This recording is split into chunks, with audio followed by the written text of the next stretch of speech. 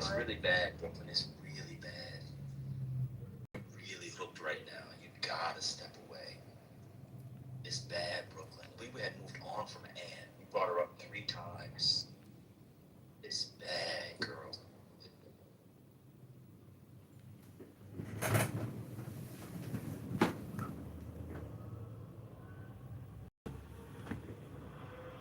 Did we talk about the Trump slush fund that's being created?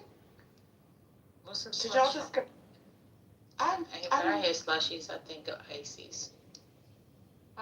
this says ABC News reported. Me too, a slushy. Now I want one, First Lady. Right.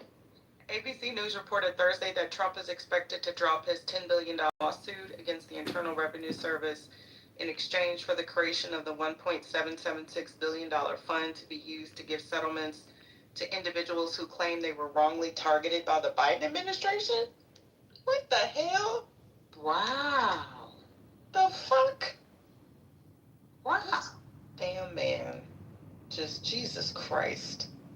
So this article. I mean, well, let's dig in. Let's see what's problematic.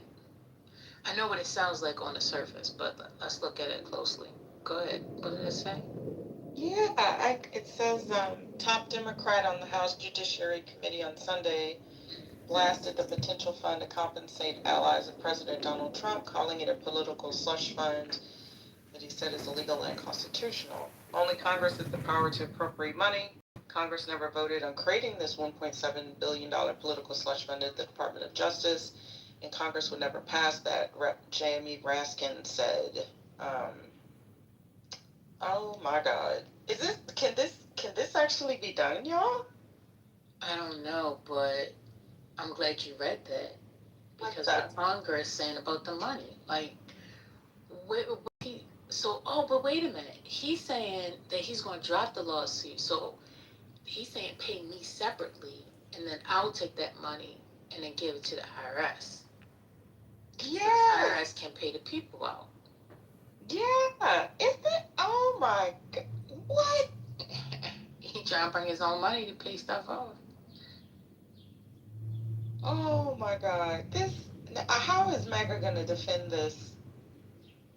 I just told you because he's suing them. He's saying, oh, I'm willing to drop it, but take that money and pay back the people who were impacted by Biden.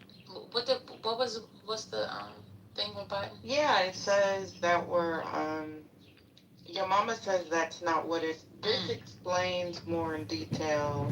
Wait, I haven't even read this. What he's planning to do? But yeah, firstly, isn't that crazy? Did y'all hear about? We hear about this? Wait a minute, she said that's not what it is. So what part is Let me read the actual creation. But he wants them to apologize. I'd almost forgotten why he was suing the IRS first lady. So he's not going to use the money. He's asking them to set up the fund. That's why Jimmy Raskin says only Congress can appropriate money, because that would be the IRS appropriating money to use for settlements or like a settlement funds for people who were quote unquote targeted by the Biden administration. That were his allies. But has this been done before? What does quote unquote targeted by the Biden administration even mean? Correct. Because I was targeted. Me too. Class action lawsuit. We about to get a little bit change up in here. Wait a minute. Trump reparations is funny. What is that supposed to be? And it says J6ers. If those motherfuckers get $1 million payouts, I am marching on Washington my goddamn self. Wow. You gotta be freaking kidding me. No way. Oh, he trying to buy votes. Oh my God. This mother sucker. Oh man. Look at Keisha, me too. No, get out the way. Me first.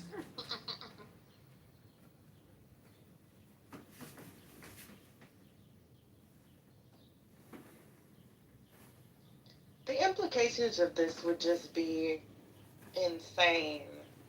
I can't imagine that they are going to allow this to happen. Like, can he demand that? Well, we gotta see how they're gonna go about doing it. I mean, clearly the way things have been, it would, everybody would say no, but who knows what they've got in the background. So I don't know. That's what the article says. Right. They would have the authority to settle claims which could be brought by the nearly 1,600 individuals charged in connection to the J6 attack. So Ban is correct. Oh Lord. Raskin said compensating the now pardoned J6 rioters will be a violation. If he gave those motherfuckers $1 million each, that's the amount. Oh my God. What? Just when you think that this man can't do anything else, it word out of my mouth is wild. That's because I was just being quiet earlier. This just really, I'm sorry. I need to touch grass. This has pissed me so much off. Jesus Christ. Just the fact that it's being discussed, though, just the fact that he's suing the IRS. I haven't really gotten incensed by anything Trump has done in a while, because I said that I was just gonna, like, chill on that, because you'll just, run up your blood pressure. As Omari pointed out, I'm a big girl. I gotta monitor my blood pressure. I'm a black woman in America. I just cannot believe this. I mean, he was suing them for $10 billion, P.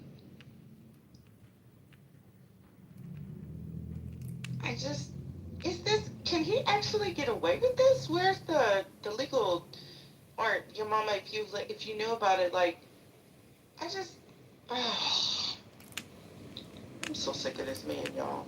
Alright, so when was this announced? This was announced the 15th. So this interview with Raskin Friday. was Friday. Okay.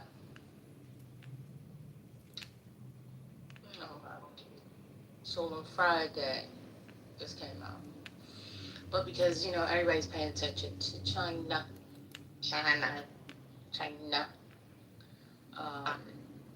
just distracted. It hasn't been done. It's not finalized. Right. It's just he requested that this be done. It's a settlement. So, Calling it a settlement. yeah, okay. Requested a settlement. But, Yeah. so, What okay, impact so do you has guys it, think that has on the everyday American? Like I understand we upset about it, but what real impact does something like that have? Well, one real world impact is that it corrupts our institutions. So the IRS is paying presidents, political allies, and supporters. Where do you think the $1.7 billion is going to come from? The couch? I mean, also this sets a crazy precedent. So if he wants violence come election time, he can, he can say, yeah, I compensated my people the last time they were violent, disrupted government institutions, etc. So go ahead and do your dirt so we can get you paid this time around. Crazy. And look at this, y'all. The settlement terms are expected to prohibit Trump from directly receiving payments related to those 3 legal claims. However, entities associated with Trump are not explicitly barred from filing additional claims. This. Oh. He got 50 million in 11 goddamn entities. People don't have to feel the effects of things for it to be bad for the country, for democracy, for the constitutional order, etc. I probably wouldn't feel the effects of a president being bribed and doing lots of other things, but doesn't mean president should be bribed. So I don't understand the question.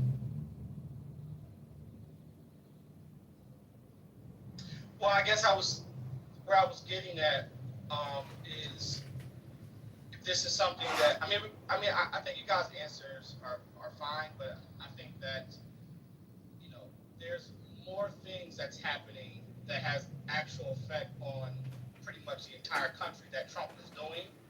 That and you become a being capable of existing in non-solidity. Thing right here, and I don't think that it is that he's corrupting the IRS. I think the IRS is corrupt. I don't think he needs to corrupt it. Okay, so the room was quiet, and Reform just read a news item, sir. We talk about those things all the time, but again, people come in once a week, once 2 weeks. If you don't talk about the things that they want you to talk about the way they want them to talk about it, then the shit you talk about is not. I mean, come on, bro. This is insane. The lady did it. It was quiet in here. She just read a news item. The other day they was talking about Jamal Bryant's wife's dress. You watch a movie. The Michael movie came out. They was talking about. We're not allowed to talk about that either because it doesn't affect everyday Americans. Like, what's going on? These kind of conversations are so. These kind of comments are so pseudo. It definitely impacts. I mean, if this shit goes through, it definitely has an impact on everybody. Yeah, I mean, we could say that about practically anything. Somebody could say, well, does it impact me if Trump is going to China? I don't understand. And clearly, and Kenny, honestly, I'm surprised that you were a Trump supporter. I had no idea. You should listen to these people speak. You can always tell. I mean, I don't care. If my neighbor's down the street get an abortion, that doesn't affect me. So I guess I shouldn't care about abortion. We shouldn't discuss it. Right.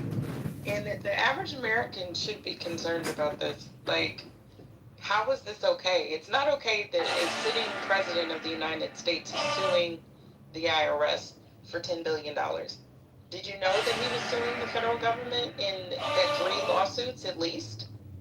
Did you know that? Yeah, I don't think that that's a problem though. You don't think it's a problem that a sitting U.S. president is literally suing his own administration? You don't think that's a problem? What do you mean by suing his own administration? It's okay. Okay. I'm done. Well, no, the reason I say that is because I thought it was a fact that his tax documents were in fact leaked by an IRS contractor. So They were. Okay. So again, whether or not I think it's okay, I'm just talking about it is a fact that something wrong, illegal was done to him. So because he's the president, something illegally done, he has to, because he's the president, just like bite the bullet. Is that the argument? Well, you can wait. Well, one, you could have done at the time before you were president, or you can wait. There's all kinds of things presidents can't do while president and after the presidency. Presidents can't drive. What is bizarre? So how can you be impartial and the chief executive of your own entity that you're trying to get $10 billion from? I actually am kind of surprised by that question. He can sue when he's not the president. Why would the president sue an organization that he's the chief executive of? He does the hiring and firings of. He could have sued in 2023, 2022. There's another hint and another clue. I'm sorry, I was speaking. I couldn't hear what you said. What'd you say? Oh, I'm so sorry, I didn't mean. It's okay, go ahead. It's fine. Did you complete your thought? Well, let me respond. Mara says, is it illegal? The legality of it suggests that it probably wouldn't go through, which is one reason why they're doing the settlement. If you actually read about it, parties can't sue themselves. Anyway, I don't know, man. Donald Trump can do all kinds of stuff, and people like Kenny, Omari, and others who voted for him. Hunter Biden sells a painting and is corrupt because he's the president's son. He's suing an entity where he hires and fires the people. He can wait to sue. Why? How can you have impartiality if you're the boss? So the people are going to go. So the IRS, who are going to be the lawyers for the IRS? DOJ? I think once you, This is just. yeah, I was about to say something for sure. Go ahead, Ambassador. I hope you don't mind. Once you, a move like that, if you're in business, and you injure yourself on your job, and you are the CEO of the business, and you do something underhanded in the midst of pursuing some economic gain or some profit, then you're actually done. That corporation is burnt completely. Any insurance adjuster will tell you, you sue DC, you're not suing DC. Actually, you're suing the insurance company. And I'm very, very familiar with that procedure from my attorney, Dr. and Attorney Malik Sulu Shabazz, who schooled me on enough to say something about some of this. Once Donald Trump has been discovered of impropriety or some inappropriate function, including potential derelict of duty or some form of public deception again, you know the drill. He'll either be removed. He knows that he's got to these several times at the mic. We here in Washington really appreciate the eulogy for him. He's at the casket, but we need the support of the people to put the remainder of the day. In Islam, you have to put the dirt on to declare them dead, and a funeral service done called janazah. You have to place the dirt on them. So I'm awaiting the rest of America to place the dirt on. I think I've said enough at the mic. My associates, including Judge Al Green and John Lewis, who was passed, may God please bless him. He impeached Trump on the first day in office. A lot of people quick to forget that. He brought nearly it was more than that. Matter of fact, he had more than 1 million women, predominantly black women, on Capitol Hill today doing the eulogy of Donald Trump on the first election, if people remember correctly. It's just people that follow up with their congressperson. They don't fall in with John Lewis. They don't come in with Judge Al Green, Congressman, Congressional Representative Al Green of Texas, Harris County, Texas, down a little bit slightly below Houston. Sheila Jackson Lee attempted the same thing to tell you those messages. The public didn't chime in behind John Lewis and Sheila Jackson Lee and John Conyers and others. They tried to follow. And didn't you let them die without getting the political substance? Their journey, you don't use that juice skillfully and effectively against their point. If you saw them doing it, then naturally, if you were with them, then certainly you should be doing at least something that they were doing to indicate that the good holy book Quran says that they don't die. Don't speak of good service as dead. Nay, no, they live. But yet you perceive nothing.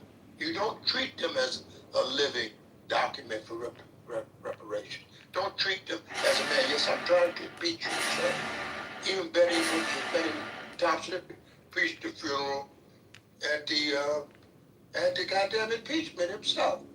We didn't get behind. So we're not All right, Uncle, you say you've been releasing the mic. And ma'am, yeah, I'll release the mic, but we're just not following with our own congressional representative. And we don't demand that the GOP also have a form of congressional black caucus in order to balance the scales for we the people bad up pledges just by saying my, as we always do. My. Well, I wanted to respond with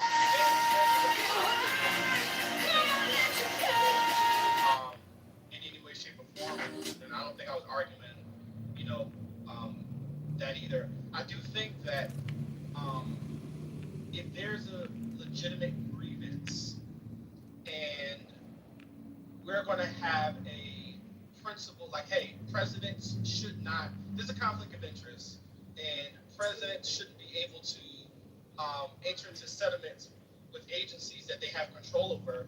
I think that is reasonable, and I actually agree with that. The problem is I try to look at things from like a realist, pragmatic standpoint. So I think that ultimately I can have my opinions about this, but is there a way to actually make this preventable, meaning that no other president not able to do it? Because technically he's not breaking the law for what he's doing, but I do think that there's a problem.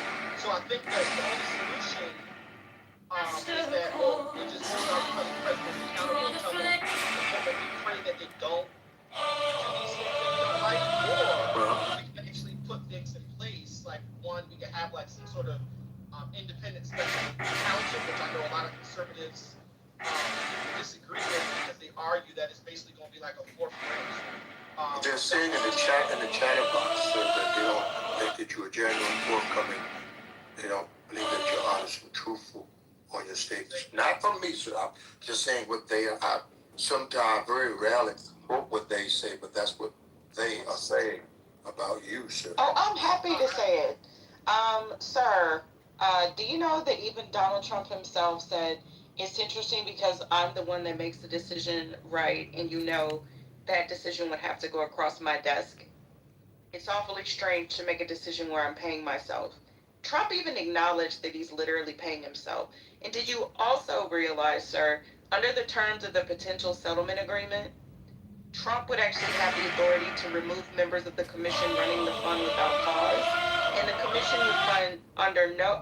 commission would be under no obligation to disclose its procedures or decision-making process for awarding more than $1 billion. Are you kidding me? No, so what Are I'm you saying, kidding me? No, I'm not done. Just because, is there a law that says the president shall not consume a child in the middle of the freeway at 4:00 p.m. on Houston on Christmas? Does that mean that it's legal for him to do it? Y'all kill me with this shit. Y'all literally kill me. You are the reason that there are so many damn laws in the first place. Because you and your substantiation of the foolishness of this man. Did you have a father in the home when you grew up, or what? Did a white person take you in as an orphan or something? I'm sorry, First Lady, I'm sorry. If someone mentioned you was sheltered I as a retract that child. last statement. I retract that last statement. The point is that this, is it legal? Is it legal? Y'all would have been the people sitting around saying slavery was right because it was legal at the time. Like, where do y'all get this from? Where do y'all get this from? It is highly unethical. It is unprecedented. It should piss everybody off because I just don't understand how you're trying to substantiate what is going on. First, you tried to say it wasn't a big deal because it shouldn't impact the average American. Then you tried to say that as average Americans, we should be worried about other things that should be more prominent or concerning that Trump is doing. Then you tried to say, well, is it illegal? Now you're trying to say, oh, we should prevent it from happening, but it's okay that it's happening now? Brother, you all over the goddamn place, and my joke is not going to come out right. Anyway, whatever. So I'll answer your question. Yes, I did have a father in the home. My late father actually just passed away in February. He was a great man. To the second part, I do think that what I'm saying ultimately is that you have two competing issues. You have, let's prevent presidential corruption, right? Right. Now you're saying, well, we should just hope that our presidents don't do things. Well, obviously that's not working. So if the grievance is, well, we need to, presidents shouldn't do it. Well, I'm saying, well, we need to create laws, or Congress can create guardrails to prevent it. The problem with those guardrails is that by preventing, presidential corruption, especially when we're talking about, um, the agencies that they're in control of, my argument is that I think that potentially is going to open up the door for um, unelected unelected bureaucracies enter into a space where they're unaccountable themselves. So I think ultimately, I actually don't really know how to feel about this issue. I mean, I don't like that he's suing IRS, obviously, but I don't really care about that. I'm more practically, okay, if, am I serious enough about it to where I think something should be done? And it can't just be, well, he should stop. Should we appeal to Congress and say, like, there should be laws preventing this from happening? Are you saying, sir, that mom and them did not allow you to play with the big boy until after you were 21? Until after you were 21, sir? Is that being done? Come on. So, Kenny, when did you learn about this? When I learned about what? What are you talking about?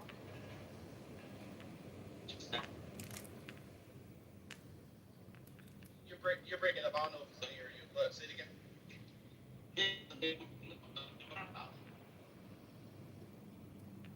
Bit of a matrix. Yeah, I don't know. You're breaking up. I don't know if you're what you're saying. When did you learn about the topic? When did I learn about the fact that he's suing IRS? Yeah, no, the settlement. Oh, the settlement thing. Oh, I just heard that today. Okay. So let me ask you a question. Who were the parties in the suit? Well, I would assume the IRS is one of the parties. Okay, I don't know why I'm doing this like this. So there's a concept when people sue each other, they have to be in what's called adverse relationship. So if you go on Judge Joe Mathis, oh, that's not really court, you're in an adverse relationship with somebody. Donald Trump is not in an adverse relationship with himself because he'd be suing himself and defending against himself. Do people understand that? Did you get that point, young man? Do you understand? Like being in an adverse relationship. So before we can even talk about whether or not Congress passes a law, because you were saying, oh, we don't know if it's legal, but it's legal. I guess you were saying. Well, I don't want to say what you were saying because if I don't say exactly what you say, word for word, you say that I'm being bad faith. In fact, let me not even speak to Kenny. Let me just make a general point. I just gotta stop speaking to people because people get annoyed at me when I speak to them. The point is that no one knows what this would have been because he would be suing himself and defending against himself. That's the problem. Otherwise, if you allow this, what would stop presidents from doing this all the time? Or other people. That's why you can't sue yourself. But hey, if it doesn't, if it doesn't affect the everyday person, then it doesn't matter. Murder up the street. There was a murder in Chicago last night. Didn't affect me. Doesn't matter. Doesn't matter. There are children hungry all over. My children are well fed. Doesn't affect the everyday person. Doesn't matter. There are 700 some homeless people in California people want to talk about. Doesn't affect that regular person outside of California. Doesn't matter. So we can only have conversations based off things. So that basically, I guess that would be gas. We can only talk about gas, I guess. And maybe food prices. Maybe. Doesn't matter. In the short and long of it, you certainly can't quadruplize or quadruply jeopardize yourself by suing yourself 3 or 4 ways. He's moved to stop a major payment that was authorized by a judge, a few million in there that was going to the he had been an obstruction to justice in several of these cases very recently, and people are again doing a drive-by. I don't know why, with all of the bureaucrat lawyers hanging around, stuffing themselves full of hors d'oeuvres and filet mignon at this hour. Just very inquisitive to me why those judicial processes have not stopped being. We have such a genuine Supreme Court, 3 or 4 major players selected by Donald John Trump himself, and don't forget the depository of this is a depository left by Bush one in the person of Clarence Thomas and others who sit and listen, and they don't talk, they don't speak, they don't act, and we wonder why are they Supreme Court justices at all. But nevertheless, he's made the point very clear. You cannot sue yourself in anybody's court of law and bring this much weight to the table in a lawsuit such as you have to prevent from paying taxes or paying your bills or paying as being caught liable of a lawsuit, paying your bills to do your own personal housekeeping is not the purpose of the Supreme Court, the local courts, your Solicitor General, or any other valuable person around this judicial system. As I land my plane on the facts, as we all know them, just by saying my, it looks so terrible for a story to tell a captain today. My. The United States blew up a school with 187 girls with a Tomahawk missile. Didn't affect the common person in America. Doesn't matter. Just give him the 1.7 billion. And the crazy thing about the settlement is that it wouldn't go to him. In a strange way, I would feel better if it did go to him as opposed to what they're trying to set up. I mean, I would feel best if it went to court and the courts solved this issue. Now, the court will probably have to sign off on a settlement, so they'll probably be involved. I don't think this is going to go through, to be honest with you. I don't think it's going to go through. But, hey, if it does go through and it didn't affect the everyday person, it doesn't matter. You know, who cares? There was a recall on food.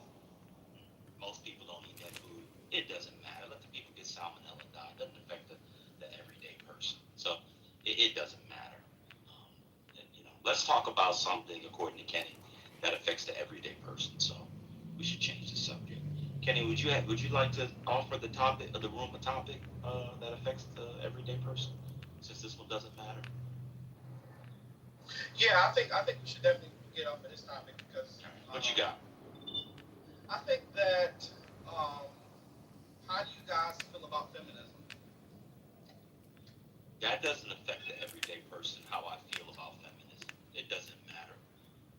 Really? How does it affect the everyday person? How I feel. You asked me what I felt about it. How I feel about it doesn't affect the everyday person. So it doesn't matter. Yeah, I'm actually like, can you prove that? How so I'll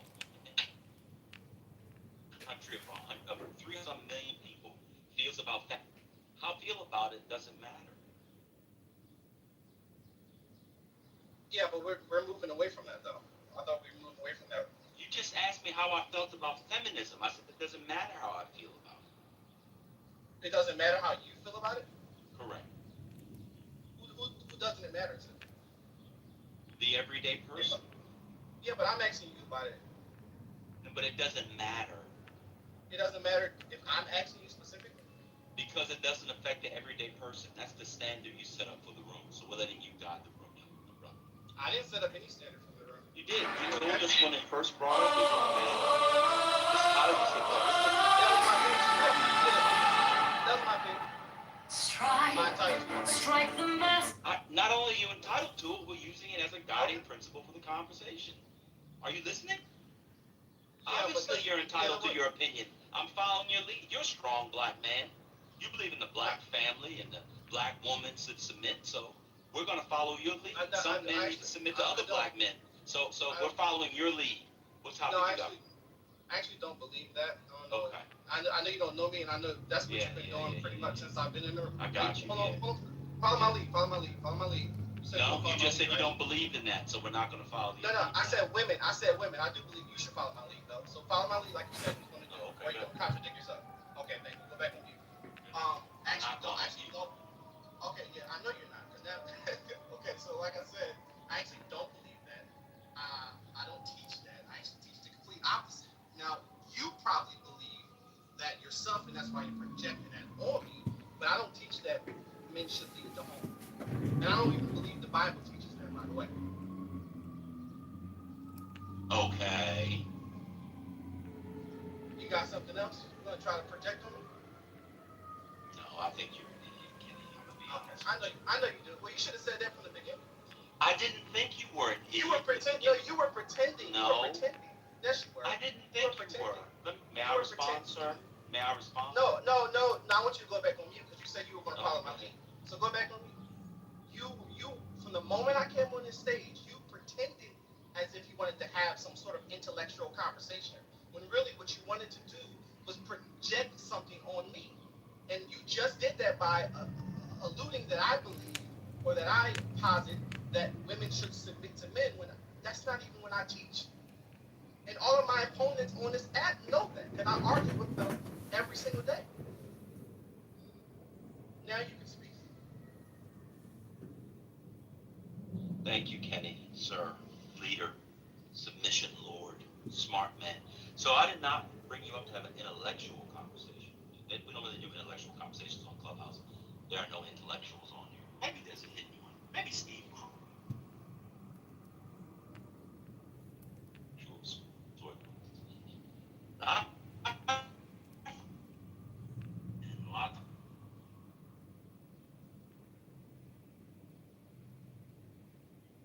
The room was dull.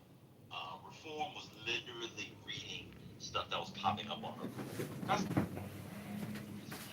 If you don't want to have a conversation, you don't have to have a conversation. I don't know how we got to fucking feminism, but if you want to talk about feminism, we'll follow your lead, sir. So go ahead and ask your questions about feminism. We're actually gonna follow your lead, sir. What would you like to discuss on feminism?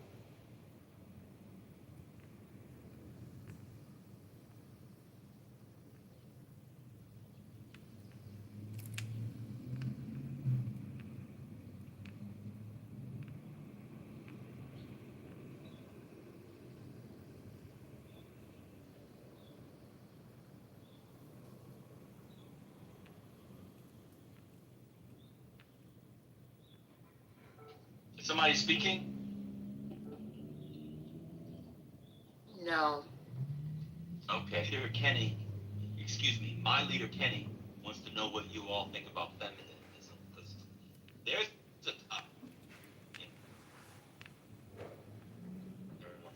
we can't talk that. We're talking about, you know, possible presidential corruption, billions of dollars in tax dollars, people that got pardoned from Trump, they're pardoning. We can't talk about it. Go ahead. Mike, who wants to say something about feminism?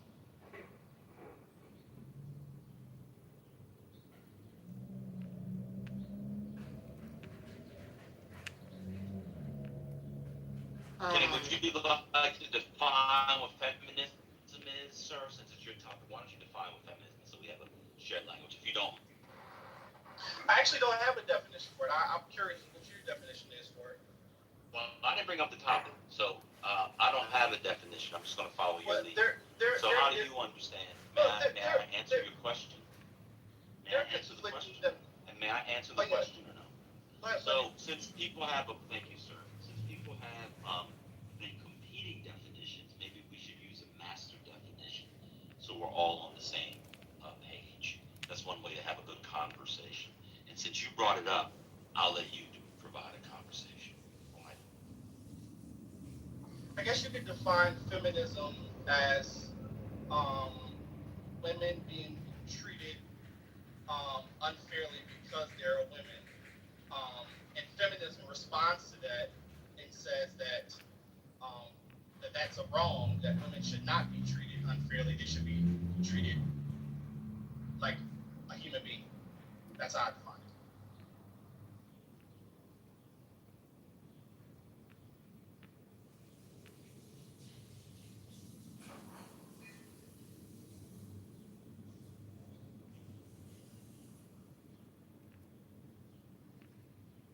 it. Anybody, any response? wants to know how we feel about that definition. This is a scintillating conversation. The conversation that Reform brought up doesn't affect the regular person. We should shut the fuck up. So this is a scintillating and tantalizing topic, and he gave a definition of feminism that even Wollstonecraft herself would be proud of. Thank you, Kenny. Would anybody like to discuss this wonderful and important topic that Kenny, the teacher, brought up? Because remember, he teaches. You're doing a great job moderating. Good job. Thank you very much. Hello, everyone. Sorry to interrupt you guys. Really was Ben was talking about very important thing affecting our daily life. I'm sorry, Kenny. No one cares about Kim Kardashian because you was asked every day. We need to hear something. The fucking gas is $6 here. What the hell are we talking about? He was really talking about very important thing, and you're as curious about feminism. I don't give a fuck. There's a ton of gay people. They are fucking each other in the ass. I'm sorry to be very clear. They don't give a fuck about feminism.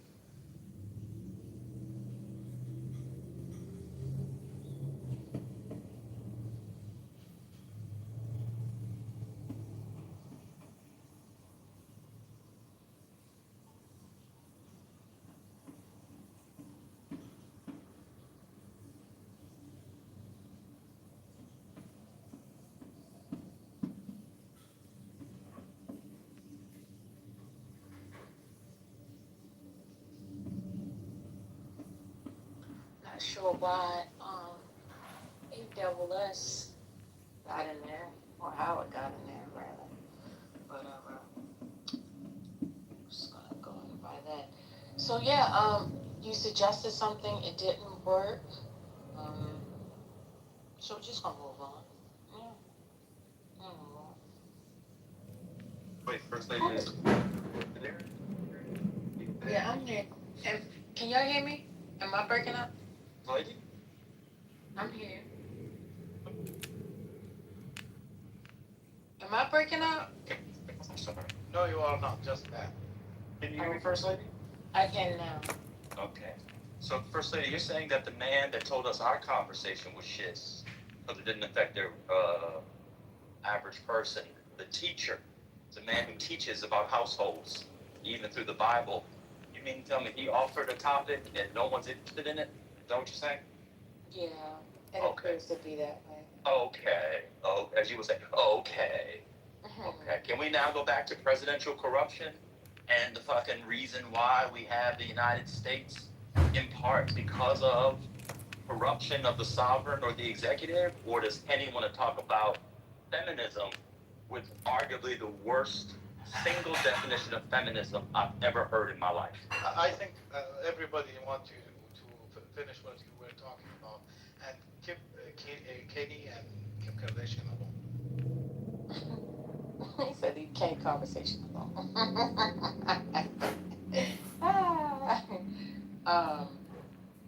Yeah, perhaps maybe we could swing back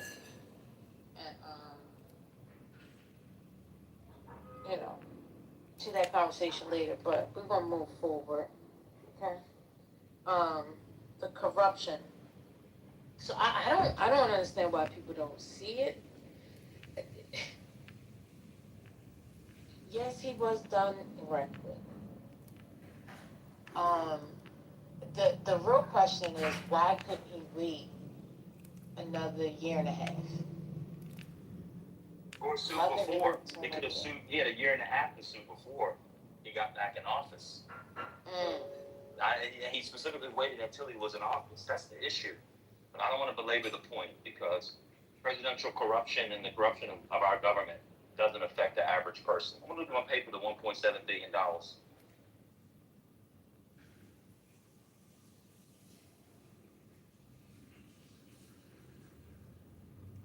I don't think it makes sense. Why would he wait to actually, like, if he can actually ensure that he's going to get the outcome that he wants, why would he wait? Like, if he actually wants to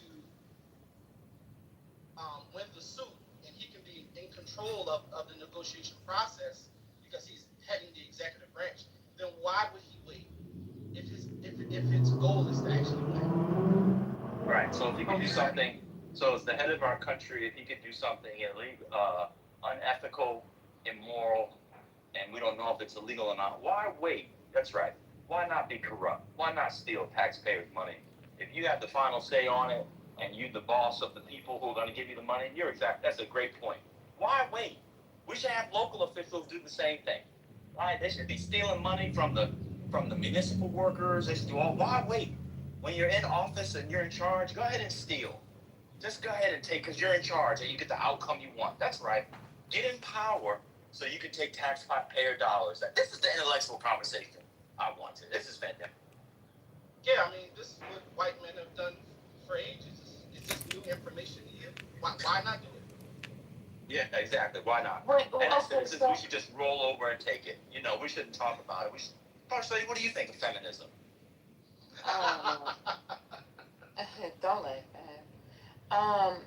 I'm just, Omar, why are you giving him a 100?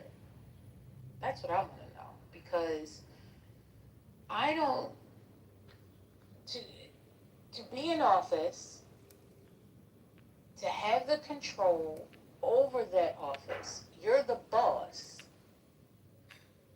and I don't see how y'all don't see where that's a conflict. I don't understand. No, I think Omar was saying that he's corrupt. I think Omar was actually. I saw that he put that in there, but he did 100 on the board when he was saying something else. When Kenny was saying something, I'm like, why are you saying that? What are you doing? Well, black male Trump supporters have to do everything to find ways to justify. Oh, everybody's done it. But you can do it too. They have to normalize. Yeah, they have to normalize Trump. So they have to do it. Totem Pole is the only one with integrity so far that's really come through. I at least give him credit for it. Yeah, that's true. I'm still with it. You breaking up, buddy? Is he breaking up here? It doesn't matter either way. It does. Because Kenny, we can't hear you, Ken. Kenny, we couldn't hear what you said. I want to hear what you have to say. But is it possible, because when I'm sitting here and I've been listening, I haven't said anything, haven't interrupted, I haven't did any reactions, nothing, zero. I'm doing different things. But I continuously hear you use the word opponent. Do you think this is a game? I want you to really think about that tonight when you lay your head down. Is this a game for you? Hold on. Mountain. This is for blacks. You're not welcome here, Mountain. You called me a nigger 4 times the other day. You were calling all of us niggers. You're not welcome here, bro. So you didn't leave on your own, or they'll boot you. So you can do what you want to do. You call us all niggers. You didn't want to talk it. We were talking about. So you can either leave on your own, or we'll just boot you. We'll give you a few seconds to decide.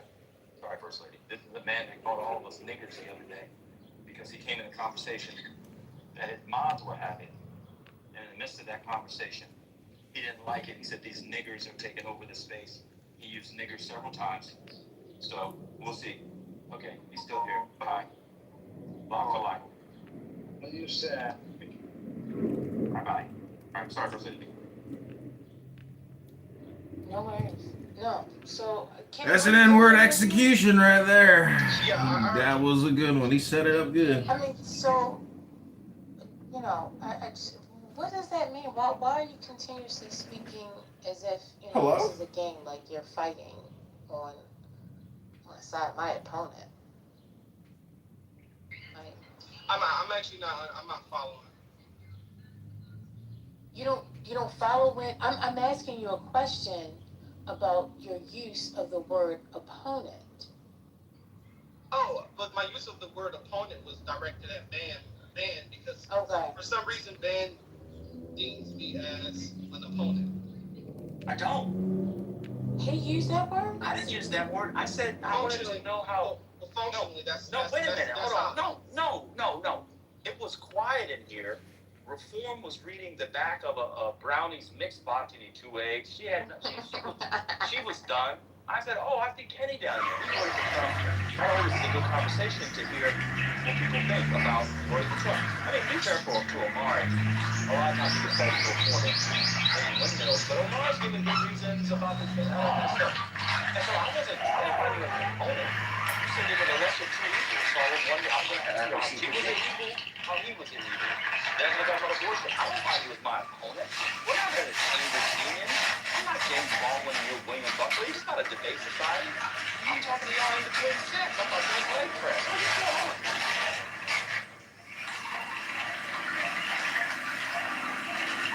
So yeah, the reason why I asked, because I just want to just, yeah, go ahead. I don't know what. Oh, okay. Yeah, I'm on stage, but because he invited me and I'm respectful, whenever someone invites me to stage, I'm on stage. I felt that the ban was not allowing my speech to have nuance. When I pointed it out to him, he got offended and basically started saying, well, I'm not going to have a conversation. Okay, wait a minute, 1 So second. at that point, he gives me a opponent. Oh, okay. Now, he can say, well, I don't consider you're my opponent. Well, functionally, that's what you're doing. So, regardless, still about it, I think that I don't think we should get in. I took the issue very seriously. But I just understand so when someone shows up,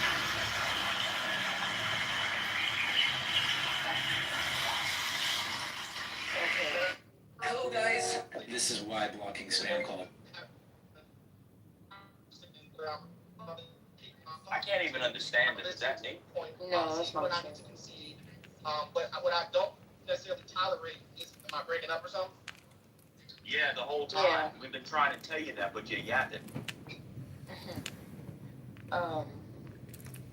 Kenny, okay, so let me, I was trying to stop you, but then I just went on and let you go because I didn't want you to think that I was trying to. Well, regardless, irregardless, let him let him go.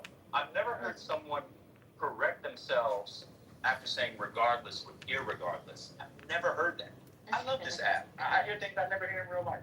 He said regardless and then corrected himself by saying irregardless. I never heard that. That was interesting. All right. So Kenny, I was saying or asking about the opponent piece because I was relating that to the fact about how you're not taking a moment to look at the case and understand your argument. You're arguing saying, well, why wouldn't he do this while he's actually there? Well, because it's supposed to be America first. So, you wait and have it litigated by people that you're not the boss of. That doesn't mean he's not going to win. He's definitely probably going to win. I mean, if he was wrong, he was wrong. So, So I guess, let me try to tell you why I said that, right? Okay. If I posit that Trump is a fascist, right? I know I'm not saying you're doing that, but that's typically the narrative. Maybe you agree he is a fascist, but he's a narcissistic fascist. Right? I don't put titles on I know, but anyone. I know, but the majority of individuals, that's what. So they now say. you're projecting on us. I thought you didn't like when people project. I'm actually not. Now I'm you're actually. projecting. Hold on for a second, man. You just said the majority of people do that. The majority of people don't do that. Yeah, so let me clarify. You're right. Let me clarify what I mean by that. So the majority of his opponents argue that he is in fact a dictator, narcissist, fascist, all of those things, right? So what I'm doing is that I'm taking that to its logical conclusion. If in fact that's what he is, right? Why would he wait? If he is a corrupt fascist, why would he wait when he could just wait until he actually gets power and then sue when he actually has control over the negotiation process? So that I'm asking you guys, what's wrong with that? You already if that's in line lost. with who he is, what's wrong with him? That's all I'm asking. Well, just because a person is a thing doesn't mean that it's okay to go ahead and be that thing. When will he fight? You always hope that people make changes or try to do the right thing. You are But pathetic. in the way that you're thinking, you're pathetic. saying Why accept not him make for it what you already 0.01% know or that he $1? is, and allow him to do the thing that we all know is wrong. That is upside down thinking. Oh, man beats his wife, First Lady. We know he beats his wife. Why talk about it? Let him beat his wife. He's a wife beater. Doesn't affect the everyday person. Pathetic. When So will it's you fine. fight to win? The man beats his wife. We know he's a wife beater. Well, of course he should beat his wife. This is the wife beater. And Exactly. it doesn't affect the everyday person. Just beating one woman. Who gives a fuck? Let's move on to talk about feminism. Yeah, What do you think about feminism? and that's why earlier I initially was trying to lay out if we're gonna have. Hey, Kenny, do you drive F-150? 1 second, let him finish talking. Go ahead. Yeah, so that's why I initially laid out is that if I'm going to have a particular grievance with this, which I don't necessarily like, I mean, I think it's problematic, but I don't take grievance with it, meaning that I'm going to go vote towards it. My point was that if it's something that we feel like should not happen, then Congress could easily just create guardrails preventing this to happen, but that's not a part of the conversations that I've heard. I haven't necessarily heard individuals when they're discussing this. It's only a way to just say Trump is evil, Trump is bad, he's corrupt. Which, okay, I agree with all of those things. If that is the case, though, we can easily create rails to prevent things like this from happening. And that was my submission to the room. We And can somehow easily. because Ben deems me as an opponent, Yes. he wants to continue to reduce the nuance of my position down and try to make it as if I'm derailing the room when he brought me on stage. Kenny, I'm trying not to let any crash out. Hold on. Listen to Kenny's logic. Congress could easily pass a law curbing Trump. I want people to hear that. Congress could easily. That's what he just said. That's not what I just said. That's not what I said. You did say that. No, You I said did not. Congress No, could easily. You keep doing it. You don't even realize you're doing it. It's so You sad. literally just. First Lady, did he not just say that? Hold on, Kenny. For clarification. Hold on, Kenny. First Lady, did he just say Congress could easily pass a law doing X, Y, and Z? Yes. Thank you. Yes, he did. That's not what I said. Yes, you did. I said That is what you said. Okay, well maybe he meant something else. Let's just But hear that it. is what he said. Okay, Is that what he said or not? That is what he said. Thank you. It sounds like he wants to say something. That's not the interpretation he was trying to get. Go ahead, Ken. Yeah, so that's actually not what I said, guys. I didn't mention anything about Congress passing a law to curb Trump. Congress can't do anything at this point to curb Trump. They really can't. What I was saying is that there's issue in regards to the argument is Congress could introduce guardrails to prevent these types of things from happening. Conservatives argue, but this is the actual argument from conservatives. If Congress were to do something like this, all it would do is create a fourth branch of government. That's what I said earlier. And because ban. Wait a minute, slow down. There you go. There you go. Slow down. Yeah. Slow down. Let's just stick to the. You just said it again. No, it's okay. About You guys Congress. are missing it. Okay, all right. Not One more time for me, because I'm slow. Go ahead.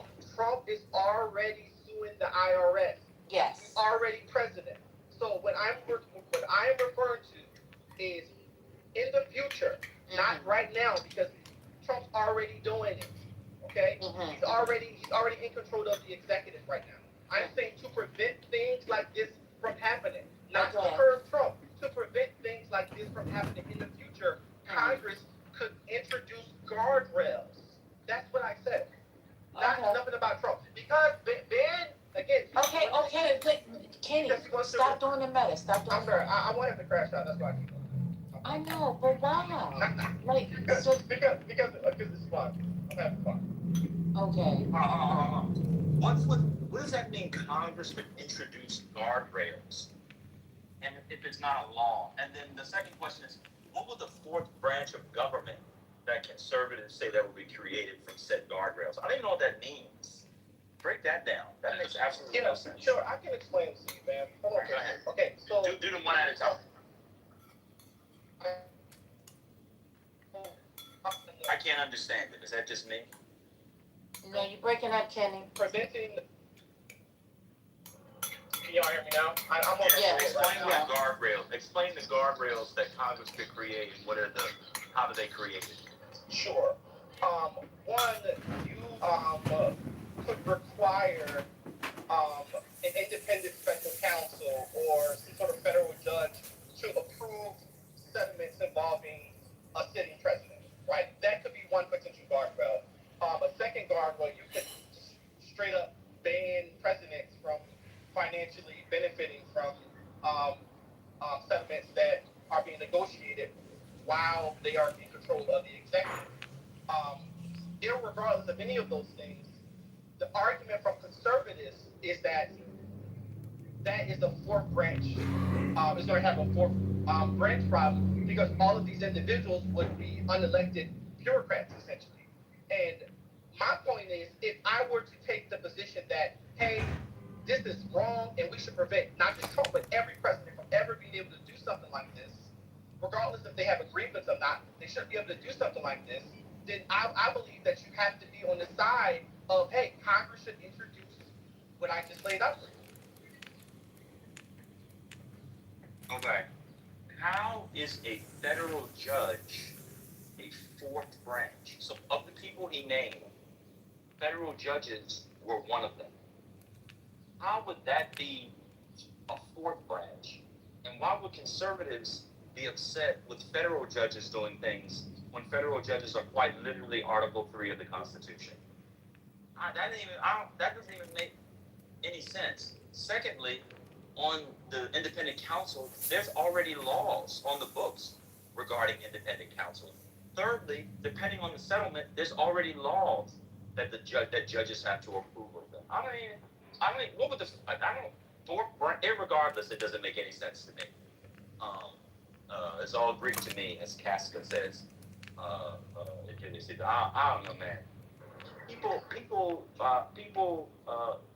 People swear they know what they're talking about, and it's hard to have conversations with people who suggest that federal judges would be a fourth branch of government.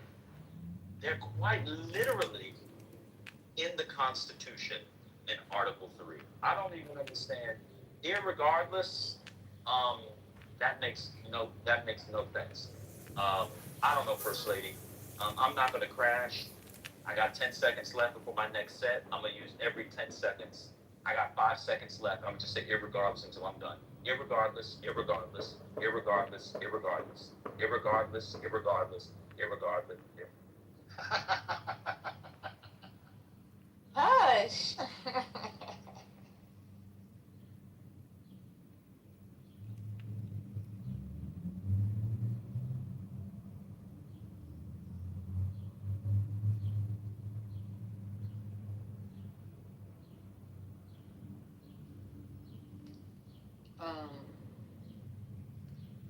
You just trying to trigger that boy. Now you know that ain't right. Kenny, did you want to respond? No, because he didn't. I mean, I don't disagree with anything he said. He wasn't arguing against my point. I said conservatives.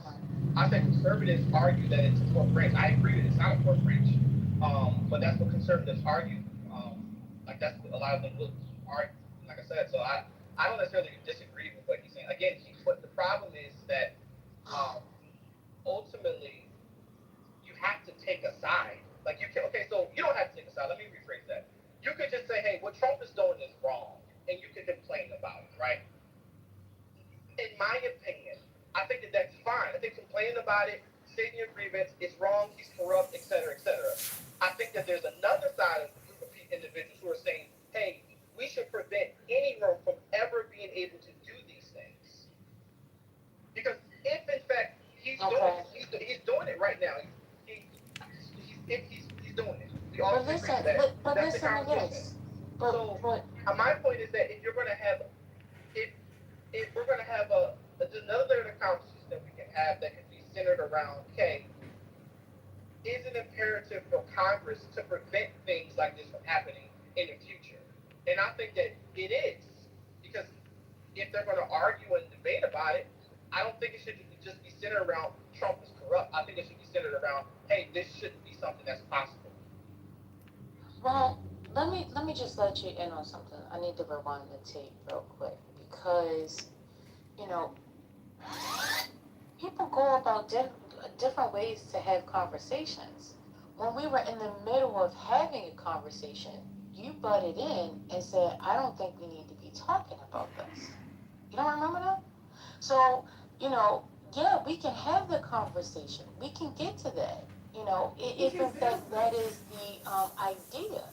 But part of the problem, and nobody's necessarily focusing on the corruption more than understanding that we're breaking laws and norms that we all have been used to. And once those things are broken, it's hard to go back to them. So you're saying, and what you're suggesting is, well, just go ahead and let them do it. Go ahead and let them do it. And then we'll fix it on the back end, right? That's what you're saying. That's your suggestion. No, that's Is not. that correct? No, that's not what I'm suggesting. I'm not. I'm saying, Okay. yeah, I'm speaking from a realistic, and not saying you guys aren't. I'm saying that he is doing it right now. He's going to continue to do it. So he is in fact suing.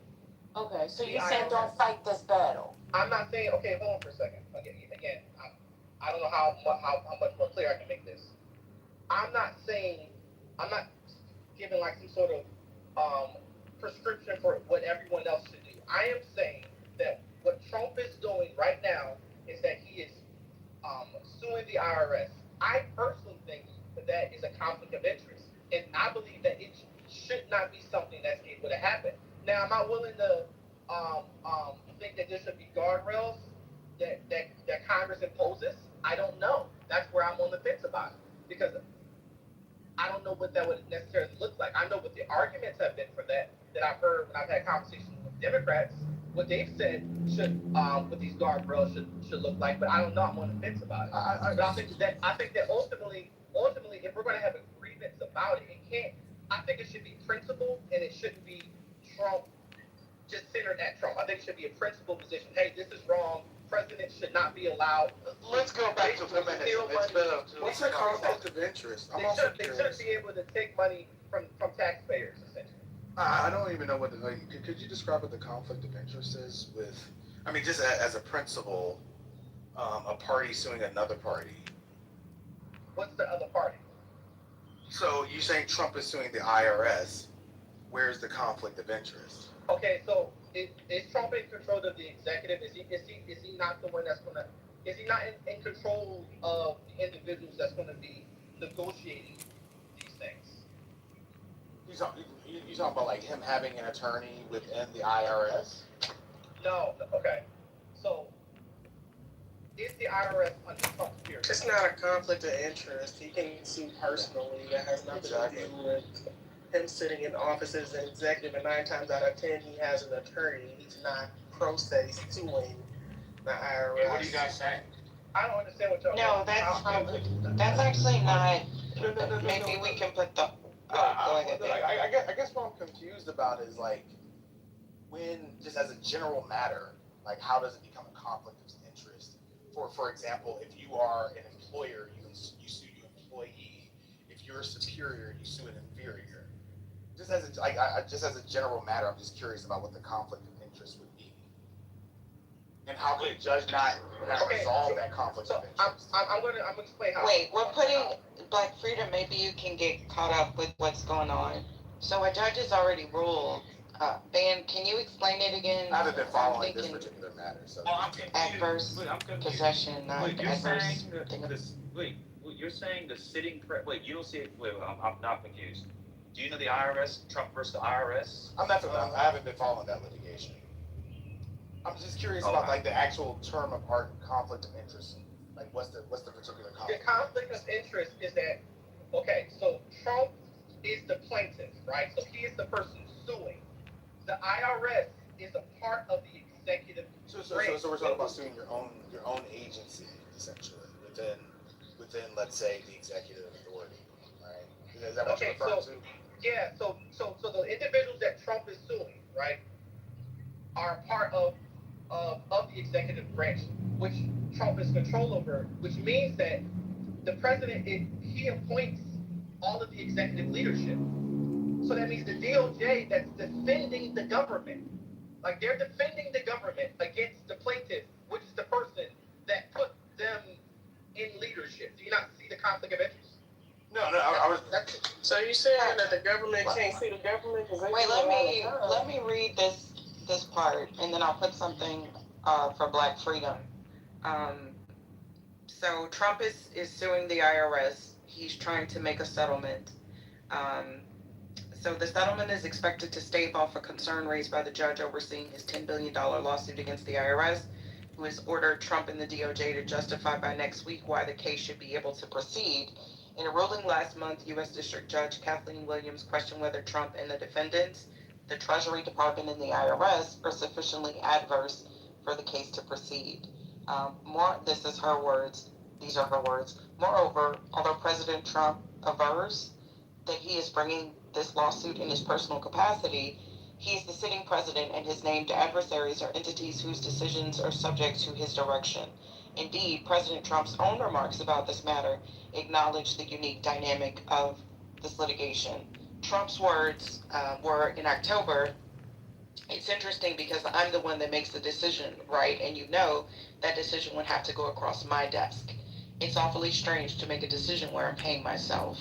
So this is not theoretical. This is literally what's happening. But I'll put the article in the chat. Okay, that's different. There's no adversarial party. I was thinking like as an actual technical legal term, conflict of interest.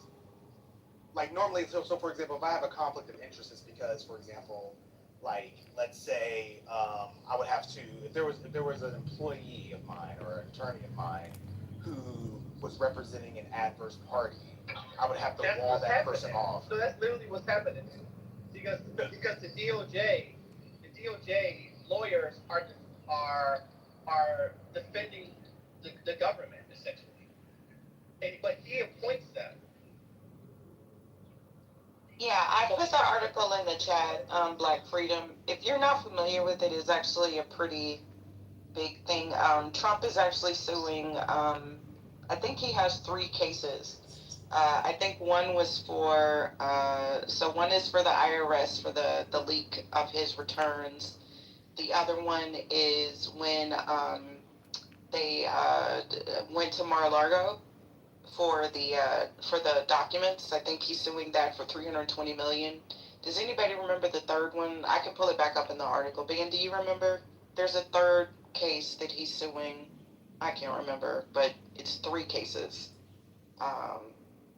But the IRS settlement is the one that's at issue. I'm still reading about this, y'all, but yeah, Black Freedom, you may want to read up on it. There's It's a couple significant. Yeah. There's a couple where he is pursuing the payment of a civil suit that was won against him, and he's suing to stop the payment on that lawsuit. Everyone that has really studied Trump knows that he is self-determined not to pay one thin dime, nor a plug nickel, not even a red cent in taxes. If he does happen to be entrapped and has to pay taxes, he will go after them to get the goddamn money back. I think they already ruled that he doesn't have to pay E. Jean Carroll. Sorry for interrupting. Is that what you're talking about? I know exactly. You know exactly. Let's I think that they already the point is ruled greater than who. that. Yeah. The point of the question. Now, the pertinent cross-examination question again is contained in the statement. The judge who asks, "Why in the hell should I allow this matter to go forward?" That is the pertinent cross-examination question. You can't I don't think that's yourself. right. You can't reward yourself. You can't be in between you and the law that has been put in place to bring justice. You cannot do justice by yourself. You will naturally, by human nature, rule in the favor of yourself, regardless of the witnesses, regardless of the evidence, and regardless of the testimony, that you will rule in favor of yourself every time. Who goes down and says, "Well, I plead guilty and I'll sentence myself to 7 years in the penitentiary," which is there about what could be, if there is a Justice Department at all, there's at least 7 years contained if it is discovered a scandal or an impediment to justice or unidentifiable means that he is the one being sued, or he's the one that would suffer the loss. So when they say identifiable, meaning he is the accused, and he turns around and becomes the accuser. Yes, sir. I think we're Yes, just ma'am. sorry for interrupting. I think Not only we're is it just an obstruction to justice, okay. it's Just an 1 second. impossibility, to arrive at justice. Right. I think we're And I land my just plane just saying, okay. I think we're just explaining it for Black Freedom. But anywho, yeah, I'm gonna look up the third reason. And I just want to point out what Amari said. I know leave the chat in the chat. But Amari, just because Black Freedom is not familiar with it, that does not mean that it's not a big deal, sir, respectfully. Just FYI. This is a very big deal. And the slush fund would be even more of a big deal, or whatever it is that he's trying to do. Big, illegal, unethical deal. But Black Freedom said he was reading about the specifics. What are you talking about? It came up on the New York Times Google search. The creation of the settlement came up, sir. Yes, because I pay attention to this. We've heard about this. Like, are you serious right now? All of our information comes from the news. I don't think any of us are correspondents. And as much as you stay in Donald Trump's ass, you rarely bring any actual news to the table, except when it has to do with the subjugation of black men, because you forget that you a nigga. What's So going on? you want no? He's talking shit in the chat. I'm tired of him. Like, always got something to say. Like, what are you talking about? We're talking about this because it is news. Like, what is going on? I don't understand.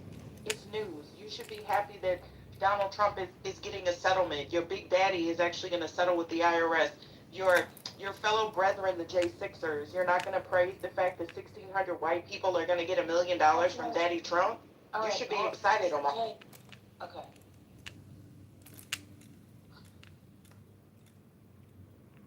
not only is it slapped in the No, face of Uncle, justice, one second. miscarriage of Second. justice. Uncle, please, 1 second. So, Amari, you said, so if I got this right, he was saying, well, Black Freedom doesn't know about it, then it's not that important? Is that what he was saying? Yeah, that's absolutely wrong. Okay. Yeah, I mean, I'm not familiar with the lawsuit, but what I will say is that again. Go, Dan. My bad. I didn't know. He said it's a big deal, and he said a big deal on Clubhouse. And he said outside of Clubhouse. I said yes, it's big in the federal courts, and for those that care about the constitutional order of the United States. And he said a Clubhouse real lawyer didn't even follow this case. So yeah, he was saying because that he didn't follow the case, then it couldn't be a big deal. Of course, it is a big deal because it has everything to do with adversarial interests, adversarial parties in court around the president, something that hadn't been worked out before. It literally goes to the relationship between the branches. It goes to the core of the Constitution and order. But it's a January 6th thing. And you have to remember, his homegirl got shot down. And so he's always on Trump's side of January 6th, but they shot his homegirl down. Remember, that was Omari's friend, the girl that got killed. Right. Yeah. Well, the good news again, it is in the hands of we the people. And if we the people decide to stop that goddamn case, it will be stopped. It's just you don't have enough self-determination. Ambassador, please. Well, I'm just saying to you the truth. If you don't want me to say the truth, it's fine. Well, don't say the truth. Stop. Don't say the Okay, truth. fine. But again, the case can be stopped. Well, it may not be a top story, but there wasn't a story that we wanted to talk about because we had already covered it. What are we doing? Chill back, chill out. Yeah, because right now, if we leave from this, there's nothing else to talk about, for real. So, I mean, I'm okay, First Lady. I forgot that I haven't eaten, so I'm gonna go eat. But Omari, I follow news about the IRS, sir. I suggest that you do as well. But anywho, thank y'all for having the discussion. I did not realize that. So he's maybe Dan, you look like you read a little bit more. So so the he's suggesting the settlement. Yeah, I saw that you moment. He's suggesting the settlement, but the case itself is still being litigated. Interesting. Well, the good news is this is not the evil of Kamala Harris. You know, she had an abortion policy. When people could have a personal responsibility and not have abortions, or you have a better economy, which leads to fewer abortions. But even though we know this guy's evil and corrupt, he was still the lesser of two evils. So that's a good thing to know, because we're in a war. 187 girls killed. Those girls don't matter because they're Iranian. War all over the world. Prices are through the roof, got worse. Gas through the roof. But guess what? This is not as evil as Kamala Harris would have been, because she would have had an abortion policy that I don't know what the policy would have been. The presidents don't really seem to set abortion policy because they're now done at the state level. But hey, does it matter that Trump's abortions have gone up since the overturn of Roe? It's her policy that was evil. And that's the worst evil, right? Cutting food stamps and meals for Meals on Wheels, or cutting Medicaid to take care of the poor, which actually comes directly from Jesus' Sermon on the Mount, for those of you who know the Beatitudes. That, of course, was more evil. So her policies is more life-giving, but she was the evil one. It's because she's a black woman, and because she's a woman. We all know it. Everything she was going to do was more evil than this guy. Can't crash now. Got some more squats to get to. I'm done. The way that MAGA substantiates any and everything that Donald Trump does literally has to be studied. So Omari's supposition is now that it is a quote-unquote filler story. We literally have individuals come in here and talk about random counties all across the country that none of us live in, have been to, know a single person, and we talk about, Well, let's talk about this part of it, because the downplaying. I think it's very dangerous for them to continuously downplay stuff like that, because it normalizes it. So I agree with you in regards to the downplaying. If in fact the thing is wrong, you gotta work on the thing that's wrong. You can't downplay it and say, oh well, it's just this. No, because then people think that you're accepting it, and then they do more, and then they do more and more and more. It just gets greater. So the more you ignore, the more you actually welcome it in this situation. So yeah, you gotta stop downplaying it. It's not cool. Let's talk about feminism. What do you think about feminism first? Let's go to the topic that's really going to affect people's day-to-day lives. What do you think about that? I don't know, child. I don't know. You know. I'm grateful that I didn't live in a time when feminism did not exist. I know they say they have several different waves of it, but I don't know. How do you think Kamala Harris's policies are more evil than Trump's? Because remember, they were two evils. So, which one of her policies? Give us a few policies of hers that are evil. I got 7 seconds for the next set. Opponent.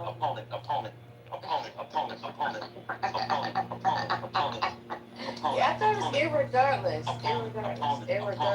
Irregardless. Switch with each one. Opponent.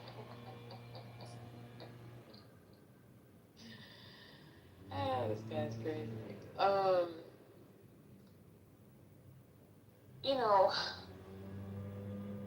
I don't focus on those.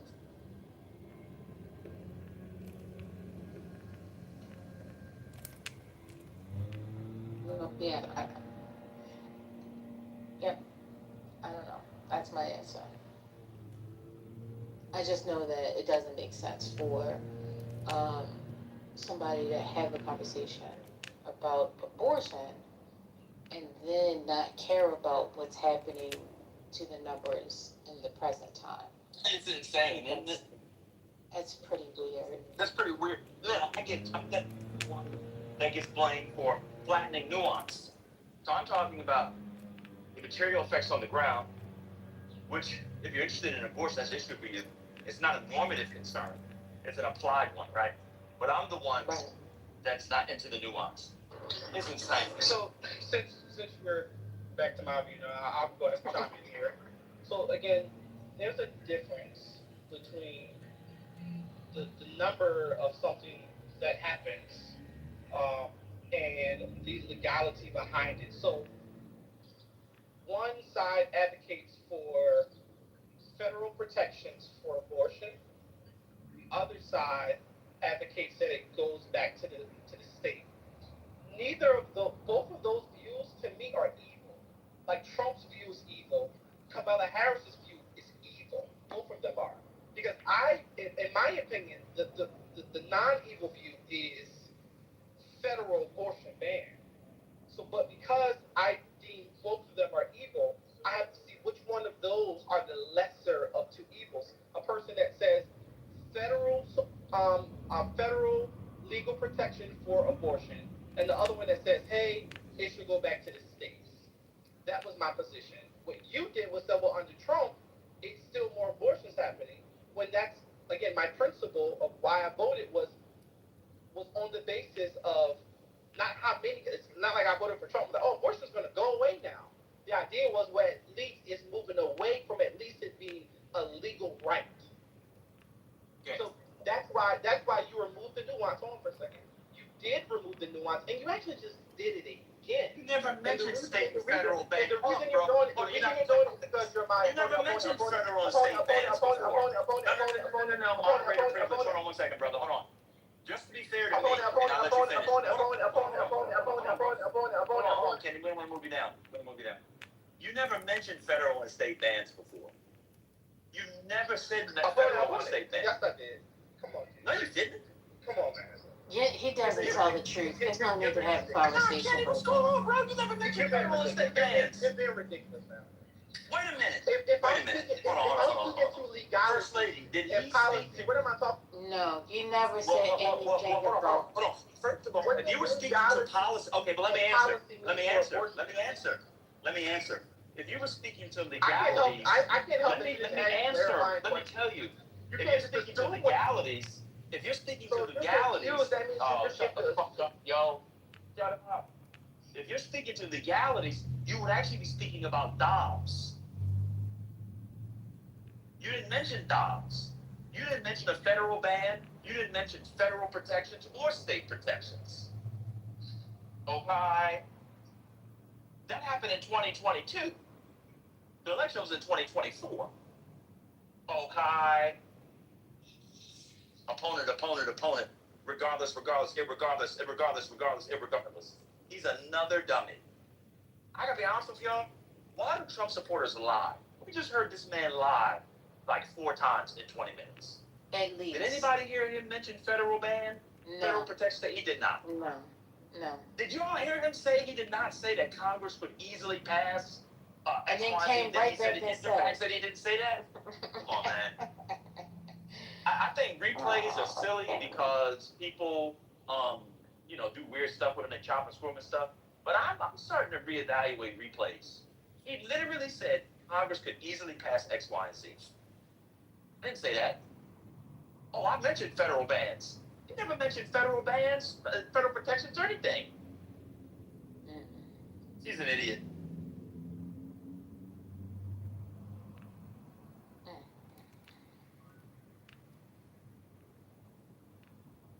It's hard to have conversations with these people. They all lie. All of them lie. Yeah. The only one that doesn't lie, who talks to the MAGA, is maybe Jamal. He might be the only one that doesn't regularly lie. They all lie. It's strange. It's really strange.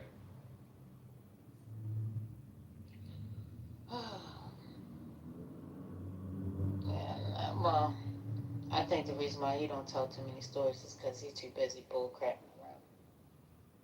So Well, he said he's a teacher. Oh, What? Kenny? Oh, I'm sorry. He says he teaches. He didn't say he was a teacher. Didn't you hear him? He said, I don't teach No. that. Didn't you hear him say that? No. That's I heard wild, you yo. calling him a teacher, but I wasn't paying attention when he said Oh, when I said the thing about submission, he was like, oh, I don't teach that. Didn't you say that? People wanted to know what he taught. Yeah, he'd be strong. You don't have to go back up, because I don't lie. You can see it. That level of lying is insane. I never said Congress could easily pass something. And then he said, there's a bunch of conservatives who would call it a fourth branch of government. He ain't named one. I talked to Democrats, and Democrats have these guardrails, and I don't know about it. He ain't named one guardrail, one Democrat. Kenny is a prime A1 bullshitter. That's all he is. He's a liar and a bullshitter. He lies and bullshits. I thought he was a good guy. He had a nice. I thought he was too. Did he have a little suit on, a little shirt and tie? And he was kind of cool. But then with a lot of this stuff online, I know y'all don't like when Brooke doesn't get a lot of this stuff. I'm telling y'all, Donald Trump would not have won if it wasn't this online gender stuff. It is this gender stuff. I'm telling you. And now he has to double and triple down. You heard him say, well, why wouldn't he do it when he's now? Huh? Did you hear him say that? Yeah, but then he was sitting there fighting to tell Black Freedom, why it's wrong and all that. I'm like, wait a minute. I said, I ain't gonna say nothing. I'm just gonna let him go in. Oh, no. Oh, no. Look who's on the court. My self-esteem is not low today. But if I play these guys, I'm going to come out of here feeling like Anthony Edwards. You need help. Ooh, I'm playing full court on this one. Well, I'm about to go over there. not laying the YN. That's hilarious. They playing full court. You gonna play with them? Is it the East Asian? Yeah. I cannot confirm or deny, but I will say, if I brought my laptop in to be fixed, they could fix it. That's nasty.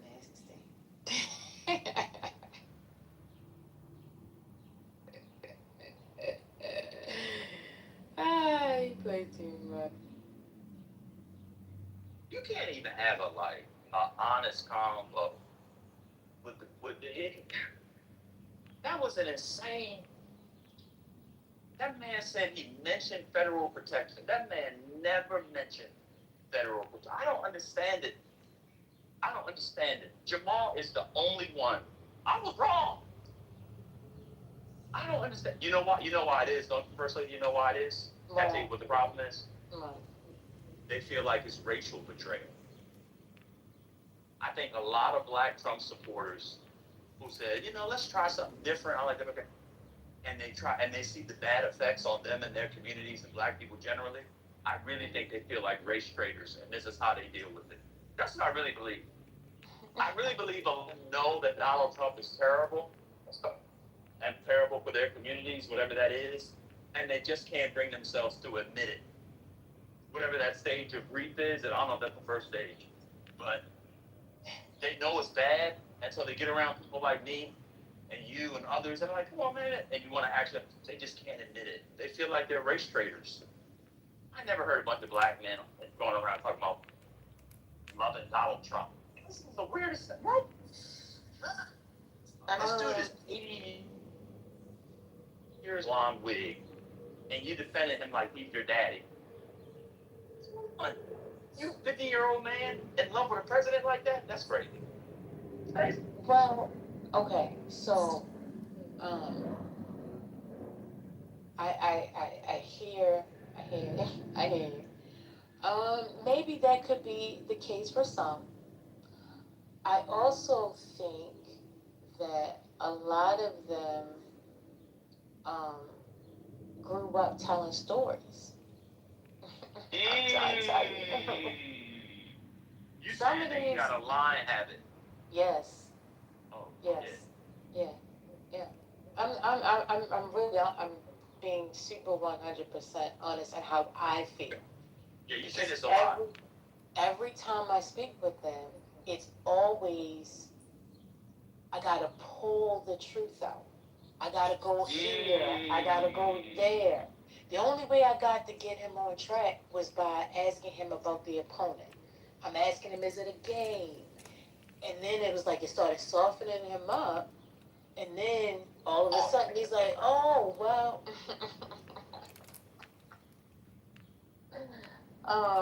He's like, well, you know, I didn't say it was, I'm not saying it is right. I'm not saying that. I'm not saying that. I'm just saying, you know, why don't we focus and do this? Now he coming up with all these creative ideas. Why weren't you there a few minutes ago? So I think it's just the ability to come up with these stories and be able to tell them. Because all of them had the same talking points. And, you know, some are very creative with the talking points. Some can't sell it as well. But I think, yeah, they didn't get corrected as a child in telling stories. Or if they did get corrected, they just learned how to lie more. So that's my theory. I don't think people supported Obama this much. That's what's crazy to me. And I've noticed that, like, they will double down on defense. Like, where is Notorious? Like, they will just, it's like they are in love with Donald Trump. And I don't understand it. Like, they can't articulate or regurgitate any of his policies, any legislation. You're right, First Lady. It's like they all get the same YouTube channels or Fox News or X. It's You a know, secret download. right. It's like, but to hear them mimicking white MAGA because they're in this spaces because they're not welcome in white MAGA spaces. That's the crazy part. No. That's not true.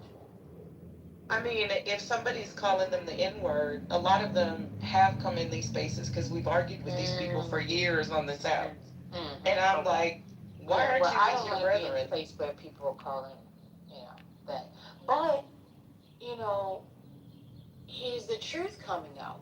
Because I do believe that they created this, oh, let's come together and fight, you know, these Democrats because they are just bad. They're trying to change the world and we don't want that. So they came together, they united under those premises, forgetting that a lot of these people are still racist. So then you're like, okay, well, I can't sit with that because, you know, I still have some kind of dignity. Not all of them. I literally heard some of them sit there and kiki with it and be okay and find ways to continuously fit in. So I think there's something about how, you know, the acceptance of that side means a lot to them. And they also are addicted to the badass about Trump. Trump is badass. I ain't gonna lie to you. I will, y'all can hate me if you want. But he, you know, the way he talk, all that, they love that. That they enjoy it. And that's what the Democrats hate. The Democrats don't like it. You know? So but these people, they eat it up. They laugh at it. They find it funny. Um, so they like that macho kind of thing. I think that's the feeling that that they vibe off. So, and because they like that feeling, they'll do and they'll say anything to continuously keep it. That's my rant. I have nothing else. I don't think that Trump is a badass. He is a privileged, wealthy, billionaire white man. There's a dime a dozen. They can like Peter Thiel. They can like the CEO of Apple. They can like. I mean, there's hundreds to choose from. Um, he's a foul mouth, orange, diaper wearing. Like, do you literally look? I was looking. What about Musk? Musk is a racist. Have y'all seen him online railing against James Cameron because Lupita is in now if y'all want to see that, if y'all want Christopher to, Nolan. yeah, oh thank you, Christopher Nolan. Have y'all seen that shit? Him literally losing his mind because Lupita is in the damn Odyssey movie. Elon Musk is a racist. I do agree. Trump just said it's anti-boule. It's anti-establishment. It's like anti. It's trendy to be pro-Trump first lady, which I don't understand. But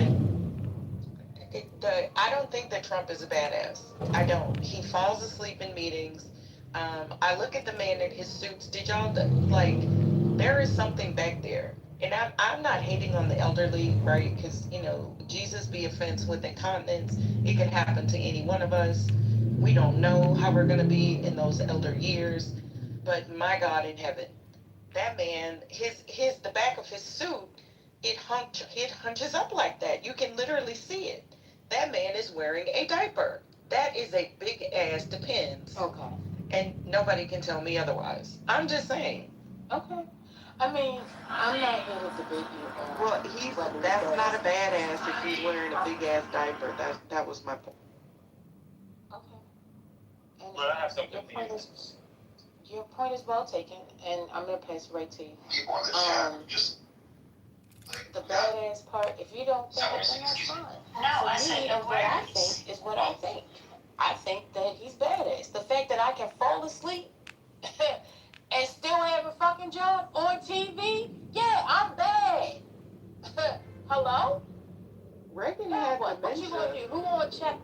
No, I'm just saying. Yeah, I'm bad. I can walk around with a diaper and shit myself and still have people respect me.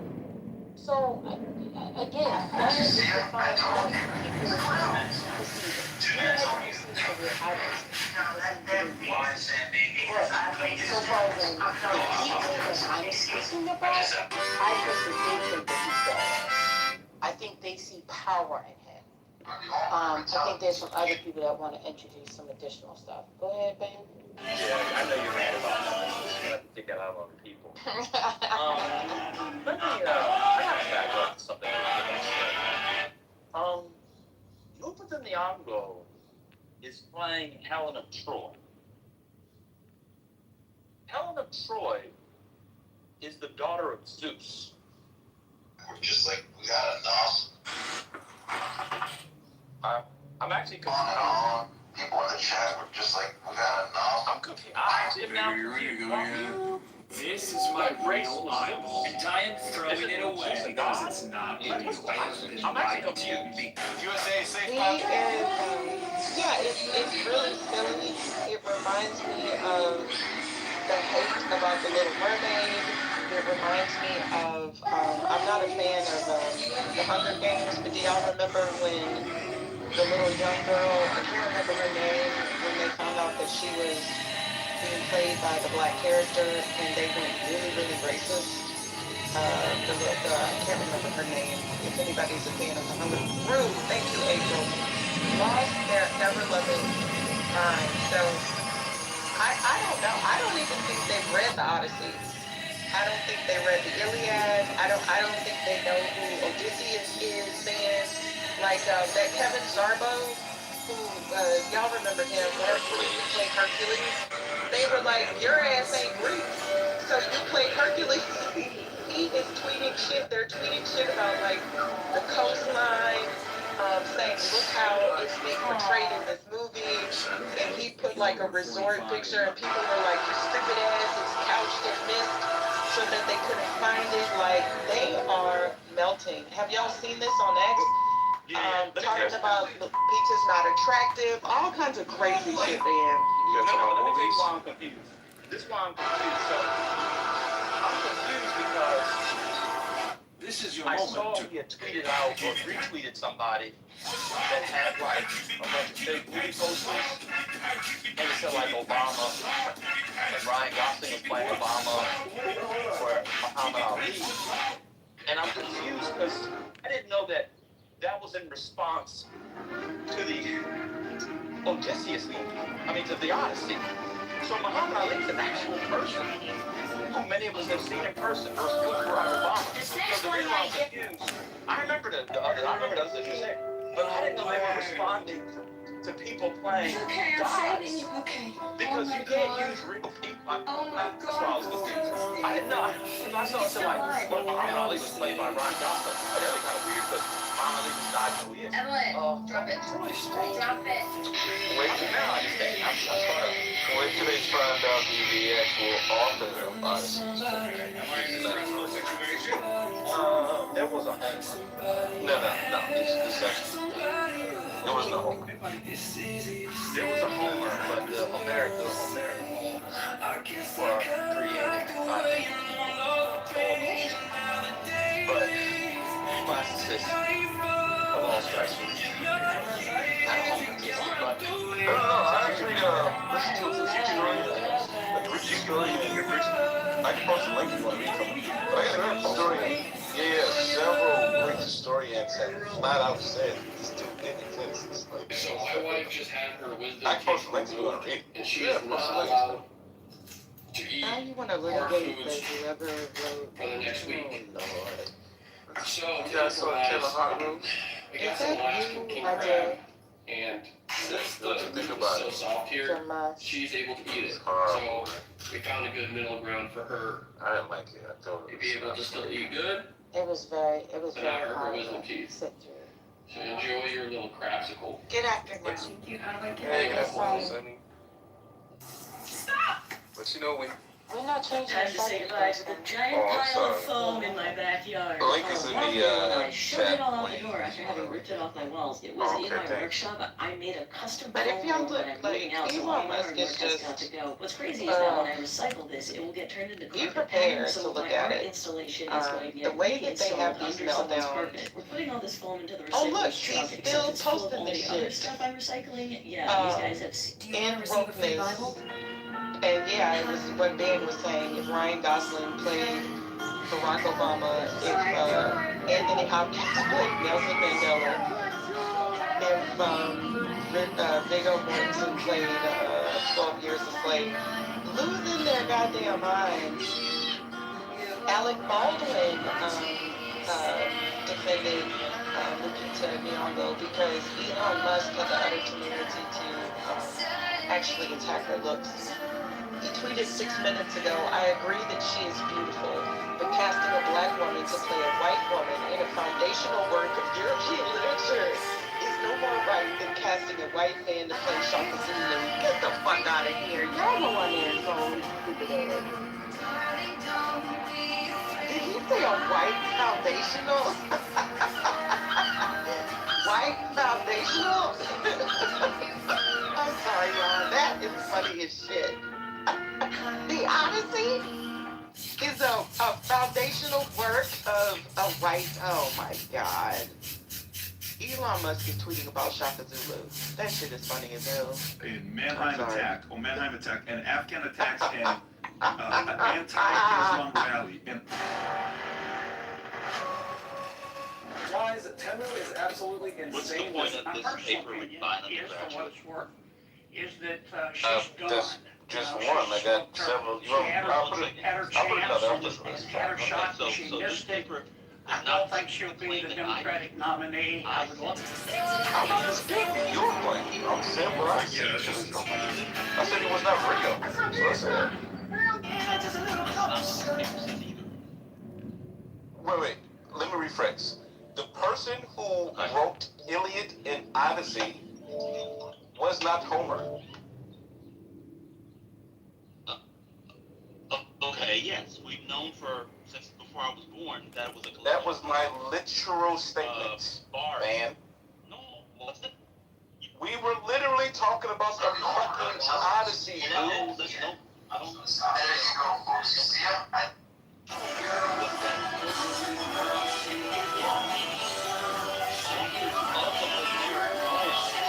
Was a collection of Greek bards. However, there was someone called Homer that scholars had found. That's what I said. Your literal statement was Homer didn't. It's fine. We agree. We ultimately agree. That's cool. There was not one single person who wrote the Iliad. That's true. But there was a poet, although an obscure one, who was called Homer, who literally existed. Yeah, Homer. Don't cite papers from under. By the way, we can't hear you, man. You keep going in and out. I've read several different papers. This is in a lot of scholarship. And by the way, I actually just there was. I know it is. Hold on, just to be clear. There's several Greek historians. They've been doing a ton of interviews since the Odyssey's been coming out. I don't know if you watched any of them. They all come out and say, well, yeah, Homer really didn't exist. I don't have to watch them. I go to them. The classics department's in my building. I know them. I don't have to go on YouTube like you. I studied Homer in graduate school. Did you? Okay, then you should know exactly what I'm talking about. What I said was correct. What you said was incorrect, which is fine. We now agree. Wait. What are you saying? I'm saying it's incorrect? You said that Homer literally did not exist. No. And Ban. That was Al. That was your first statement. It's No. Ban. Oh my God, bro. The person who they believe wrote the Odyssey did not exist. No one believes that. Don't say no one. People do believe that. No, I'm talking about scholars.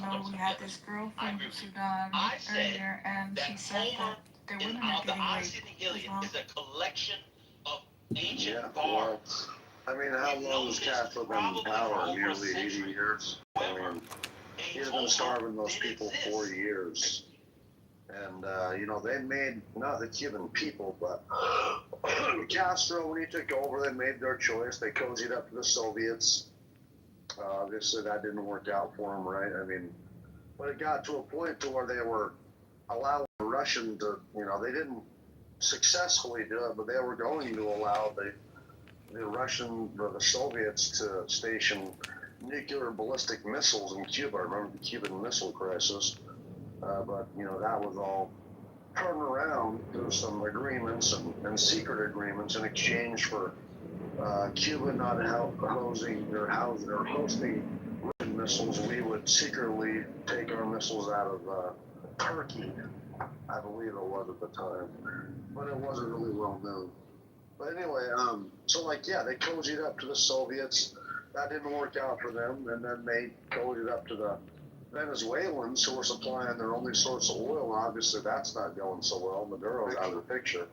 So they're like, it's kind of sad, man. I mean, it's not our fault, but there's a bunch of children and women and elderly who can't get hospital care because they don't have electricity. There's blackouts everywhere. It's a real shame. What's up, Pepe?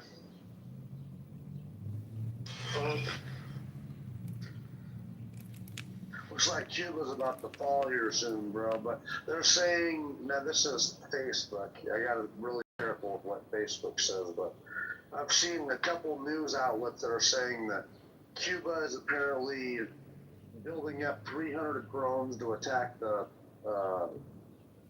Guantanamo base. So I don't know if that's true. But it could be one of those things where, we were saying that Maduro was sending in drug boats from Venezuela to Trinidad, eventually making its way to America. We could, it'll be the same thing. We're charging them with something like that, posturing up, and, they're about to collapse. They just need something to really kick it off. I don't think it's going to be as hard as a battle or operation like in against the Islamic Republic of Iran. I think it's going to be quite. I think it's going to be a faster operation. Maybe not like in Venezuela, but a bit different, I would imagine. But I don't think it will take so long. Here's the thing: I've read quite a bit just because I like the movie A Few Good Men.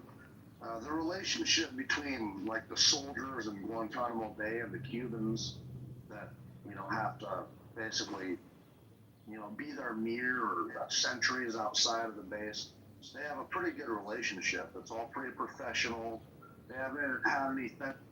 Yeah, go to Wall Street. Go to Wall Street with the millionaires at. Boy, them boys that cocaine. Y'all ever met somebody that was off of pills? No. And so cocaine has a certain sound and look and effect. It's not hard to tell when you do coke. No. They not here just like that. I don't think the Cubans are willing. Most of them are willing to fight the Americans. They know that ain't gonna fucking last long. But maybe I'm wrong. Peter, what are you listening to? Good God. What's Peter? Sounds like fucking North Korean propaganda or something.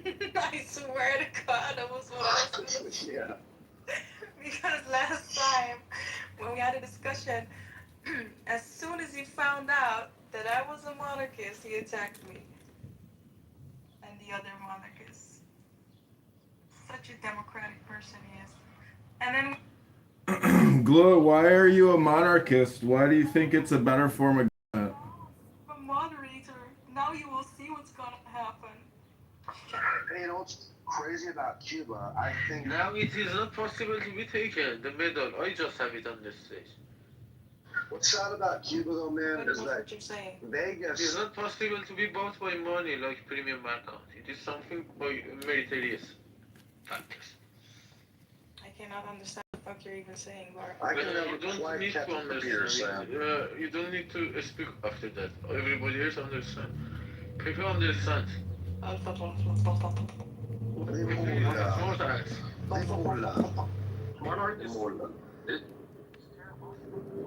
Hey, Glow, yeah, I got a question for you about your monarchy. Glow, why do you think monarchy is the best form of government? Well, first of all, you have to look at the region you're in, and you have to look at what types of monarchies there are. When you have a republic, you have a parliament, you have parliamentarians. You can have parliamentarians in your republic. You can have parliamentarians in your monarchy. You can have a constitutional monarchy, or either a full-on monarchy. If you look back at before '79, you all had a monarchy and a parliament also, even though it wasn't officially a constitutional monarchy. So, you have to look at the region. Hello. Yeah, have you thought about just having a parliament but not having a king and a queen and a royal family? Doesn't that make more sense than to have a royal family? Hello?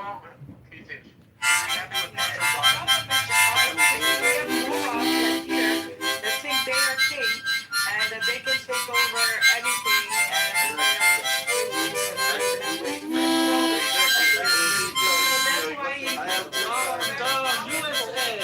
that's why you need someone very powerful to keep people in fucking check. Like I am seriously That's all right. Yep. So you're saying that you need a... You're saying you need a strong monarchy to kill other men or women. Till andra skilling shode. Peter. Now that is a voice I like to hear. Did you hear that? Speak again, please. What was that again? Till andra skilling shode, Peter. Excellent. Yes, thank you, man.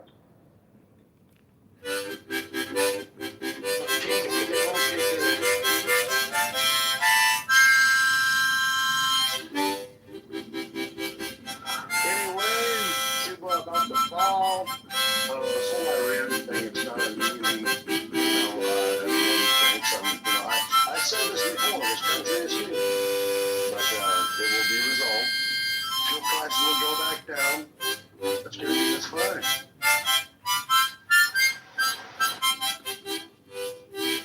Well, I don't know. Who's gonna come in place? I don't know who the king is. They might be out of It sounds like kind of like Maduro, when Maduro got kicked out is what was it, vice president? I mean, I think a lot of people think that he was secretly working with the Americans.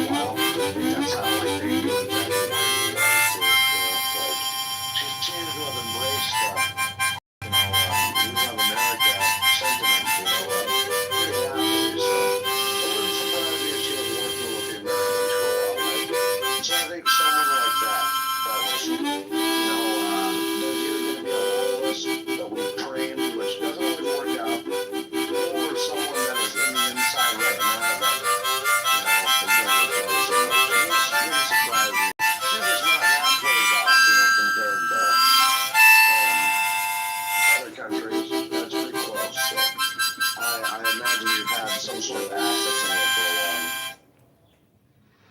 And is there already an opposition? They're like in the picture at the moment, or not yet?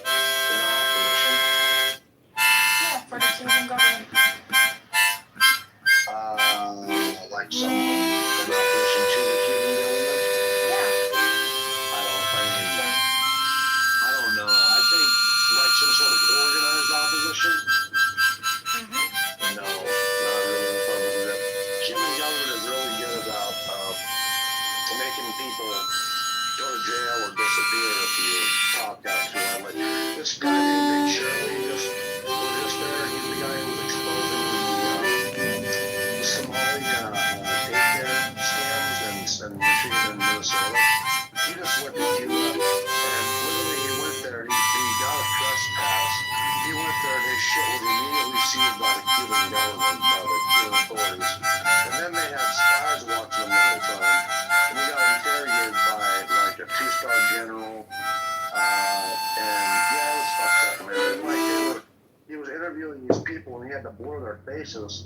And they were all saying, like, if you release these videos, I'm going to fucking jail. Like, I'll disappear if people see these videos. And there was a woman spy watching him, and there was a Cuban. It was fucked up, man. Cubans, will make these people disappear. And but some people are willing to talk, other people won't. But you got to watch that video. It was just released. I mean, like a week ago, and it's eye-opening. Like, these people can't speak out against the government or you will fucking disappear. And like during the Cuban boat crisis, like when he released a bunch of people out of insane asylums and jails and just political opposition, he sent them on boats to go to America in the 1980s and shit. And a lot of them we granted amnesty, but if they were like convicted murderers, we sent them back to Cuba and he killed them. Like, he murdered all of those people that had to go, that eventually they got sent back. And so, yeah, I mean, Castro is a murderer, bro. I mean, he'll make you disappear. He'll send you to a prison with no fucking air conditioning and stuff, and in the heat of Cuba, and he'll kill you. He's a crook, bro. So it's really fucked up. But the literacy rate is about 98%, which who the fuck cares when you don't have any money or food? You know, it's fucked up. Oh yeah, and it's been like this, I think, for quite a long time. About 80 years.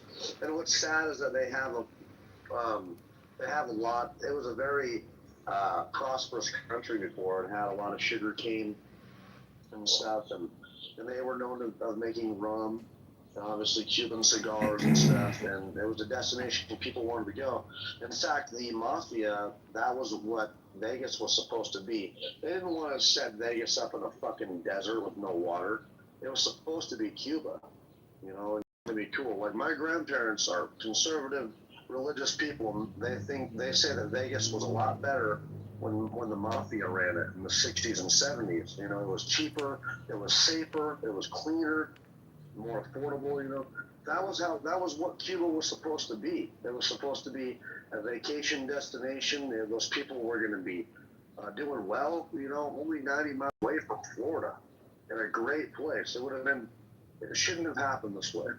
You know what I'm saying? But that's what communism gets you, dude.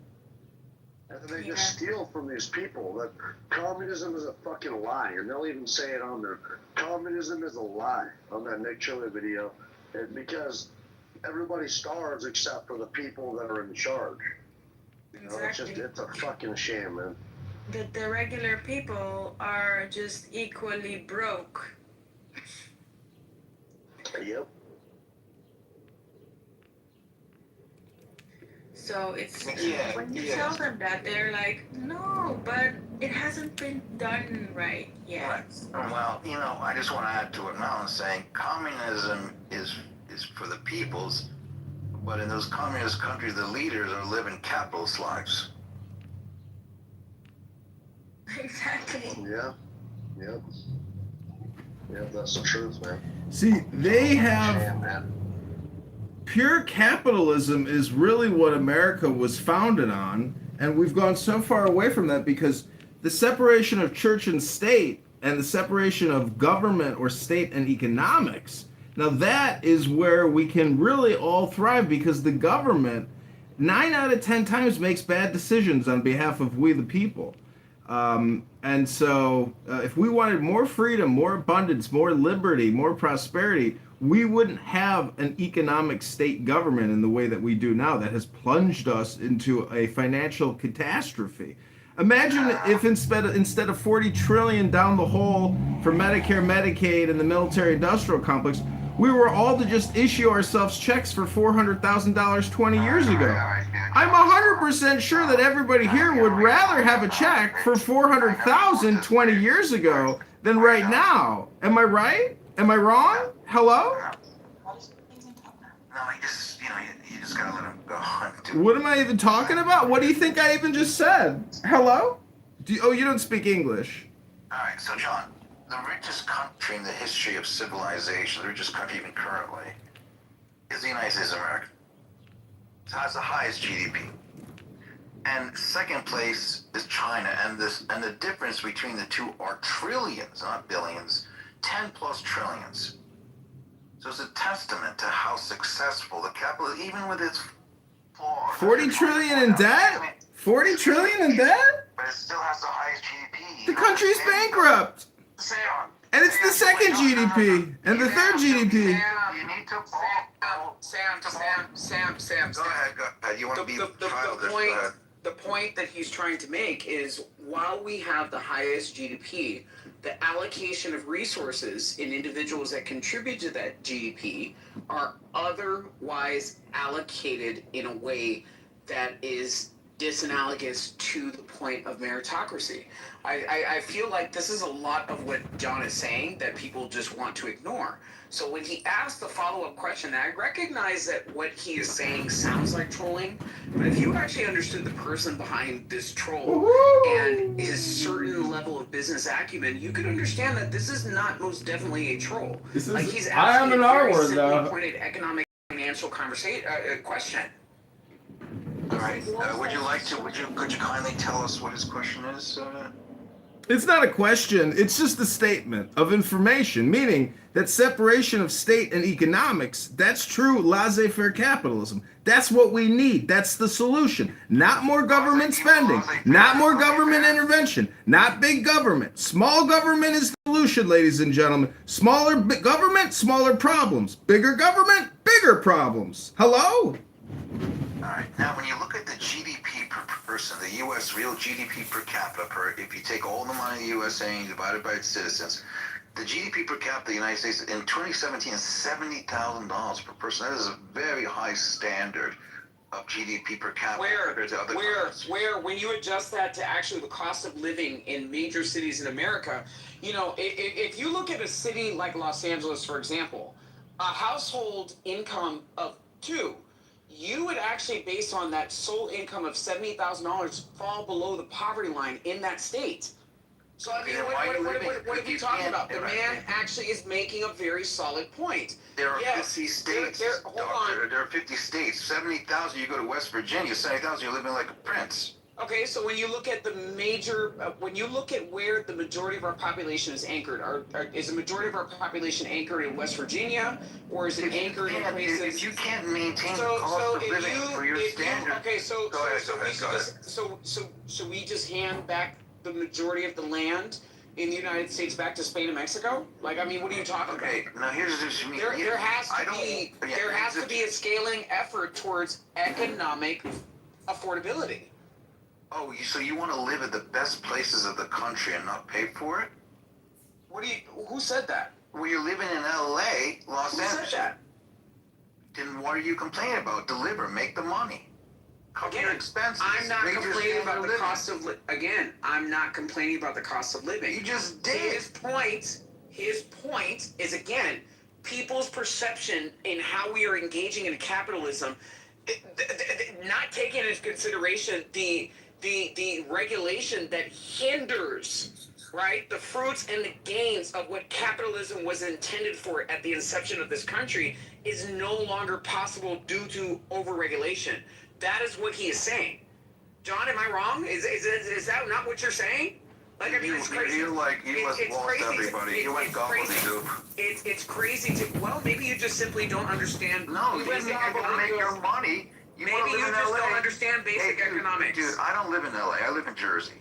I'm a multimillionaire. I can live in LA, but I choose not to because of the high cost of living. So you need to figure out.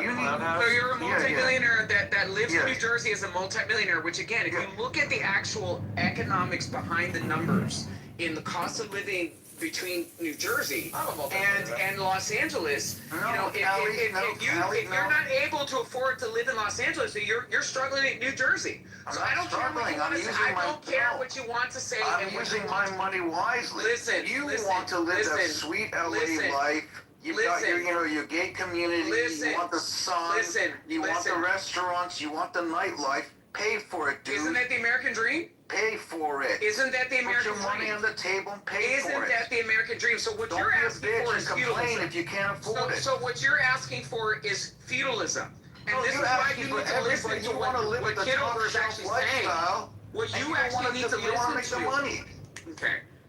But you want me to pay for it. So what you actually need to listen to is what Kitover is saying, because what you were asking for is a feudalistic society. And the economic aims behind what Kitover is fighting against is moving us away from a feudalistic society into a capitalistic society. So Let me just. you simply do not understand economics. You simply do not understand economics. Money go to Iowa and Montana.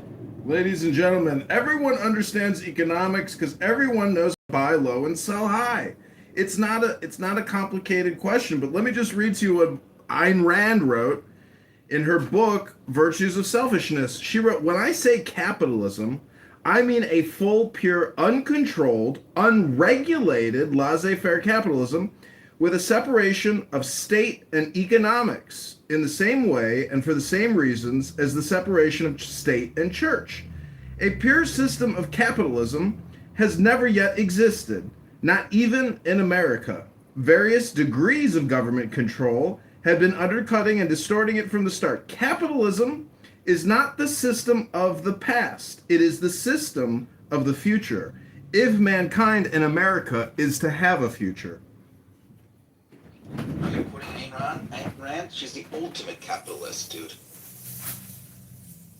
She wouldn't tolerate any of this nonsense that Doctor's saying. She's the ultimate fiercest capitalist.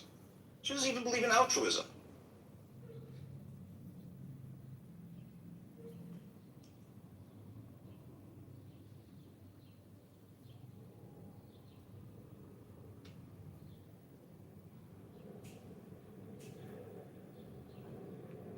Listen.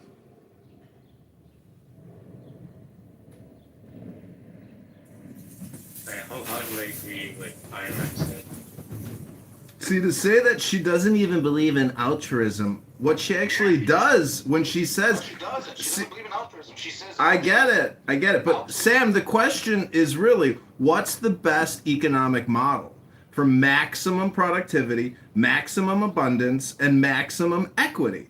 So when I ask a girl on Hinge to go out on a date with me, and she says, before I go out on a date with me, you have to tell me your politics. If my response is economics and equity, she says, you have to explain more. And then I say, bitch, what more is there than economics and equity?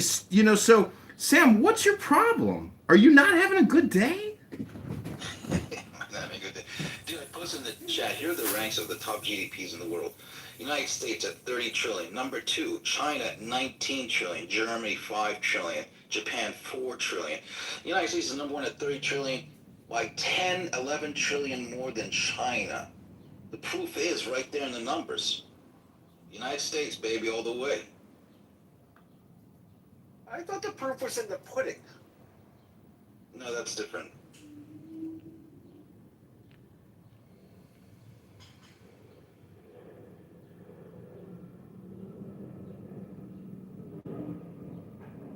Uh-oh, now we got the counselor on board.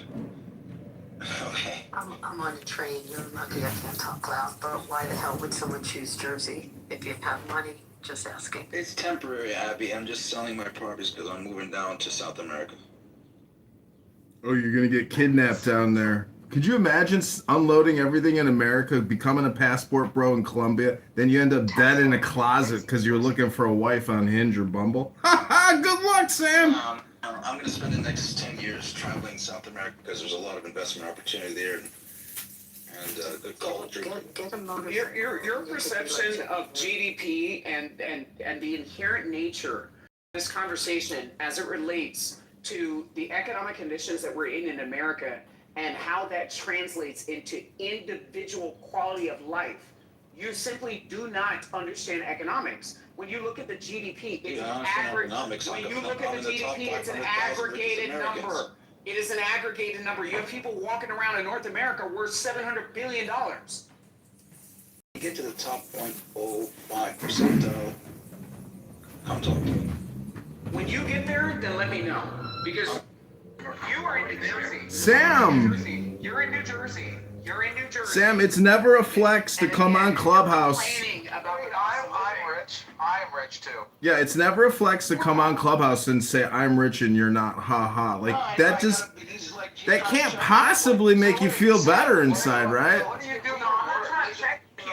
Sam, how did you make your money? I did check you. How did I make my money? Yeah, how did you make your money? Edison. There are ways you can make your money. If you put in your time, you become a doctor, a lawyer, you can make 6 figures. But if you put in your extra time, you can learn investment. If you're making just 6 figures, you're not in the top 0.5% percentile of the country. So this is what I'm talking about. You don't understand economics, and you definitely don't understand, simple basic numbers. And I'm questioning, do you even have... Wait, Dr. Adams. Gentlemen. Let's just ask. Gentlemen, please. Gentlemen, let's just ask Sam a quick diagnostic question. Sam, what is 600 times 300? 18 and add the 6 zeros. That's not an answer. You failed the test. Second question. Explain inflation, if you will. Ridiculous, man. Can't do it? Okay, 0 for 2. Ladies and gentlemen, this millionaire's credibility in Jersey has gone to 0%. Sam, is there any way that we can verify the amount of money that you actually have? Yeah. Can I look you up or something? Yeah, you can look me up. They know me on Clubhouse. Yeah. What did you do? What do you do for work? I used to be a physician, but I retired in my 40s. That's amazing. Voluntarily? Yeah. Voluntarily. You didn't have your medical license pulled? Yeah. Got it. I don't have my medical license pulled. You can go to any medical board. There's nothing on me. No malpractice. What I realized is I did some simple math. I was like, dude, man, I'm seeing these hospital CEOs making $1 million or $2 million. And I'm like, you know what? I can do this. And so I made a decision. I'll make 10 years of my physician's salary in 1 year, and that's what I started doing. Where did you go to medical school? I was an international medical grad. How do you see the link I posted up top of Yale discriminating against white and Asian applicants? There is discrimination in medicine. What are you talking about? Like any other field? Yeah, so how do you feel about that? I've experienced it myself. It's Hanson's old school. Are you a white passing? No, he's Arabic. I've told my story many times on Clubhouse. So, Sam, I mean, if you go down to South America and you make all the right investments, are you looking to get married and start a family with a beautiful Chiquita banana? No. Because, You're gonna have kids. Fuck you. Never mind. You know what? I'll tell you about something. YouTube. Yeah. I'll help you out. I'm a nomad capitalist. Go on YouTube. There's this guy, Nomad Capitalist. Look him up. And he'll open your eyes to opportunities that I keep talking about in Clubhouse where people are restricting themselves to the United States of America. Once you understand how big this world is, how many you could just look for, there's so many opportunities. Well, Sam, everything's on the internet nowadays. There won't even be any roads in the future. Okay, nomad capitalist. I'm just saying that even if you take your millions that you scammed out of Medicare and you invested in South America for tax evasion, the point is, if you get married and then divorced, you could lose it. You could lose half of it and get set up on alimony and child support and a final consent decree to the divorce settlement. Talk to Abby here. She's a lawyer. Abby, how many men do you know that's lives been turned upside down because of divorce? Hello? John, you call Counsel Abby, you pay her money, and she write you up a good prenup. How much do those actually work, though? 'Cause I don't think I've ever heard of anybody They work. not having it. Is it the money they make Pepe, while they're have you married? ever had a girlfriend? Pepe, they work. No, it's after the money they make after. But when you get leave Pepe alone. Leave when you Pepe get alone. when you're married, though, isn't it? Leave Pepe alone. Thank you. And so, isn't all the money though that's made like around half of that's made during the marriage? Pepe, are you a virgin? Yes. It's community. You live in a community property state, Pepe. New Jersey uses equitable distribution. It's a little different of a format, but it's what's owned during the community of the actual marriage. However, prenups do work, and when they don't work and when they're not upheld, it's usually when there hasn't been proper disclosure. If there's proper disclosure and both sides have independent counsel, they usually are held up. But anyone can make the claim. When you get older, when you get money, you get yourself a good doctor, a lawyer, and an accountant. That's what they say. So doctor, lawyer, and a DAL. Doctor, attorney, lawyer, a DAL. Yeah, you gotta have those three. I got it. So. And then another thing, I've been saying this over and over again, guys. What? You gotta think out of the box. You gotta really? Go out of the States. You gotta go out there. There's so much opportunity, financial opportunity out there. Yeah, even here on Clubhouse, I think. You know. And there's nobody like capitalism in the United States. Because when I go to other parts of the country, they're not as capitalistic entrepreneurship as we are. No way, you're right. So you can, you know. Sam, do you know what the word entrepreneur means in French? No. Risk taker. Oh. Risk taker. Can you say it in French for us? Entrepreneur. That sounds like we to me. Go out there, guys. I'm out there. I'm seeing other Americans, and we're talking with each other when we're out there. Other Americans. You're Egyptian. No, I'm American. I was born in Sam, what do you think about Bukele's El Salvador? Have you seen your property taxes? You're such a West Coast liberal. Have you seen your property taxes? He is supporting Karen Bass in Los Angeles. I mean, oy vey. Dr. Adams, come on. Amazing job. We have to get you on the Spencer Pratt train. What's it going to take? Advertisements are incredible. Yes. I'd rather pull my toenails off one by Oh no! What if he gave you a check? What would be your number to get you on the Spencer Pratt train, Dr. Adams, and ditch Karen Bass? There wouldn't be a number. There has to be a number. Tell us your number. Woo! We got an ideologue here. He's supporting a communist female traitor. Karen Bass is the epitome of evil. And Dr. Adams thinks that her job record is really her credentials and bona fide. She's a fucking communist agitator and organizer. How can you support this woman? She's a hardcore Soviet communist type. She's evil. The woman is evil. Politics. Let me ask you this: if you're an expert on California politics, which it's definitely a smaller market than Illinois, why haven't you won a seat yet? I'm fighting right now to be the mayor of Chicago. I'm trying to liberate my hometown, and I used to live in Los Angeles. I used to live in Century City and Beverly Hills, and I'll be back. I will come back to LA and clean up Karen fat ass Bass's mess. Lecture me on my political decisions in a place that you don't even live in. You used to live there, and I'm coming back. I'm going to clean up the communist Los Angeles mess that Karen Bass is ahead.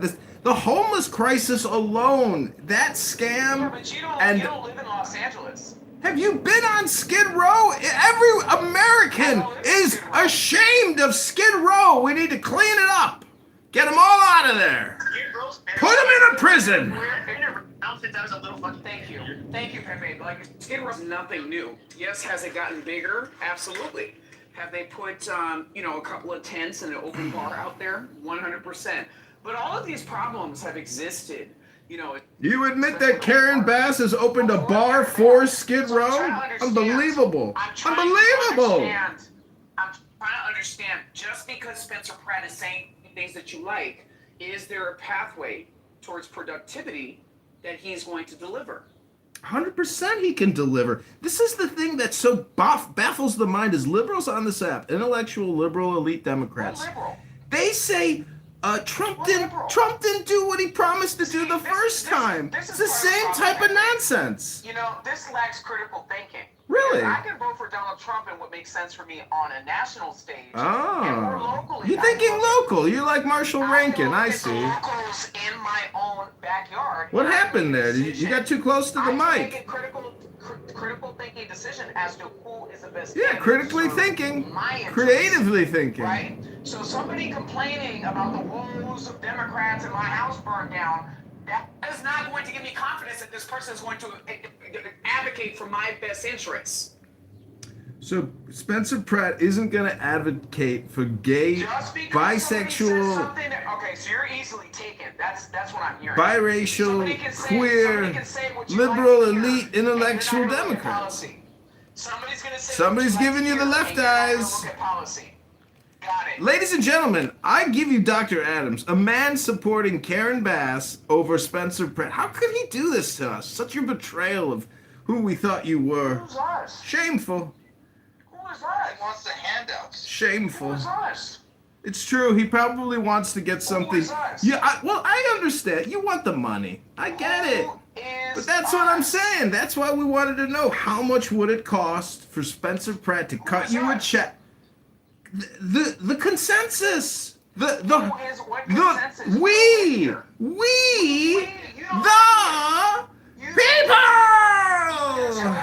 Tell us how she's gonna bring your rent down and your wages up. The rent's already going down. Okay. So I mean that's definitely my wheelhouse. I don't know anybody else that's spent over a decade through many different REITs, publicly traded REITs, and looking at the numbers and auditing files. So I mean at the end of the day, the rent's already going down, and the election is still going on. So I mean, what are we talking about? Come on, the rent isn't going down. What are you talking about? When was the last time that you guys actually Rents don't go down; they only go up, sir. In Los Angeles. So Sam, you live in. Who's complaining? Who's complaining? I just got pre-approved for 1.2 million. What am I complaining about? All right, there you go. Okay, so what am I complaining about? What am I complaining about? I can go to Santa Clarita and get 3,000 square feet tomorrow. So what are we complaining about? Everybody, and you want more. What are we complaining about? You want the You don't live here. Sam, you don't live here. And again, you're struggling with your flag because again, you don't want to live anywhere that you would struggle. You live in New Jersey and you're struggling. That's why you're going to Central America. What are you talking about? Yeah, I am going to. What are you talking about? So again, I want to hear the opinions of somebody who has stamina to be able to compete and be able to keep up in a U.S. market without fleeing to a third world country just because they can't make it here. No, you don't get it. That's why you're fleeing. No, I got. That's why you're fleeing. I don't understand. That's why you're fleeing. You're a physician. I'm not. You can go set up a private pay facility tomorrow and be able to compete with the rising cost of living. Again, no, I don't understand weakness. That's what I don't understand. No, you don't. I don't understand weakness. You're right. I don't understand weakness. You stay. You have it right. I will stay where I'm at. Thank you. Right there with Karen Bass at the bar. Taxes, Dr. Adams. Who cares? Karen Bass has got a bar on Skid Row. But I also make more money than other people in my same profession in other parts of the country. That's just what it is. Why are they fleeing over the border into Nevada like every month? Yeah, they're coming into Arizona. We're really sick of the Californians coming here. Same thing. Pepe has the same thing. They're And we have no tax. They're just Americans fleeing despotism, I can't speak seeking liberty, seeking freedom, is leaving a place because they have seeking joy, in that place. I can't speak for them. No, but it is. seeking property tax relief. Well, but there's plenty. I don't know, Abby. I feel like there's plenty of places where, you know, people that otherwise. The Washington mansion tax. What do you mean a mansion tax? That's in the city limits of Los Angeles. I'm not buying a home in the city limits of Los Angeles. I said, oh, so if you live in the city limits of Los Angeles, you have to pay a tax on the value of your house, additionally to your property taxes. Have you seen the traffic in the city of Los Angeles? Who's living in those homes? A lot of those homes are Seattle, rented. the same thing, correct? Seattle, the same thing. Same thing about what? What Mansion specifically are you tax. speaking to? Mansion tax. Okay. So, I mean, do So people the that hold the most wealth in Seattle, do they live in Seattle or do they live Well, elsewhere? they're moving to Nevada, a lot of them, and probably to Arizona too. They're getting out because of the tax. That's what's happening with the Californians. So as well. Mercer Island and Medina, Washington, those were not always enclaves for people that held the most wealth in those areas to otherwise move to get out of the city? I'm just telling you that we've gotten bombarded with people trying to buy homes out of that state now. Same with California. I'm not making it up. You can look at the. And I hear where you're coming from. And there's plenty of real estate agents in Chatsworth and, you know, in Castaic and in Valencia that will say that they've been inundated from people from Texas and from people from Arizona and people from Nevada. I mean, you know, it's one of those things that goes both ways. We're not domiciled. I'm the goddamn thing.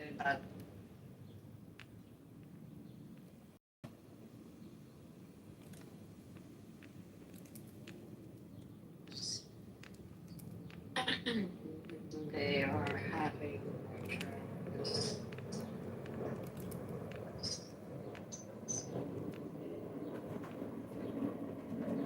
Can't hear you, Abby. You're in the Matrix. I just want to let everybody know that Okay, so that wasn't me. I thought it was the wind. Spencer Pratt just said, I just want to feel safe again. Is it so wrong for Americans just to want to feel safe again, not to feel the victim of an ankle monitor and a no cash bail system and sucker punches in the streets 50 times, get released, back on the street again, committing another crime? Spencer Pratt's reality. Go look at the crime rates in the Palisades. I don't have a problem with the bail reform, because all bail is meant to do is to make sure that you come back to court and you're not allowed to commit crimes while you're out on pre-release. The problem is, though, is that the bail reform ended up being all about allowing people to just go in and out, in and out, in and out. And so then you have repeat offenders. That's the part that I think is absolute bullshit. Yep. And they go out and they kill again. The guy that lit the girl on the train on fire here in Chicago, burned her to death, almost to death, severely burned the rest of her life, destroyed her body, back out on the street. Guy killed a cop in the hospital, back out on the street. Guy knifed a woman on the train, back out on the street. Los Angeles? Chicago! Oh, okay. So let's talk about Nancy Guthrie. How's Nancy Guthrie doing? Pepe, you want to talk about Nancy Guthrie? That's not a random act of violence. That was we don't know. We don't know. We don't know. And again, the mayor of the city where What do you Nancy mean we Guthrie don't know? If you're gonna hold somebody for ransom, you're gonna pick the target. For ransom, we don't know that she's being held for ransom. We know that a bunch of internet trolls heard the media story and, you know, the attention that it's getting, you know, and they made some comments, just like you made comments on the internet. I mean, I would say Arizona's kind of different. Like, to be a victim of a crime generally, it's generally criminals that are committing crimes against each other. I mean, yes, some people have their homes broken into or their cars stolen. There's that kind of shit will happen anywhere. We're a state that's always kind of had to deal with the car theft problem because you have the drug cartels and everything in Mexico. Well, where do you have old ladies Hold getting on, snatched dude. in Los Angeles? Hold on. You have, so like the drug cartels, particularly like trucks, 4-wheel trucks. And so, yes, they constantly steal them from here in the state. It's not necessarily a homegrown problem, though. And you say, well, why don't they do it in California? I don't know why they would or wouldn't do it. But we have a pretty long border with Mexico, and it's a lot easier to get, we into do as Mexico well. than to come in. We have a whole entire coast. Like, what are you talking about? We have a whole entire coast, Pepe. Laguna Beach, there's people in rafts that literally wash up on shore behind people's homes. Like, what are we We're talking about? about, yeah, you don't put a truck on a raft. I mean, you could, depending on the capabilities of the raft. I mean, we don't know. We don't know. I mean, these coyotes, I mean, you can only speak to this because you are Mexican. I mean, we know how much Mexico spends on sending people and product over the border. So we don't know what type of capabilities they have there. Mexico does what? Well, I don't know. I can't speak to that. You're Mexican, so I'm not. I'm not Mexican. I'll just troll people and say I'm Mexican. Because everyone will be Mexican for years on here. But no, we... Credit of half the rules. Mexico is... Who the fuck is this? It's Peter. You don't know who Peter is? Who the fuck is this? Like, super right star in Clubhouse. Can we get a mod badge for Peter? Can we get a mod badge for Peter, please? Can you mod Peter, please? English proficiency. Do you not, young man? You don't have medal. I have medal.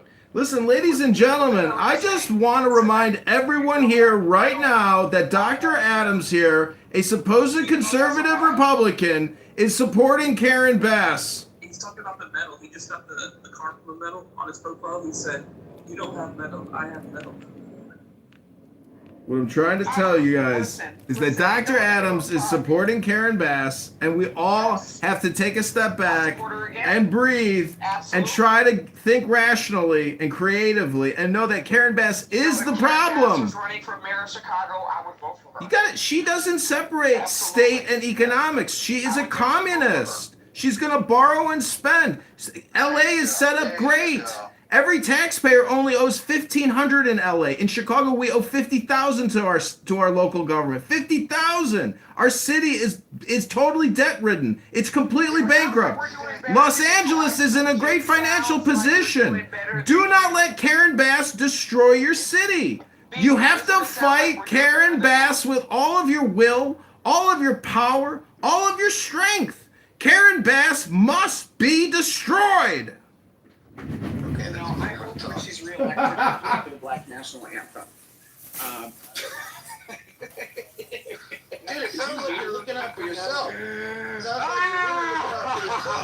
You know what I'm saying? You want that cost of living improved. You want a racial identity too. I mean, what's wrong with you? That's not. This is selfish.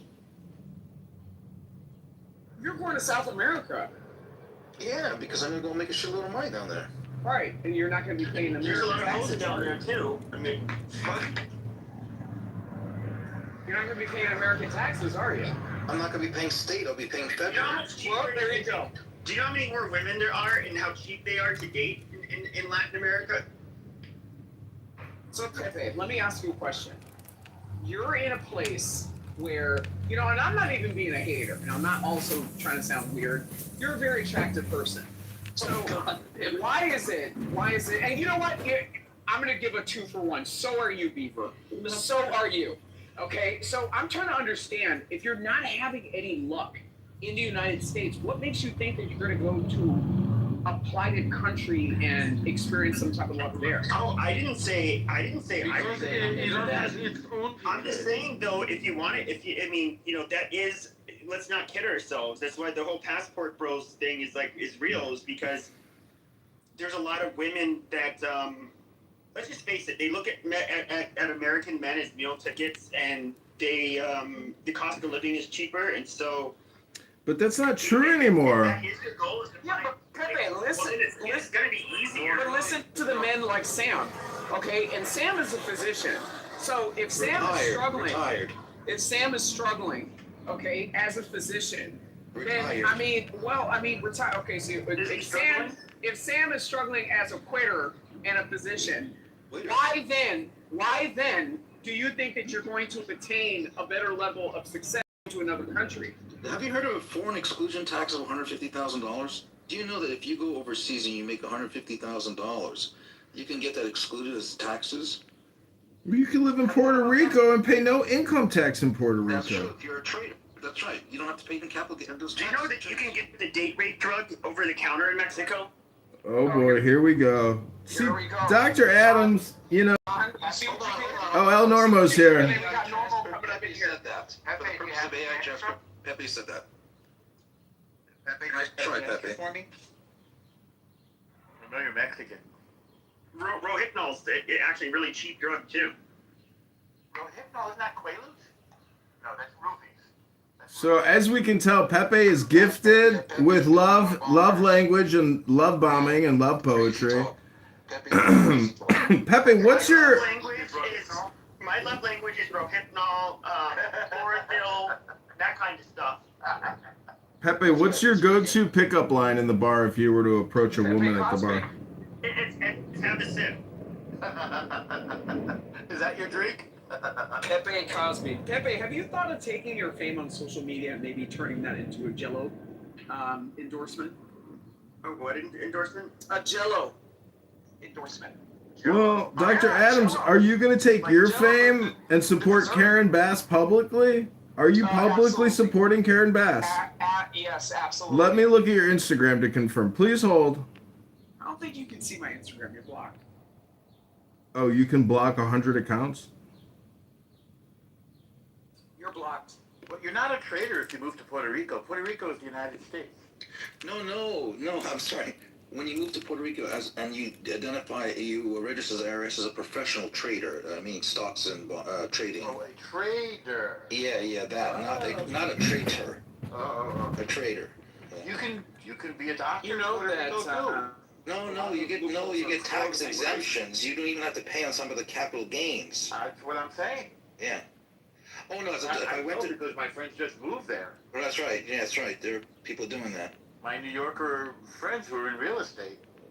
Yeah, those are nomad capitalists. They're seeking opportunities around where they can get the best ROI on their money, on themselves, on what they're doing.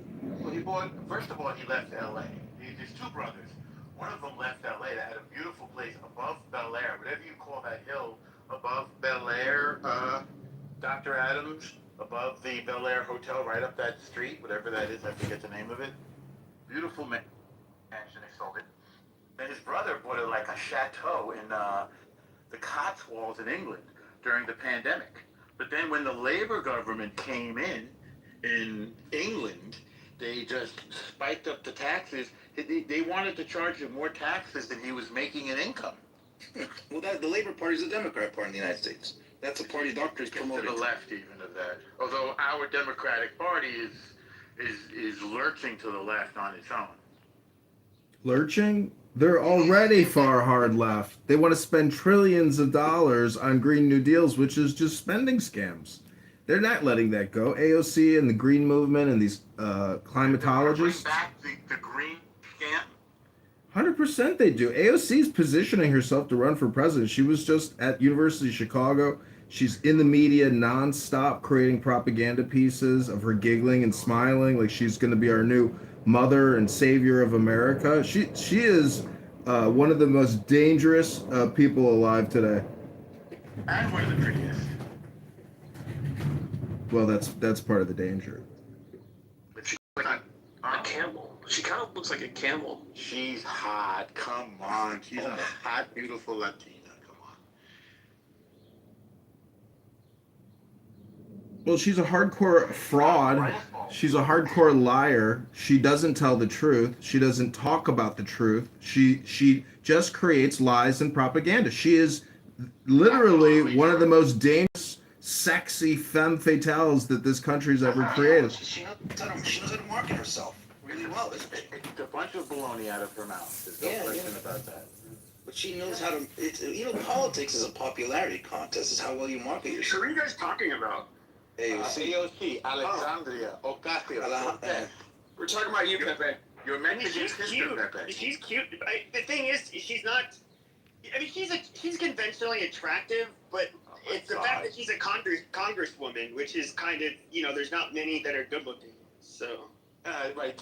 It's not like Hollywood, right? What they say, Washington is Hollywood for ugly people. Yeah, in Hollywood, she would not stand out. Right. But she's a very pretty human being. And she's cute, but it's just her. I don't know what it is. It's like her nostrils. Something about them. I just. Now you're just hard to get over. You're picking Her nostrils. She just has like, is she more black or something? I'm not. I don't know, but speaking of the blackness of the black, where's A-Check? What? A-Check. Where is? Oh, heck. Yeah, said he was in treatment, I guess, for his leg. There you go. Tell him to come back. We forgive him. You got Joe. You got Joe Hero down there, and Joe Hero was saying that we have so much land in this country. That topic is probably outside of his domain of expertise. What topic? Well, he wanted to speak so very candidly on that. It's kind of like George of the Jungle. Watch out for that tree. That lake. Oh no. So, the other day you guys had this reparations room, and I'm reading this, Ayn Rand book about the virtue of selfishness. Beaver and Pepe and Cool and Joe and. That's the part of altruism, correct? So. She's against it. I know. I'm different from a lot of that's where I'm different from a lot of conservatives. I'm not like completely against like social safety nets and all of that shit, which like they are, but. Okay, but the point is the separation of state and economics. Social Medicare, Social Security. What the fuck is he talking about? He's talking about EBT, Social Security, Medicare. I want to hear his specific version Yeah, of like what in that other looks words, like I don't like seeing people go without health care or like not have food and that kind of shit. Okay, so the problem with That's just me personally. See, the No Kings protesters put graffiti up that says Medicare, Medicaid is a human right. Now, profit making at insurance corporations and big pharmaceutical corporations is not a human right. These corporations could not make the quarterly revenue growth and profits that they do without taxpayer dollars through Medicare and Medicaid. And it's a budget. So how are we giving corporations quarterly budgets to make profits? That's not pay as you go on demand. That's not efficiency. That's bureaucracy and just quarterly spend. That has to change. We can't keep operating this way. Country's 40 trillion in debt. We spend 7 trillion, we take in 5 trillion. Instead of buying low, selling high, we're buying high, selling low. We're fucking ourselves. Well, look at states like California. They think they tax so much, but where the fuck does money go? It's just rampant fraud and abuse. In the pockets of the corrupt politicians. That's where it goes. Well, I mean, seriously, that has to be. I don't know how easily it is, how easily it can be gotten rid of, but it is way over the top. Like it, and as far as all of the people skimming, all of the fraudsters out there in different communities, like. I don't know. I mean, you almost have to just start throwing a lot of people in prison. I mean, at the end of the day, people are never going to be able to have, to get the help with health care or anything like that if we have to constantly, if the funds are constantly siphoned off by a bunch of scam artists. Dude, do you know how much it costs per prisoner? $40,000 to $50,000 per taxpayer per prisoner. Guards, food. It's expensive too. It's not cheap. It's not a third world prison where you fit 20 people in a room and feed them like soup, a bowl of soup and a piece of bread. Those prisons are either the best or the worst to be in, depending on how much money you have.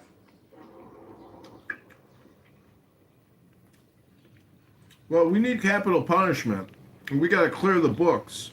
That means anybody on death row in this country should face immediate firing squad to cut down on the spend. That's ruthless capitalism. That's laissez-faire capitalism. Because if we don't believe in paying down the debt, and we only believe in expanding the debt, we are a society of low virtue, low value criminals. And all I can say is Hillary Clinton should be in prison. Bill Clinton should be in prison. The loony bins need to be opened back up, and you will be sent.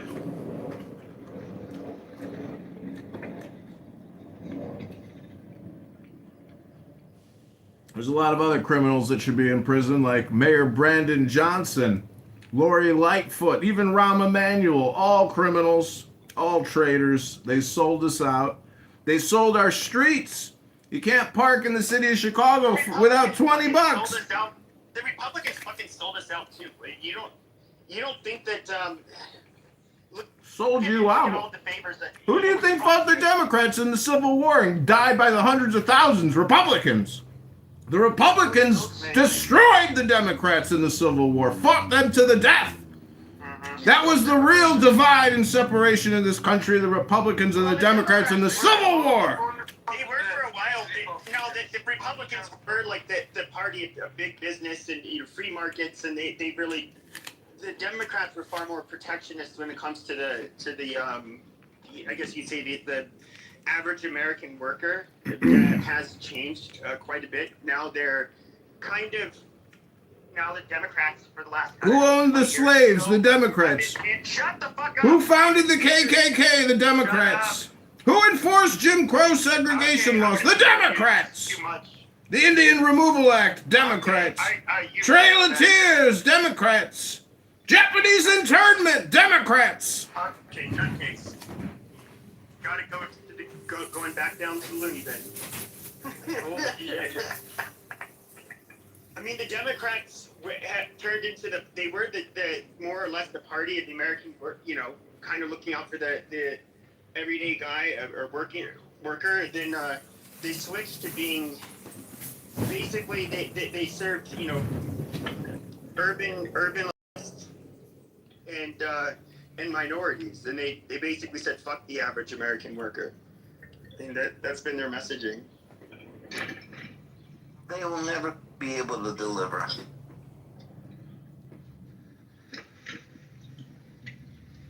And when they make these false promises, and they will, and they're going to be, feel-good party, feel your pain, they're going to do that, and they're going to get in, and they're just going to mess things up. You need to give things out. You got to get it from somewhere. You can't give something of value without taking a value from somewhere else.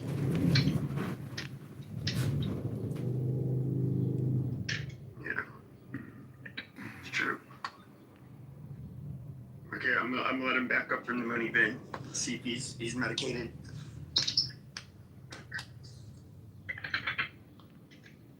What is that?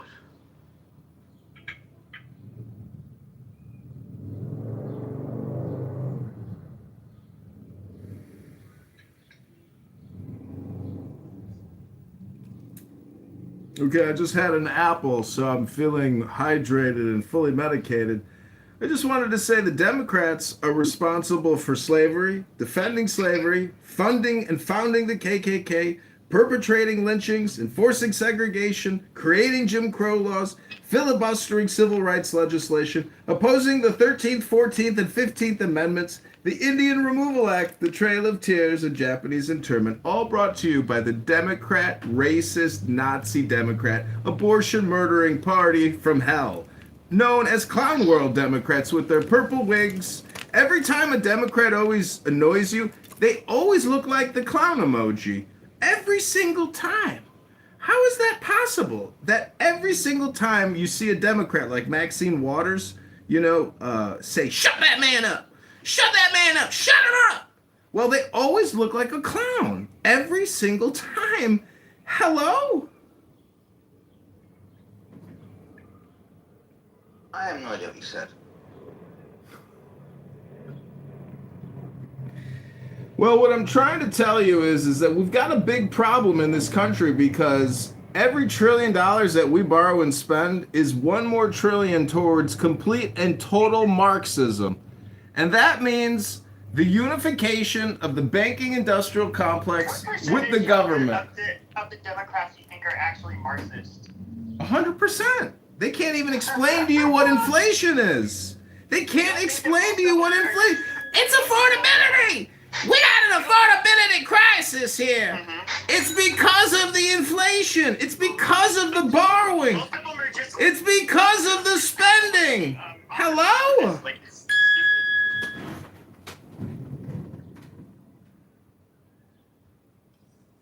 I mean, you don't think that if California was different, somebody like Gavin Newsom would be singing a completely different tune? There you go. The ultimate another one of those opportunists. He's perhaps one of the savvier ones, and he's a handsome, charming guy. He's not afraid to debate and talk to people. Like he actually walked into the Republican National Committee's convention, and while Sean Hannity was on air, just walked up to him, and that dude. How many people would do that from either side? Yeah, he's gonna sell that feel good. He's handsome.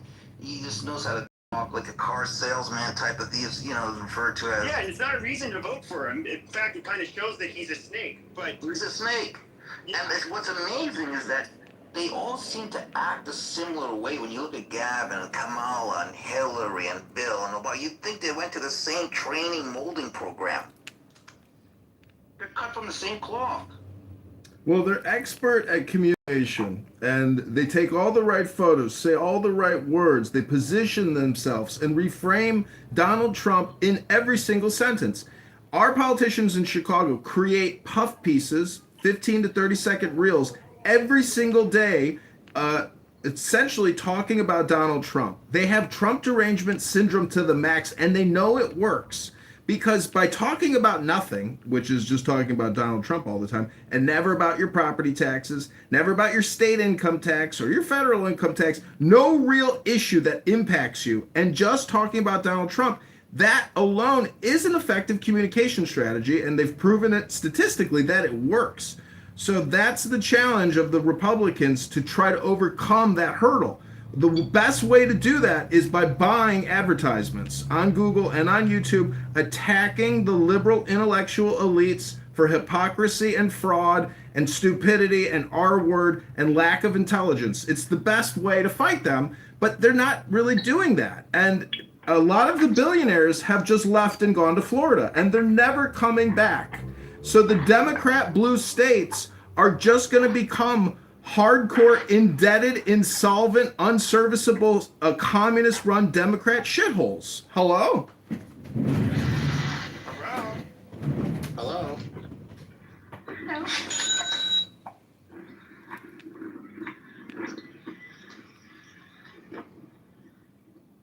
J-Lo, what are you up to in your neck of the woods?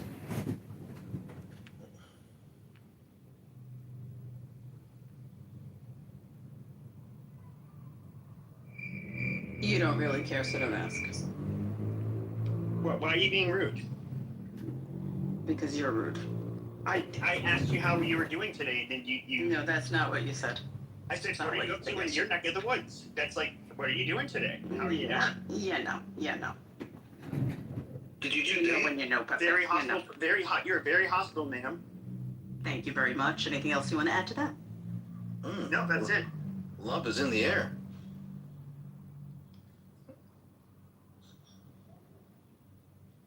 See, what's interesting is... Yeah, that's interesting. Oh my goodness. Who is this? That came out... Slat, where did you come from? He comes from Slatistan. That was some real ghetto gutter talk right there. That was interesting. Couldn't quite identify the race based on the intonations, but what's interesting is that, a lot of times when Pepe hosts a room, it's really, I call it Pepe's emotional processing zone. Meaning that for hours, Pepe will sit there and fight with his emotions. And, eventually you realize it's just the Pepe show, but really it's the same thing that's going on in the politically correct room, which is Ban, aka Goat. Pepe and Goat are technically like the same people. They do the same show. And I just want to salute all the Pepes and all the bands in the world, because without them, it would be really boring. You know, we need these people who can't shut up and just want to talk all the time and really real value and just complain at the layaway section and, you know, waste all their time. Well, John Kitover, Steve and his show. same thing. Steve is a screamer. You guys are the Al Pacinos of Clubhouse. Not today, Mr. Judge, because I'm gonna get that back. You know, it's just the screaming show. And it creates an emotional response in the central nervous system of the listeners. It's purely neurolinguistic. And the problem is the Democrats will sit on their couch and on their recliner, and then they'll say, hello? Hello? You know, it's just, see, the problem really is censorship. If we had a way to allow people at real time to say yes, yes, yes, let that person speak, we would eventually, you wouldn't hear about Pepe anymore. You wouldn't even hear from Ben. They'd be so low in the totem pole, no one would vote for them because there is a force which is like a part of the equation, which is the unseen component of what people want to listen to, which is truly the truth or intelligence. People that can accurately describe the crisis and the lack of intelligence. Hello? Hello? Hello? Yeah, dude, you see, the difference between you and I is that people let me speak, and then, of course, I would make rooms people would actually go to. You have rooms that nobody goes to, and nobody will allow you on stage long enough to speak. So, given the opportunity, I don't know. I'd say you're a little chatty Cathy yourself. Hey, Soren, what's up, bud? Do you have anything to say about the genocidal apartheid state of Israel today and their war on the brown children in Palestine?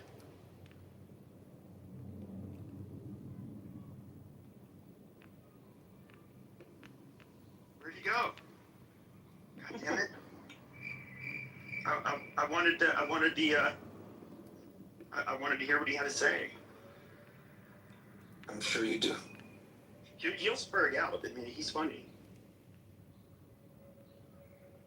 No, I can't do his voice even. I'm not gonna try.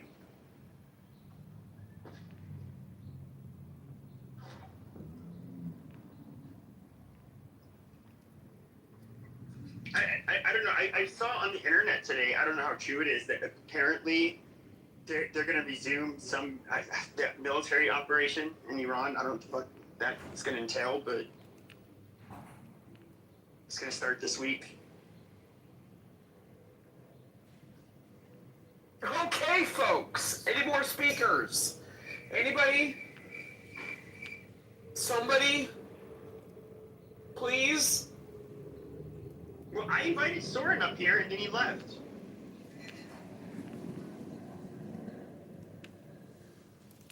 I tried to make it entertaining. Mullah is done. What do you call it? So, okay, since nobody's talking, what do you call slut? What do you call it? Do you know what a slut is? Yes, a slut. What is a slut in Farsi? A slut is a place, right? For example, what? With U or with O. A slut with U or O. With a U? O. Means whore. Yeah. Jinde. Jinde? Yes, Jinde. So if I call a if I call a person girl a Jinde, she'll say what? Exactly. What? Oh, okay, cool. Thank you. I have that. I'll make mental note of it. Thank you. I do know a coworker told me that like on or an is shit.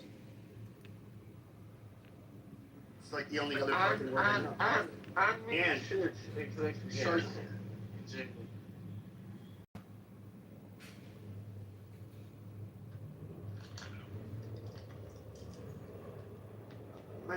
Pepe, what happened to you and Lon? Well, I have been, I used to make rooms and, I was like, you had like like back when they had like a lot of those bigger creators on on the app, they would always want me on their stages and shit. So like I was always like in black circles, I guess you could say, on Clubhouse, but like most of them left, and I just kind of don't really talk about the same shit as a lot of that side of Clubhouse. So she kind of hangs out more over there, and so we're never like really in the same rooms as each other. So in short, she went back to fucking black men. oh no, she's Exactly where we knew she would end up. No, she went texted back me to the last night. boneyard. That train is never late. No, she texted me last night. We're still buddies. Besties?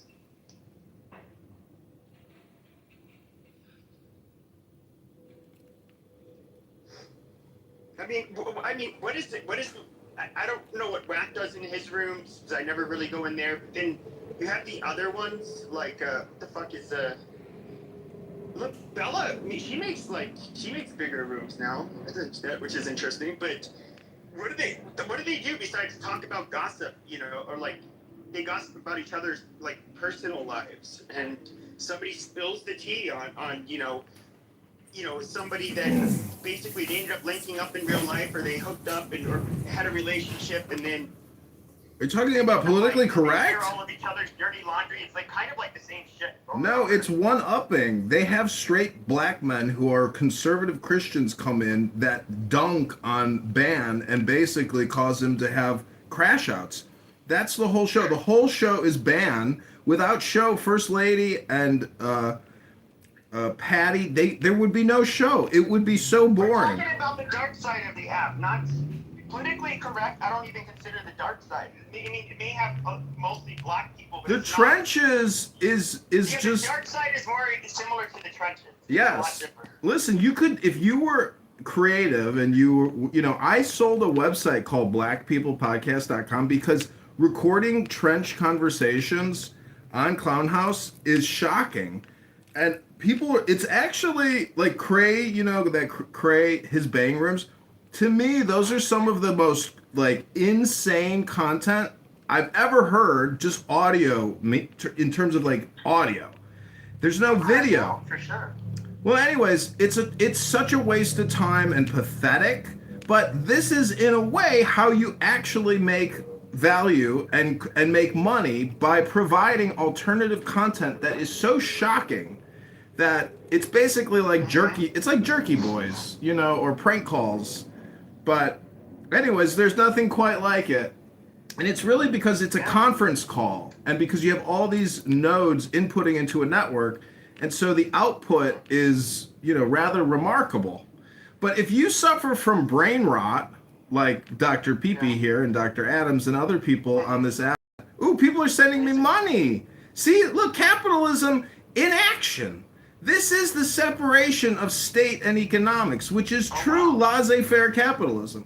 And I'm being rewarded for my values. Oh my God, more money! My value is increasing because of my value! Rabono Shalom! Rabono Shalom! Rabono Shalom! Rabono Shalom. Oh my God, even more money! Woo! 40 cents in the bag. I could maybe tip at the bar. You ever tip too much and then you didn't really get the thank you that you thought you were going to get, and you're like, I kind of gave you extra there. Yeah. You're losing your Thanks, Jane, for all the money. Love the money, honey. I mean, he says that when people like me speak, it's low IQ, but I mean, this is actually like really fascinating. It's really. No, but he's more productive than you are. Oh, how so? Oh yeah, explain that one. Well, right now you're live on my podcast. I've got 20 phones pointing at my face. That's value creation. You guys are just on the plantation. I'm in the house with my cell phone pointed out the windows recording you all on your plantation. See you at the country club. Call the caddy and tell him to bring my golf bag around back. How are you going to increase your karma score, John? Rabbona Shalom, I'm reading Ayn Rand live here on Clown House. The virtue of selfishness. I'm also playing a harmonica.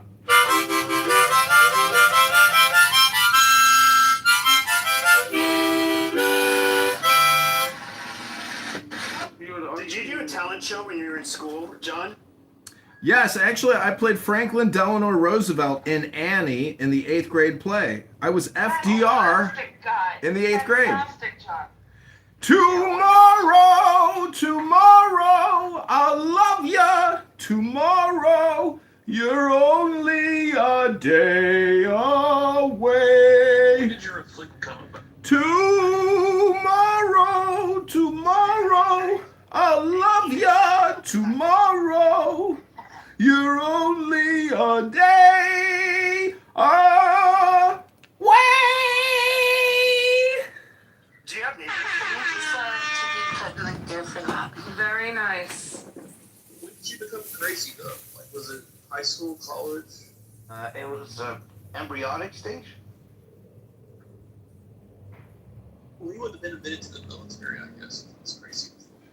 Yeah, I mean, I think he was an officer, so he would have gone in. I don't know that how people troll about him being mentally ill, which I mean, it's definitely, I question that, but if he was an officer, he would have gone in around like what, 22 or 23, and then at that, various mental illnesses have already set in, so. An officer where, in the Boy Scouts? No, in the Army. No way. Yes. No. No way. No way he reached officer. Decorated. He went to the Citadel. Are you kidding me? He reached officer rank? John, what's your pedigree? Everyone doesn't know.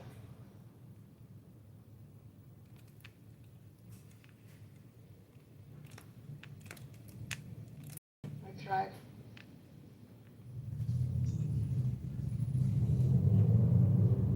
I don't think he went to a war. He drinks too much. I'm sorry, I was refreshing my beverage. Was there a question? There was an inquiry about your military service history. Oh, understand. Well, I'm a graduate of one of the most prestigious Southern military schools ever created and conceived in America, the Citadel, where they originally kept the slaves at bay and made them work. And the military at my college enforced the laws of the slaves.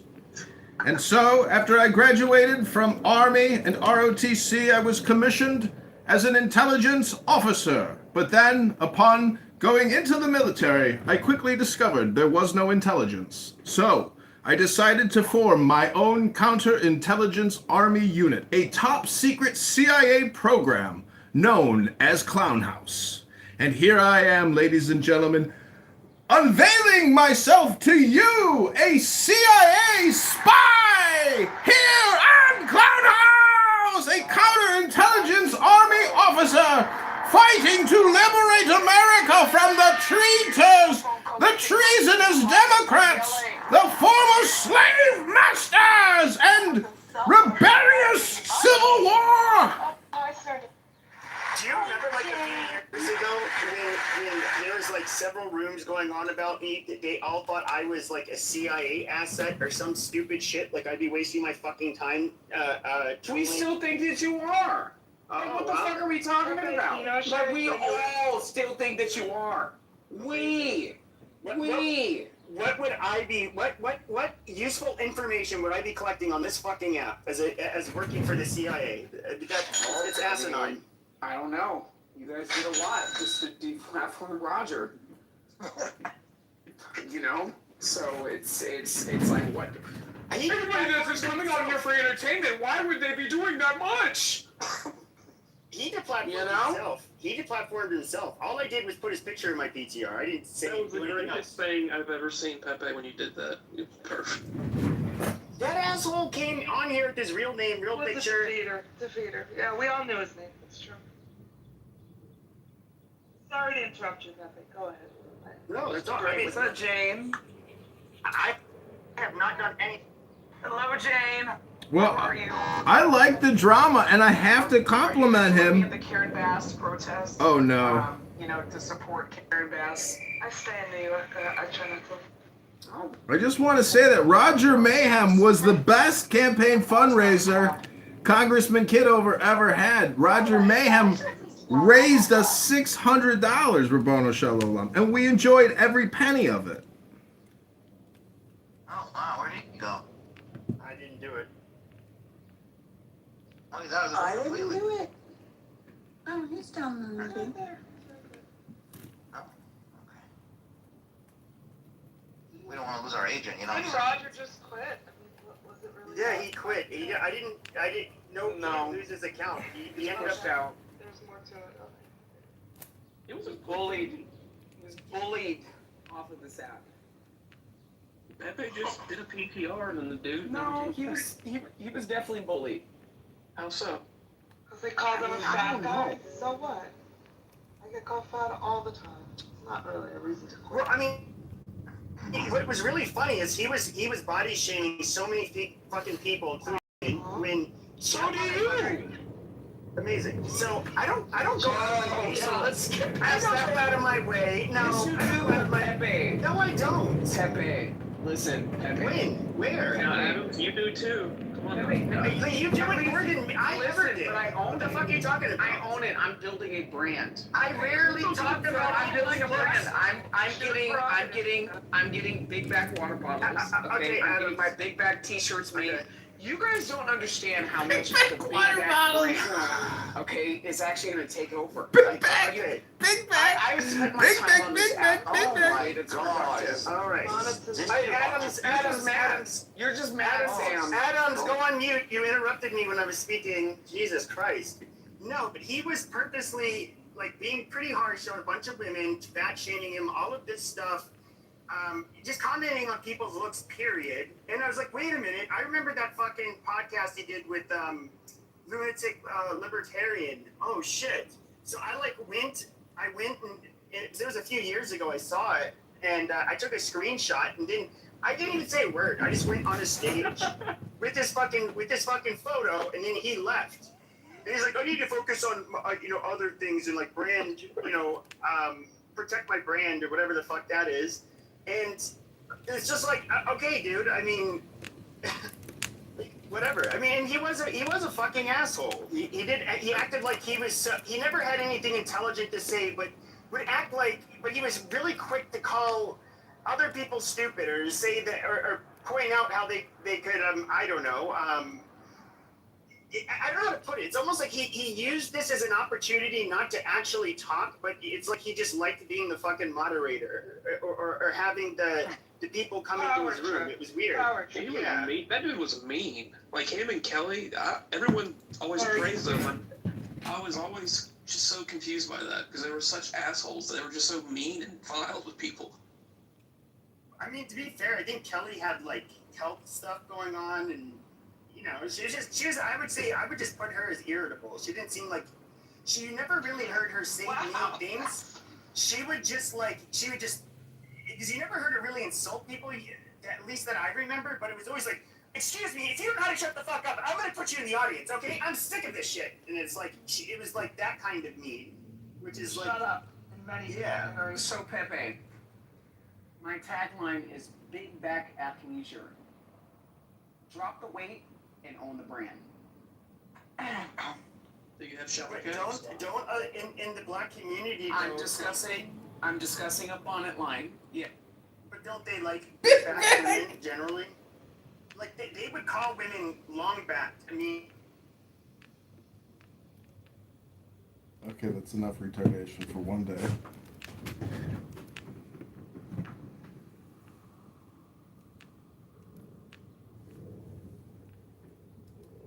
Identity behind being fit. So this is actually meant to directly compete with Lululemon. What about a smoke detector shaped like a shower cap? I watched the whole thing. I've been brought the whole thing.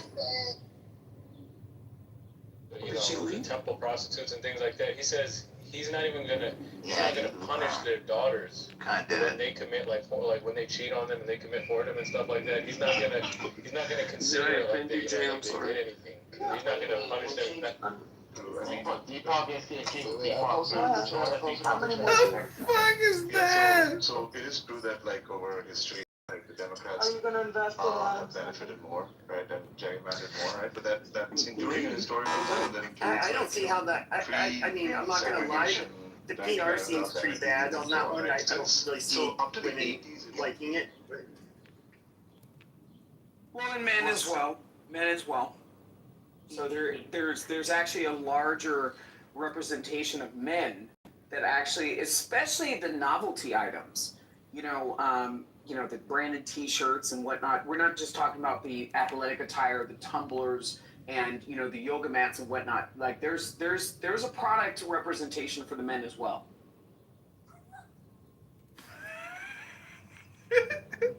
Our country's getting fat. My niece, a couple of weeks ago, Adams, she went to the store. I think it was at a beach or somewhere. And she was like, I couldn't find anything my size. So she's very slim.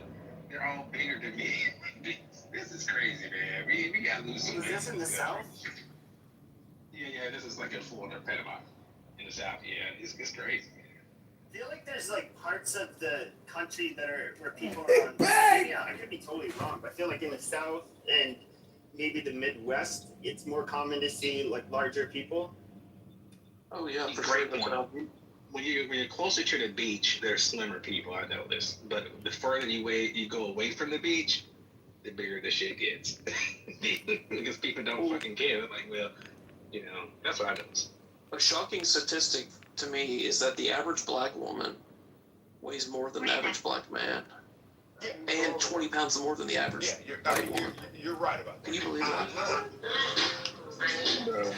Every time I come Can you post that data, please? I'm just shocked how fat people are To here. be fair though, aren't like black people overly concentrated in what the fuck is this shit? Aren't they overly concentrated? It's like 40 something because again, you have to include twice married, 3-time married. That's what brings the rate up. If you're looking at just first time marriages, it's way lower. That's what I'm saying. Like a lot of the shit you're talking about is just with everybody included. You just talk about like what you gave, like what marriages, like that isn't true. I'm saying Let me check real quick. So newer marriages, you're saying that the rate of divorce is more than 50. it's lower. It's lower than 51%. When you look up divorce stats, it only goes over 50 when you're talking about second and third marriage. It's never first marriage.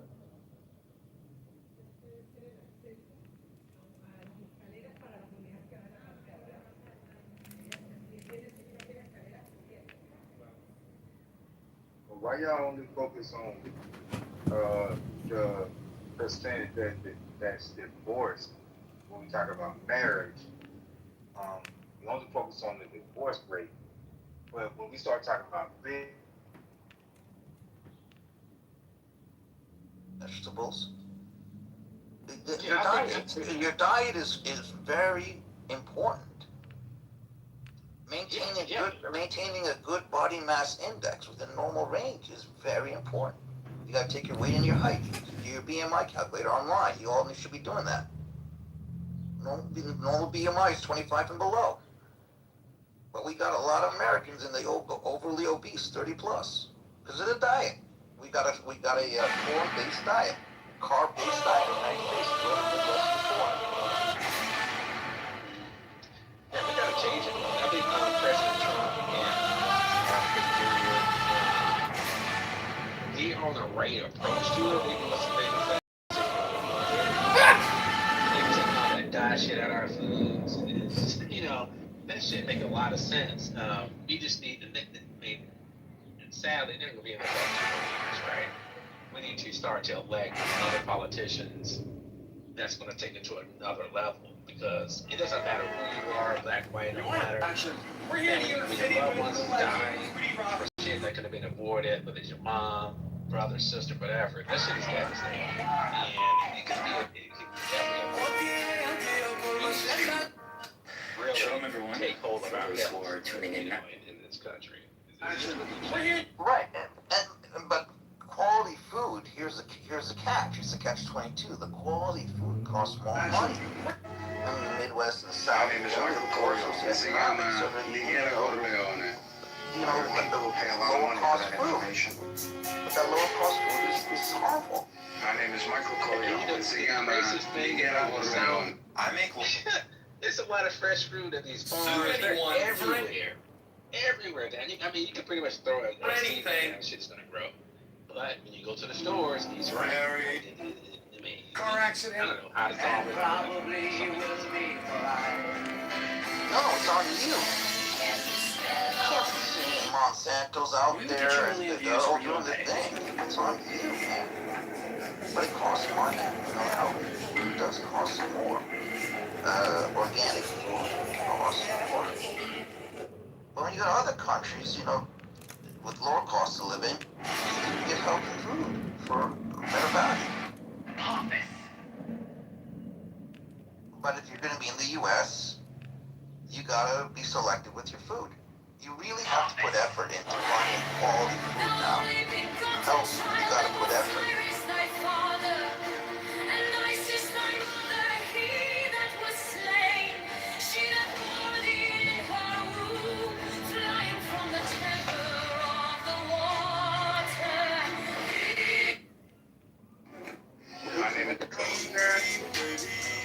I'm sad. He's one of my friends. I mean, he is a good Christian friend. He's always having to like refute, This is why they call us Goyim. I used to think low IQ. I know, I've known him for years. This is why they call us Goyim. I used to think low He is my IQ friend. anti-Semitism is just something that they But said. I was defending Jesus, and all I said was that like they were trying to allocate like properties of Muhammad, Jesus, and trying to justify that. Dan is brain dead, low IQ. And all I said, Bieber, all I said was, well, Jesus would never marry a 9-year-old. This is why All I said was Jesus would never marry a 9-year-old, and then I got removed from the state. On this civilization. What I'd like to do is help solve some important problems in a small way.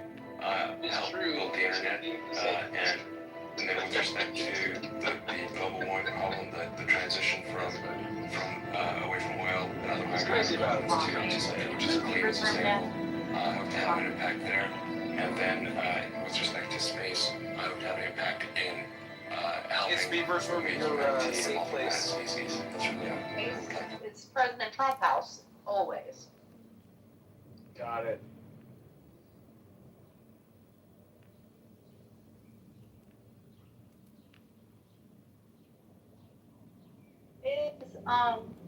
Where is Matt? He's on a date with my sister. Pepe, come on, man. What is your hope?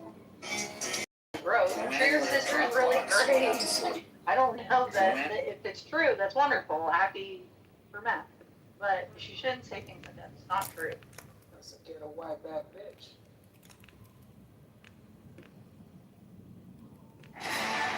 What do they call him, Pepe?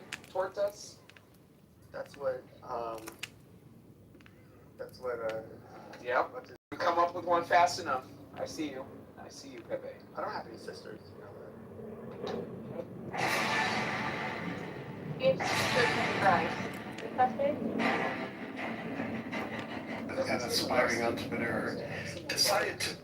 I'm here at my parents' house right now, so I can't, there's a dog here, so I can't turn attention.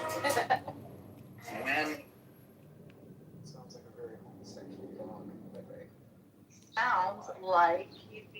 Sounds like Pepe's becoming a family man. And I Is your should be father the head of the household, Pepe? What's going on? That dog sounds a little light in his bark. It's a chihuahua. Her bark. Her bark. Her bark. Oh my. Bad. My bad.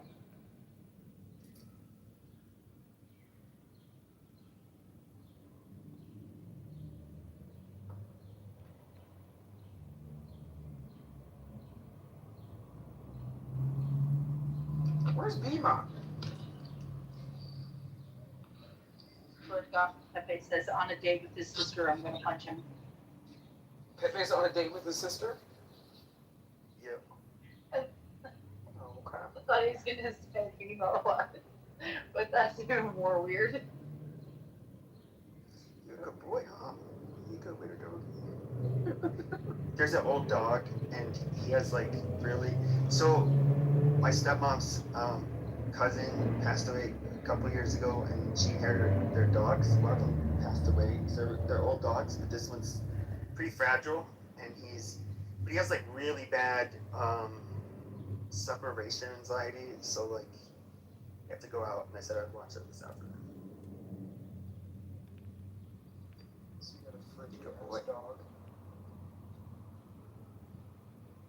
He's naughty, aren't you? So you got a frigid ass dog? Fragile.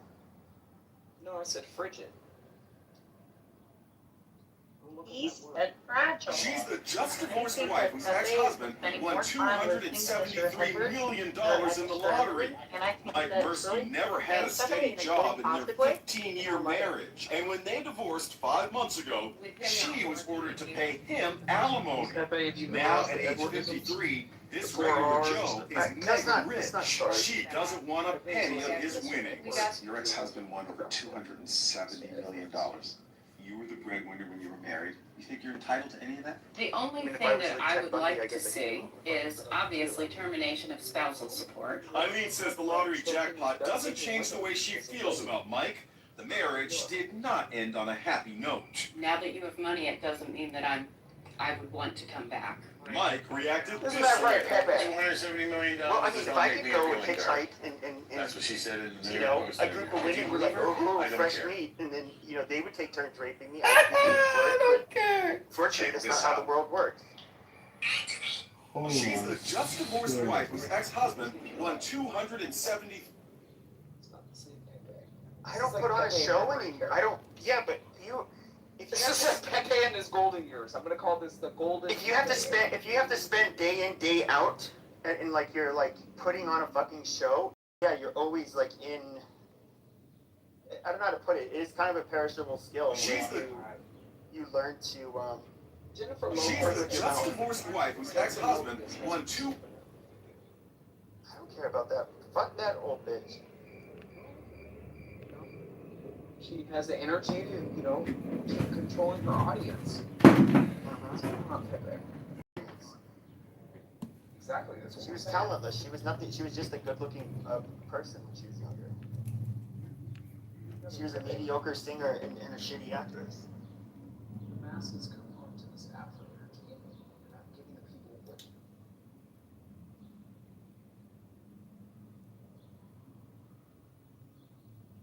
Or your religion was lying to you all this time, and you have a set of empty commandments that don't actually allow you to serve God in any way. You have to admit that Jesus literally changed the world. He's right. Either Jesus is the Messiah, or Judaism is just a lie. It's just completely a lie. It's false. What the Radak says on Yirmiyahu 31:31. Behold, days are coming, ... new covenant.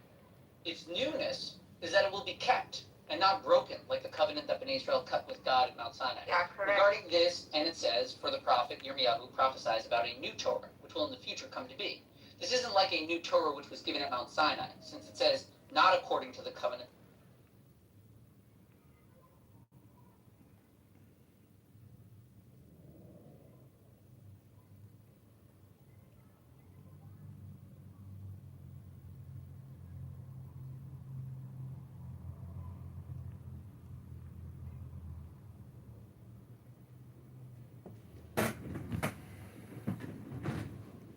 That it won't be a newness of the covenant, but rather its fulfillment keeping, kiyuma, fulfillment. And behold, it says, Malachi sealed the prophets with the seal of his words. Remember the Torah of Moshe, my servant, which I commanded him in Horeb for Israel, both statutes and judgments. That whole section will be in the future, just like it seals. Behold, I will send you Eliah the prophet. Behold, you see that there will never be a new Torah, but for the one which was given at Mount Sinai, like it says, which I commanded him in Horeb. And how can this be? But he is the good of his heart. I don't know. And John was Eli, and Jesus came to. I'll just let you know, the person I'm reading from, the Radak, existed after Jesus. He knew of Jesus' story. He wrote this after the Christians were already alive and kicking. Yeah, but he's quoting scripture. He's quoting Old Testament scripture. So that's fine if you wrote it after. The Lambo. Breaking all the sources to prove to you that there's no new covenant. The newness of the covenant is that the Jews will no longer violate it because it's now inscribed on their hearts. Yeah, but you agreed with me, right? That the establishment of a lot of the covenant, the Old Testament, the covenant between God and Israel, is to establish a nation, right? These are rules for a nation. See, I knew this was going to happen because when Mixed agreed with you on that point, he gave a lot of qualifications, and I knew at the time that people are going to forget all the qualifications and just stick to their original point. Which I told him, don't minimize what the Torah is down to like a constitution. That's wrong.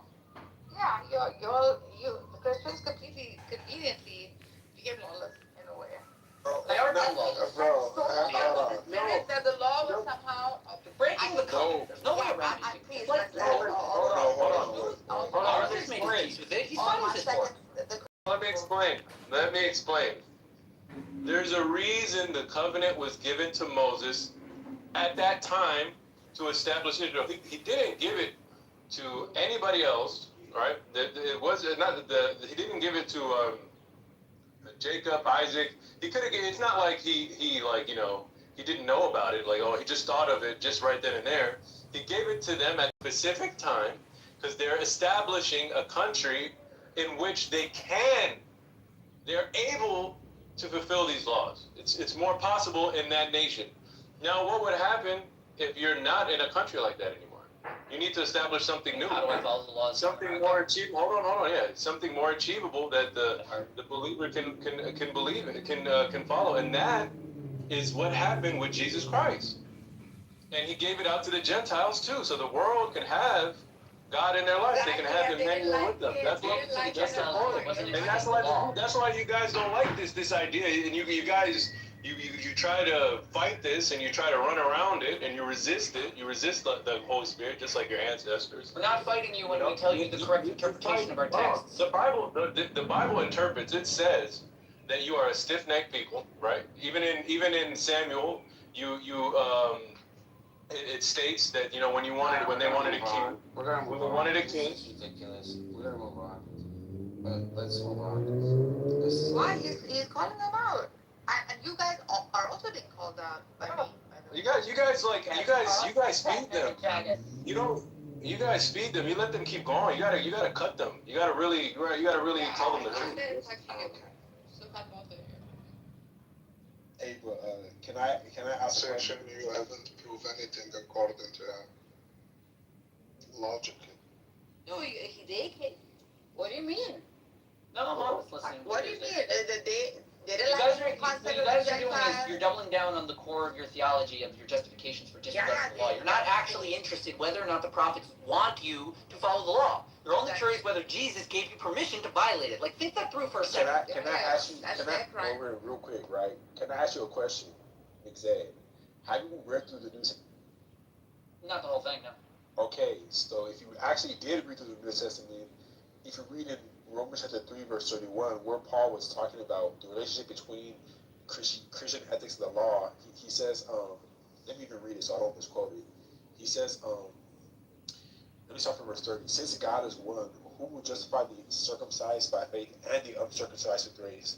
Do we then overthrow the law by this faith? By no means. On the contrary, we uphold the law. So Paul is saying that the ability to be in the new covenant even allows you to do what Mosaic law requires in the first place. This is why, again, the whole abrogation idea that people accuse Christians of is not really something that's justified by our theology, because we don't believe that we're operating contrary to Mosaic law, but we're actually fulfilling Mosaic law. Maybe prioritizing 2 commandments: love God and love your neighbor as yourself. The Jews, How are you fulfilling Mosaic law? How are you fulfilling Mosaic law when you're not taking the first, 3/4 of the law or half the law? Half the law is in doing the law. The other half is in keeping the spirit. You kept the spirit, gave up the law. They kept the law, gave up the spirit. So You what can get was off the spirit, necessary? screw you. Well, I mean, the way Jesus was teaching, right? Like Yeah, all you guys the, are like, just accusing them of that. It's a libel. no, yeah, I agree. The I prophets that did was too. true. Lil Mo, No, no, no, Lilani, no. Lishmor, One Velassos. second. Why? I apologize for that. What Jesus was doing is, look, the Gentiles, the downtrodden, they too must be included. You did not like that. They were like, oh, no, they didn't like the laws too much. So something had to happen. A middle ground had to be set. For that, Muhammad was sent. Neither both of you did agree with that. This is yeah, you don't like it. This is why you both are fighting. He doesn't like yours, you don't like his. But then something has to be done in the middle, and this is what I think. Historically, this would have to have been the balance. Yeah. But then again, Yeah. Can I say something real quick? I would argue that keeping the law means that you are keeping the spirit. No, so I would say this, right? yeah, So, I'm with the Jew on that. You're right. I agree. but that's see. So the two most important commands of the law, right?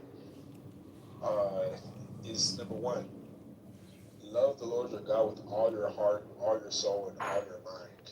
The second most important command is love your neighbor as yourself. The reason for why the Jews did not follow the spiritual laws is because they ignored these two commandments, especially the second one.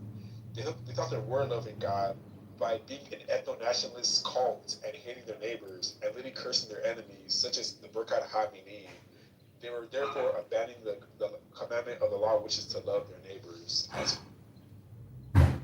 Yeah. Do you know what a min min is? You guys didn't keep one good Minim means Yeah, do you know what minim are? 1 second, one point. You violated one Incorrect. main Jewish principle, the one God. Feature.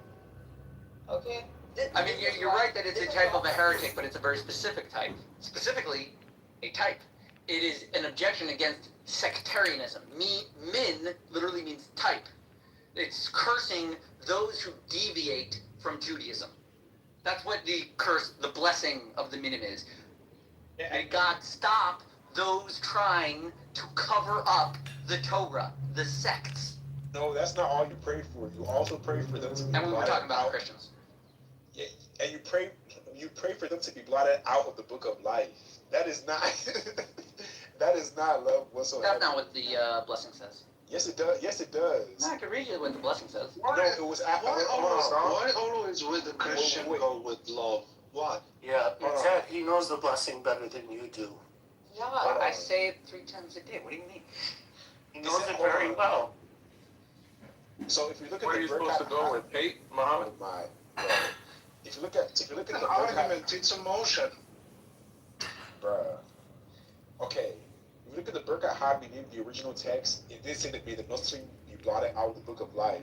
But this was edited under later Jewish texts so that they would avoid direct suspicion out of the majority Christian society to avoid persecution. Let me post a link in this.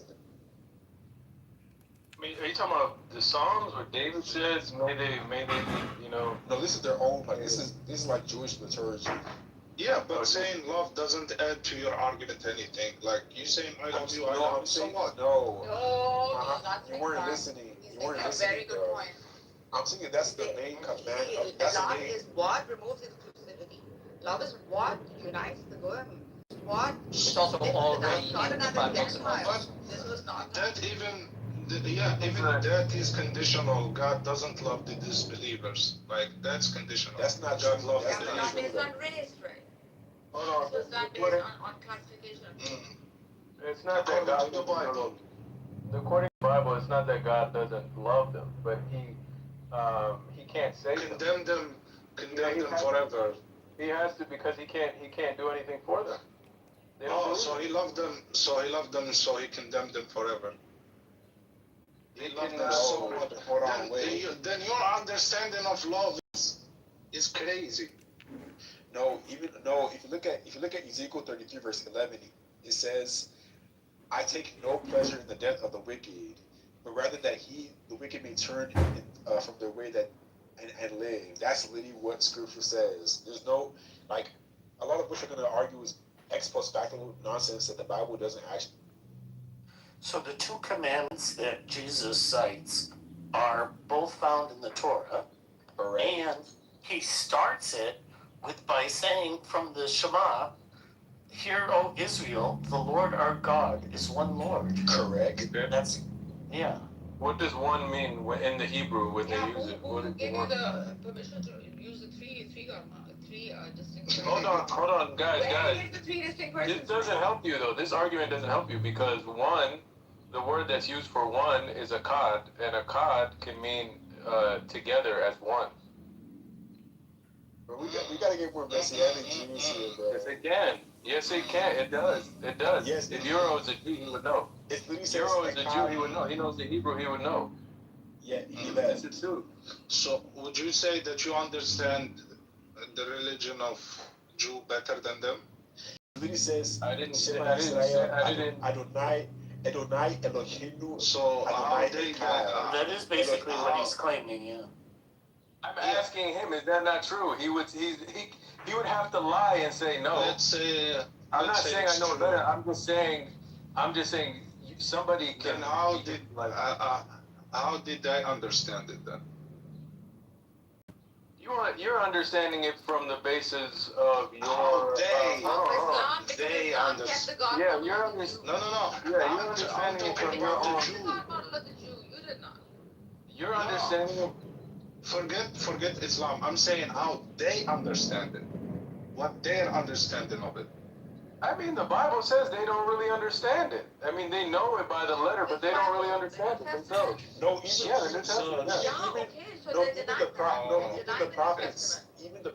even the prophets, especially Jeremiah, which is known notoriously for being the weeping prophet, making correct judgments that the Jews do not know God. This is literally what Jeremiah says. Hence why he promises that they will know God in the future after the exile. They did not know God because they did not accept Jesus. That would be the reason. Not Jesus as God, but Jesus who taught them what it is to love thy neighbor as thyself. This was a basic principle that was violated by the Jew. I agree, and that's why I made the conclusion. Based on that, they do not follow the spirit of the law because the spirit of the law requires them to do that. That was the only argument I'm making. I'm not making like a whole like. I'm not making a emotional sermon like let me show. But you can't. It's Muhammad. The violation of the oneness, the nafs wahid, was what was happening. For this, Jesus was a necessity. So that there would be unity, so that the Gentile would not be oppressed, so that there would not be this exclusivity based on race, color, whatever. And Jesus came to clean that up. And one of they didn't like it. And one of the main requirements. That's not true. I can make the argument for Noah. Like Noah came for all the people also. But there was no people for him to minister to. Everybody else died. People. He basically built a boat, hit out on it, and let all the people die. Yeah. I was just gonna say, as Cora's point, it came from people. Exactly. Like there was no for Moses to besides his family. But that's the argument. You're making. You're saying that Jesus came for all the people. When a prophet is sent, it's sent to correct things.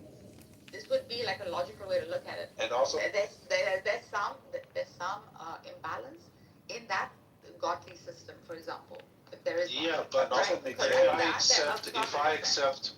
if I accept that premise, and I have no problem with that premise, you have to provide evidence of the correction. Would you accept or not? And also, I want to correct something. Yes. Then if you believe something that they don't believe, you have to have an evidence for it. Real quick, right? They didn't believe anything. I want to correct something. They're making distinction. It was a cultural, social problem that they're facing because of the entrenchment in laws, because of drowning in the laws, and just keeping that without the spirit. They forgot their fellow Gentiles. They forgot the Goyim. Yeah, can I say something real quick? So what? You didn't answer my question. I said I accept the premise that they come to correct. Like I have no problem with that. But for you to make that claim, you have to provide evidence of the correction. Of the divine law. Of the correction. The correction is the one which he read. The Gentiles and what did you read? Love thy neighbors as thyself. Okay. Then if that's the correction, what law is previously was wrong. There was no law that was wrong. I agree with you. That was the crime of Okay. the Christian. The Christian didn't keep the law, right? The law was not the thing. One sec. I can iron out that wrinkle. That Okay, was not then I the thing. agree. Yeah. I agree. I understand your point. Then Megzed have the right to everything he said, because his claim is the law doesn't change. Yeah, and then what we are. Yeah, then what we're arguing? We're arguing the law wasn't kept. That's it. Yeah. Well, for who? For everybody, even the Gentiles. The Gentiles didn't have. They didn't have a law. They were separated. They were made. The Gentiles were not supposed to follow the law. They were separated. But this was their crime.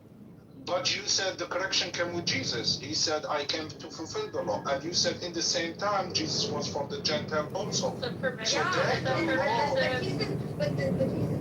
take out the law. These guys took out.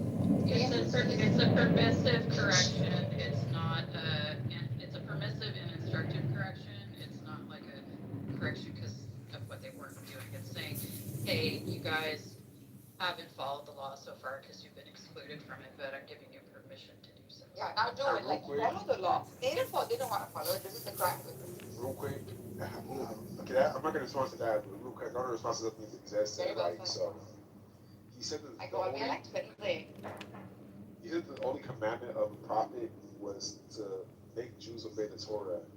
And that is absolutely not true. If you consider how in rabbinic tradition, I think even going up to the Tanaim, Balaam is considered a prophet. But Balaam was a Gentile prophet who cursed the Israel, or who wanted to curse the Israelites until was told by God not to. And he actually was accused of leading the Israelites away from God. So how is he a prophet if he was disobeying the major requirements for prophethood according to Megzed? Yeah, he answered it in the first place. Like when I asked him about abrogation, he said that depends on things that they do at their time. That's it. He didn't say he disobeyed the law. He said, I think you heard him, or I have to repeat his answer. Please go ahead, because I do not recall. Yeah, I don't know the specific that you mentioned, but he mentioned many other examples, like David, like Abraham, like even the children of Adam when they marry from each other. He would say the law didn't come for them. So what they say, like they acknowledge what they did as wrong. For example, if they break the law, but the law didn't exist in their time. The final and the message that the law can complete was at Musa. This is its argument. That's not exactly what he said. Yeah. What he said was that there is no abrogation, that the law it applies all the time, and it's not that the law didn't exist at the time they did these things. He said they didn't know the law, so there were people. That broke the law because of ignorance. Which is a very different thing. Yeah. Yeah, I said didn't exist. I said I should be clarifying. It didn't exist on their knowledge, so the law always exists. You're right. They didn't but they could have included them, taught them, been one with them. They didn't do it. This was their crime. Hey, but how do we break the law? That's his argument. Yeah, I just explained. Yes. So how do Christians break the law? I'm curious. They break the law. They didn't keep it. Such as they kept the spirit. They didn't keep the law. Like I need the particular. The particulars, yeah. I can give you an example, like the law of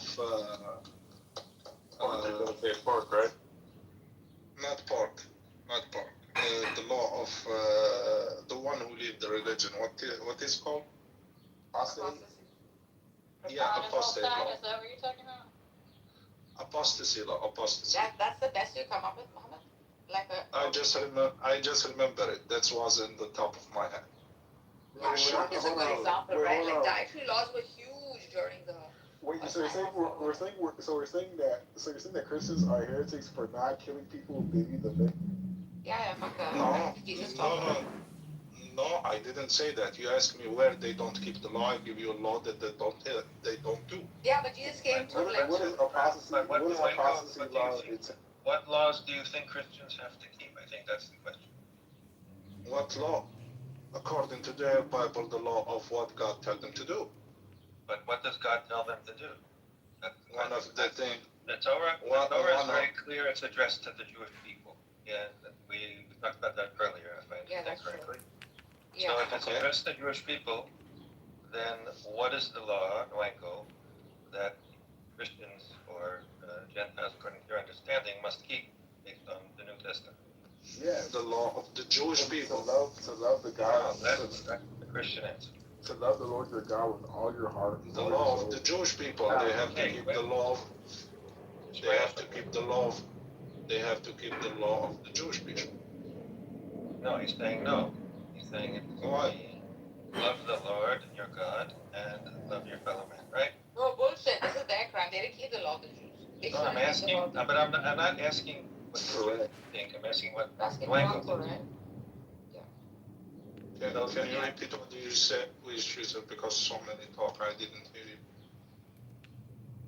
Yeah, Noenko, please again. Hey, Nissan, Can you earlier. repeat what you said? By the way, because I Nissan. think I answered you multiple times. The laws we have to keep are to love the Lord our God with all our heart, all our soul, all our mind, to love our neighbors ourselves. This includes. Okay, if I accept that, let's say, like you repeating it multiple times, give me the verse that's the only law that you have to keep.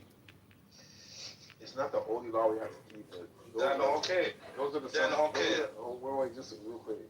That's the summary of the law we have to do. Like, if you do those, and you do the. Then give me a verse that says this is the summary. No, how? This is a simple question. How do you do those things? Those two. I think you should use this by predication, right? What does it mean to love? If you understand that, then you understand what it means to love God and your neighbor. No, that's not how you do it. Hold on. The point is that Jesus says that this is the summary of the law, and he's talking about the Jewish law. Hold on. The Torah talks about Shabbat. How do you do that in a way that expresses love for God? How do you do that? They don't. What does it mean? What does it mean to keep the Sabbath? We don't keep the Sabbath. Right. They do Shabbat. So again, we don't do Shabbat. No, we don't do Shabbat here. There's a fragment of a Jewish-Christian dialogue called the Dialogue of Jason and Pipiscus, which was written probably by Aristo Pella from Jordan. But this is like a Jewish-Christian dialogue written by a Jew that explains like the Christian perspective on Sabbath, like this early 2nd century. It sums up our position like perfectly. I can say. Meanwhile, what I'm asking you is fine, but my question, the reason I asked about how. You should answer this question. Why don't we keep Shabbat as Christians? Meanwhile, why? Why not? Because Jesus is our Sabbath. But so all right. But so what? No. The Sabbath is another question. I'm asking you, do you keep Shabbat as a Christian? Do because Jesus is our Sabbath. Jesus is the Sabbath. So where does it say? Can you tell Muhammad where it says that we have to keep Shabbat? Because we don't. We don't have to keep Shabbat. Mom, do you keep Shabbat? Because this is going to trickle on you. Maybe you have to tell us that we have to. This is your opportunity. Did Muhammad say we have to keep Shabbat? But I'm asking a more basic question. The commandments to love God and to love people, right? That's the issue. Now the question is, how do you accomplish that? And if you don't have the laws, as I was talking about before, then it's essentially up to every individual to decide what that means. Yeah, and when Jesus mentions these two laws, he specifically references the entire law. He's not saying that these two commandments replace the law. He's saying that this is a summary of them. He says these are the greatest commandments, these two, which are both from the Torah. So he's not, in that instance, he's not rejecting the law or the Torah. And he even starts that sermon by citing the Shema. That's how he introduces these two commandments. So, Yoro, v'ahavta l'recha kamocha ends with Ani Hashem. So they're connected. But look, in the Jesus, even in the Sermon on the Mount. Wait. Don't let this slip away. Don't let this slip away. So did Jesus know and tell the Gentiles, like how Muhammad is saying, now that Gentiles, since he came, have to keep Shabbat as non-Jews. Did Jesus ever say that? Because I don't remember him ever saying that. No, of course not. The law is for Jewish people. It is not for Gentiles, and it never was. So I don't know why people get confused. But not just the Jewish people. And that's why Muhammad is so confused, because I'm saying, like, women should. Yeah. Where's the grafting then? Because it was clarified by St. Peter in Colossians chapter 2, verse 16. Therefore, do not let anyone judge you by what you eat or drink, or with regards to religious festivals, a new moon celebration, or a Sabbath day. These are a shadow of the things that were to come. The reality, however, is found in Christ. That's why. Yeah. And just to clear things up, because somebody made a reference to the daily blessing. If you read this blessing, it is not anti-Christian. It's very specifically cites people that are in error of the law. So it's a reference to Jewish people that have committed some type of apostasy. So who are the who are the Gnostics? I'm not dealing with this ignorance today.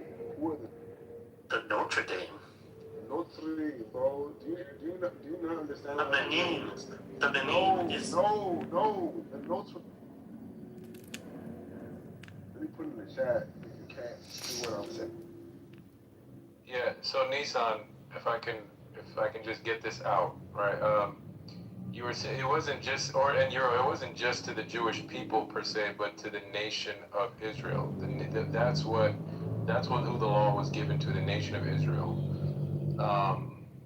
And that nation that was founded under God does not exist in that way anymore today. Where those laws are implemented. So it wasn't just laws implemented for a religion. It was implemented for a nation, because those laws aren't being implemented in Israel today. No, the point I was making, I'm not disagreeing with you. My point was, this law does not apply to Gentiles. So this argument that people are making, doesn't apply to Jews today either. Well, that's a different argument, but I'm just sticking to the point about whether it applies to Gentiles. It doesn't apply to Gentiles, and it never applied to Gentiles. I don't understand what that means. There's nothing wrong with that. The Jews have been applying the laws consistently. Do they? The Bible says they never kept the laws. There's 600. That's why they got kicked out of there. That's why they got kicked out of their nation. No, there's very specific ones that's about. That's true, but that's not relevant to whether you keep the law or not. Just because you are a law-abiding citizen and once in a while you don't report taxes, it doesn't mean the people as a whole. Yeah, God understands. God understands that. That's why that's why there's forgiveness of sins. They were not keeping the laws at all. That's why they got kicked out. It wasn't. But that is not. Listen. As a practicing Jew, we are keeping the laws. There's no question. Is everybody individually doing it? No, of course not. But that's true of all legal systems. No, bro. I'm a practicing Christian, and I'm not following those laws because it's been fulfilled through Christ Jesus. If God is true, then you're lying right now. They never kept the laws. That's what the Bible. Not one single person kept those laws. We're just reminding ourselves here. Not one single person could. This whole thing doesn't make sense to me. Not one single person could. It doesn't make sense. Okay? There's 613 categories of laws. Never mind laws. Categories of laws. So some apply to Kohanim. Some apply to women. Some apply to men. Some apply to owners of slaves. Some apply to people who lend. People who have business. Some apply to people that travel on the sea. Some apply to. Nobody could keep all of them. That's clear. Even those that apply to me, let's say, I am not 100% following them because it's difficult, because I'm tired, because of God knows what. Okay? Because you're not in a nation of Israel. And as a society, it's applied. These laws were given to a nation of real people, not a nation of angels. A nation of real people. I understand that, right? But within the nation, it's more possible, I guess, within the nation. Now let's just apply it to yourself. Because I'm sure they even follow the law better than any Jew could today. Simply, just logically thinking about it, because they had a nation that those laws were implemented on. Now you live in a Gentile nation, or even if you live in Israel today, they are not abiding by those laws. They have their they have a totally different set of laws. Hold on. But it's a process. You know he doesn't have charisma. To Israel is charisma. You need to not be Donald Trump. It's true that in outside Israel there were limitations on what could be applied. But the whole purpose of return of the people to the land of Israel, according to the Bible itself, is to now apply it on a national scale. As it's meant to do. But they Ari, didn't. if you're just gonna keep repeating over and over, they don't follow the law, they don't follow the law, they don't follow the law, listen. That's not all I'm saying. That's not all I'm saying, Megatron. But Megatron, that's not all I'm saying, dude. That's not all I'm saying. You said it, you're gonna say it again. I'm saying it, but that's not all I'm Say it saying. again, and it's an answer. I'm rebuttaling to what he said. Like it gets boring. I'm rebuttaling him. I mean, you guys are boring. You don't even keep. What are you talking about? You're boring, dude. What do you mean? Keeping the law? No, that's not what I'm trying to say. If you pay attention, that's not what I'm trying to say. You go over there and start telling them to keep the law there. I don't know. I'm not saying that, dude. Pay attention.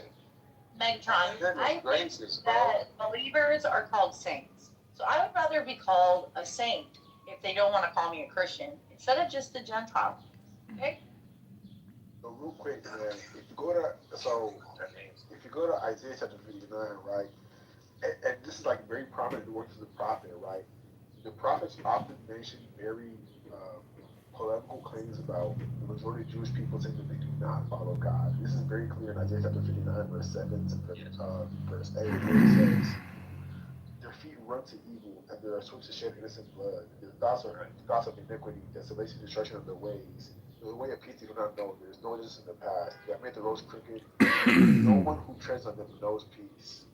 Therefore justice is far from us, and righteousness does not overtake us. We hope for light and behold darkness." So, right? So this whole notion. So it's 3,000. Hold on. It's 3,800 years of history. So there, if you open the Bible, all of it, you will see there are periods where the Jews are keeping the rule, and et cetera, et cetera. And there are periods when they're horrendous and terrible and not keeping the laws and they're being nasty people. So what? That's not relevant. To the everyday citizen. You do those 5 things, bro. It don't even matter if you don't have oil in your country. America will go there and fuck you, bro. They will fuck you, bro. Oh my God, French. No, I think France is the worst, bro. I think France is worse than the US. Nah, bro. Listen, I'm gonna post here what we have They still control the CF. As an imperial force, France is, I think, historically worse. Yeah, they still. Well. I mean, France has the right to defend itself. They had an empire for longer than America, so obviously, and then also like America's charged with accused of this sort of neo-colonial. We do it clandestine. Campaign. But yeah, as in America There's was nothing behind. we can do. America supported a lot of the independence of a lot of these African states because obviously they had kind of more sort of sinister neo-colonialist designs on Africa, like military bases and whatever else, rather than actually having colonies. But it's not. Some of the resources are really frivolous, like not necessarily frivolous, like bauxite, sugar. Just recently, those like pistachio lobbyists that were basically, hawkish on Iran, basically trying to lobby the president to go into Iran because Iran's one of their. So it's like it's really, bro. What? The pistachio. Really frivolous commodity. PTR concrete and everything. This is a French design or a Polish design. It's a real weapon. What'd you say? What the hell? No, I said no. That was Big Nut, the lobbyist, bro. This nigga. Hey, don't try to ingratiate yourself with the crew by funny jokes, because nigga, you are with the you are feminist. You're on the outs. Oh yeah. You don't like the crew. You want the crew to fucking I'm a big fail. time feminist, bro. I don't deny it, bro.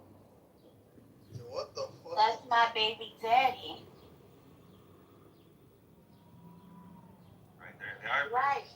But they didn't fulfill it. Why? They couldn't Put it in the unify. fatty part They of your couldn't stomach, unify. Megatron. This was the problem. They couldn't unify. It just after all. So what they're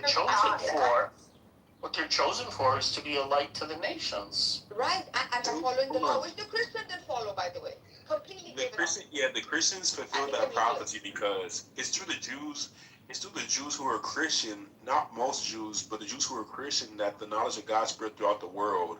The Jews at this time period were very exclusive and did not want to associate with Gentiles. You also gave away with the laws. I mean, the Jew was very That's well. not the point I'm making right now. No.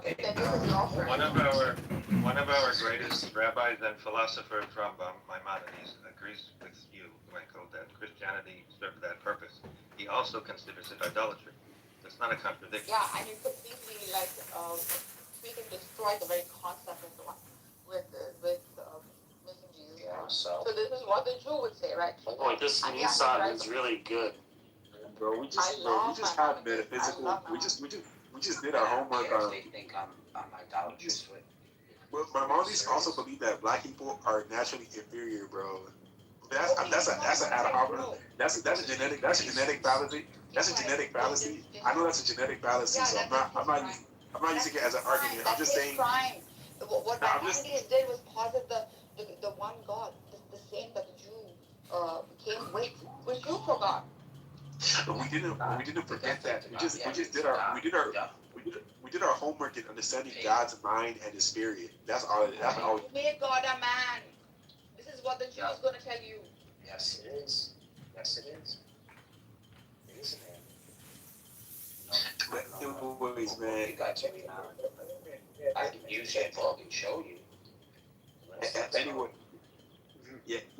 yeah. So if you go to Isaiah 6, beginning chapter there. All right.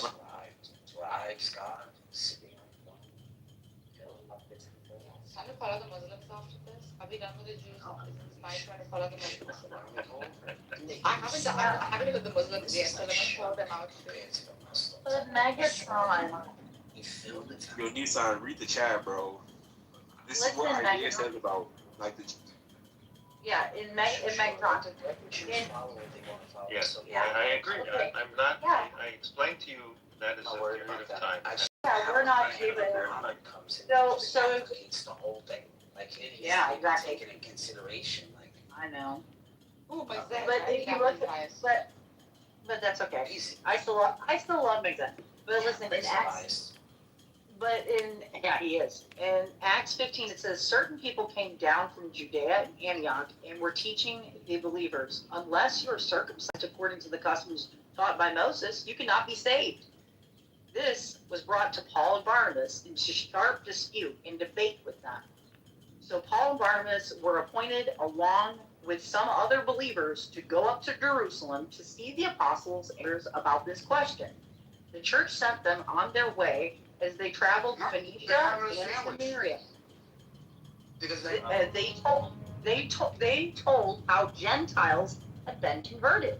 The news made all believers very glad. When they came to Jerusalem, they were welcomed by the church and the apostles and elders, to whom they reported everything God had done through them. Then some of the believers who belonged to the party of the Pharisees stood up and said, the Gentiles must be circumcised and required to keep the law of Moses. The apostles and the elders considered this question. After much discussion, Peter got up and addressed them. Brothers, you know that some time ago God made a choice among you that the Gentiles must hear from my lips the message of the gospel and believe. God, who knows the heart, showed that he accepted them by giving them the Holy Spirit to them, just as he did to us. And he did not discriminate between us and them, for he purified their hearts by faith. Now then, why don't you try to test God by putting up the next to the Gentiles a yoke that neither we nor our ancestors have been able to bear? No, we believe it is through the grace of our Lord Jesus that we are saved, just as they are. Hey guys. Sister, I'm about. Can I? That was amazing. No, because I'm about. Yeah. This will take like 5 seconds. Stop.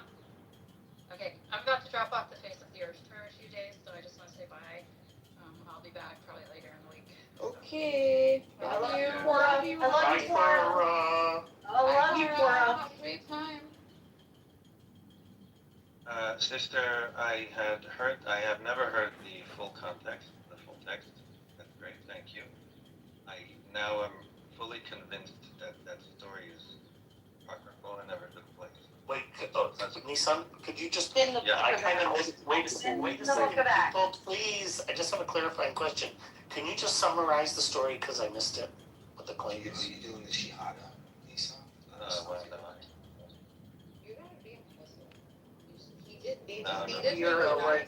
They just needed to stop with the exclusivity, and especially needed to keep some of the. Well, can you finish? I not make Jesus a. Let him finish his point. The only reason why I asked is I lost the train and I'm not sure which story he's referring to. Well, it would be unfair of me to try and summarize what the kid here. No, but can you just make a reference to the story itself at least?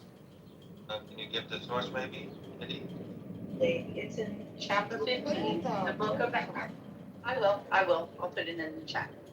It's in chapter 15 in the book of Acts. He's talking to Peter and Barnabas. So they went to Jerusalem and they said, hey, all these Gentiles are saying that they're getting saved. How in the world can they be saved? They haven't followed the laws of Moses, man. If they're not following all the laws of Moses, getting circumcised, and they have to follow all dietary supplications, if they're not doing that, then they can't be saved. And what Peter and Barnabas came up with is they said, hey, listen, all of us sinners should not deserve grace, the salvation of grace, but only by Jesus will they be saved. So that is why Christians do not follow these Mosaic laws. We have Jesus. Okay, that's fine. I'll let so when Nissan finishes, I have something to say about that. Right. So I had never heard the full text. That was great. However, because you came with the full text, I am now fully convinced that that story never took place and is apocryphal or is a much later invention. And the reason is because we don't have a concept of that, of being saved from anything. That is completely a Christian concept. It's not in Judaism, it's not in the Torah, it's not in Tanakh. It is nowhere. This idea that you are condemned and you must be saved, it doesn't exist. And there's another problem with this story. I'm sorry, I didn't mean to interrupt you by talking first. There's another problem that is related to what Nissan's saying. It is not the Jewish position, and has never been the Jewish position that to merit the world to come, that you have to be Jewish or that you have to follow the Jewish law. So this is simply not a Jewish concept at all. Of course, other people can merit the world to come that are outside of Judaism, and those people do not have to follow the law. And not only that, they're called non-Jews, and non-Jews specifically not only are not required to follow the law, it's actually discouraged. So it's just simply not true that there was some sort of discussion amongst Jews that, oh my God, what are we going to do with all these Gentiles not following the law? That would have been normal. No, what I'm saying is that there was Jews becoming Christians. Real quick, right? Yes, you're onto something, right? But if these were just Jews talking about following the law, you'd be right. But these are Jews who, for some reason, believe in Jesus Christ as their Lord. So they're part of this proselyte movement. And at the same time, they wanted other people to follow the law. So this actually did happen. And we have reference of this based on the letters of Apostle Paul himself and also the early apostolic fathers who were living alongside Jews, which is why they dedicate people to avoid Jewish customs. So this did happen. No, I understand it, and I'm familiar. You're right. They didn't reflect the Jews believe that you have to follow. They didn't believe that you have to follow the laws to be saved, to be redeemed by Jesus. Correct. But it's a group of Jews who were Christians. So you are conflating. Yeah, I agree with you, and I'm familiar with what you're talking about. I'm just making this distinction between this idea that Gentiles have to follow the law. That's not a Jewish concept. Now, if you're talking about Jews, the normal conception is yes, they do have to follow the law. Hold on, wait. I'm learning something here. So, Michael, if I understand you correctly, you're saying that certain group of early Christians thought they had to convert to Judaism first in order to be Christian. Yes. Right? You couldn't be a Christian unless you followed Mosaic law, is what they were saying. And so what happened, Paul was writing these 13 letters, one of which being to Colossians, to the Colossians, to the Colossian church. He said, listen, man, you are Christians. It doesn't matter that you're Jewish. You can be a Christian, but you can only be a Christian not because you follow these Mosaic laws.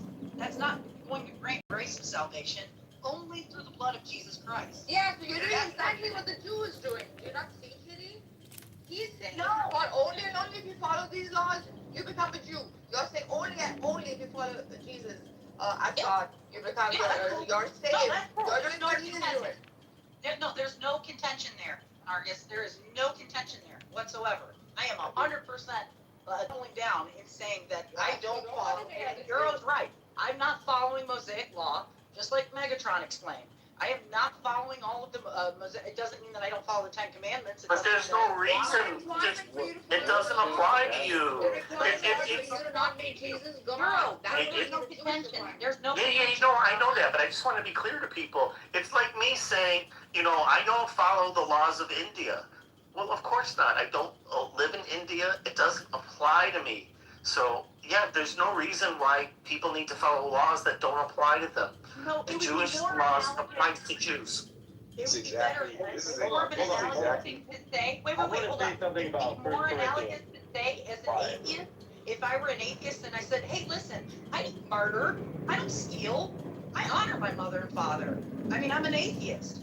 That's wonderful. As an atheist, you can do those things. But unless you accept the blood of Jesus Christ being the only way to salvation through grace and grace alone, you're not saved and you're not going to heaven. And that's what Christians believe. Not what Jewish people believe, not what atheists believe, not what Muslims believe, but Christians believe that. Yeah, the most biggest exclusivists, even more than Jews. Even more than No, the Jews are not exclusivists. Jews are not uniting with you. Can we The Jews are the opposite of exclusivists. That they are. Can we figure out what laws actually apply to Goyim? Can we figure that out first? What laws actually apply to the Goyim? Noakai laws. The laws to stop, so the laws to avoid idolatry, the laws to not consume blood, the laws to avoid sexual immorality, and the laws to not consume what is strangled. Which is funny enough, the same laws that James actually prescribed for the Gentiles who were becoming a Christian. Acts 15, right? Yes. That would correlate with 1 Corinthians 5, right, where Paul gives someone to the destruction of the flesh because they slept with their father's wife. Right. But I want to. So, that's sexual immorality, right? That's Leviticus what? Esau. What Leviticus is sexual morality? Is it 18? I'm not sure. No, Paul even doubles down by saying that he doesn't that not even the Gentiles do, meaning that it was something commonly known amongst them not to do, which means that it was a severe abomination due to even in Gentile common law itself. Yeah, but there's like the sexual immorality laws are explicit in multiple different ways. It's not just sleeping with your father's wife. It's like don't sleep with animals. It's like don't sleep with your sisters, your brother. There's a lot, right? There's not just like one law. Correct. So Act 15 expands. And there aren't dogs or brothers or cats or anything like that either. No, it's not sexual immorality. It's more than that because we see Lot messing it up. We see Abraham messing it up. The law comes after them, right? And the law says you shall not even be with your first cousin. So let's just look at it that way. The law is transformative. It is becoming stricter. It's becoming more understanding. Like if you went to a Muslim country like Pakistan, they're still sleeping with their first cousins. It's not healthy. It is not producing good fruit from the womb. It is not beautiful in the essence of productivity for the purpose of fruit. from the womb of a woman. Yeah, not everybody So, marries their cousin. Stop this. How do you have sex No, with no, Yeah, I'm them? just be honest. just saying, No, stop it. This is, yeah, who cares? That's culture. They've been doing it for like years and years. This is not what Islam preaches, right? Okay. It's not saying you have to marry your cousin. And then, I'm gonna try to I come didn't after say that. this. I just I'm said, gonna devour Islam after this, but this is not the way to do it. Filipinos and Filipinas, Nargis, I'll go that way. They have a huge incest issue, and they're mostly probably Catholic or some kind of Protestant. Okay? Does that make you feel healthy? It's not good. I'm not saying that. Who's propagating freaking cousin marriages? I'm saying it's not mandatory to do it within Islam. Like, see, it's been a very good day today, being extremely honest, transparent, unbiased for Euro and me. Okay? To see through, and Cora, who left, to see through it and from the outside, call out what is missing to an unbiased law. To a biased law. And this should be like, we should accept the truth. The only time we accept the truth, we align with reality. And in that, there is success. So how many of your cousins? How many Yeah, of your cousins did you? Can we not continue that conversation, please? Yeah, we go to that after this. How many cousins did you have sex with? I have agreement here. I don't know any of your religion, so I'm just calling you on. So you've had sex with all your cousins. Anyways. I don't go to any of your freaking organized power structures, bro. I'm calling you out. Don't you see what I'm doing? Anyways. Yeah, so the whole point about Acts chapter 15, right, is that these were not like this is like if you these were not just regular Jews who were like Gentiles who must follow the law. Like that would be insane because there would be no proselytizing reason for the average Jew to even associate with a Gentile. Background. And you never heard the mom. Oh, he was a stay-at-home dad, though. Yes. You know that? Well, I mean, I ended up figuring it out because, of course, he used to come on here with his real name, and then I would see like, oh, your wife's family has some money, and the wife works, and you're the stay-at-home dad. Amazing. But here you are trying to act like you are this guy who worked yourself up in corporate America, and you work for a pharmaceutical company, and you're a scientist, and no, he's just full of shit. Well,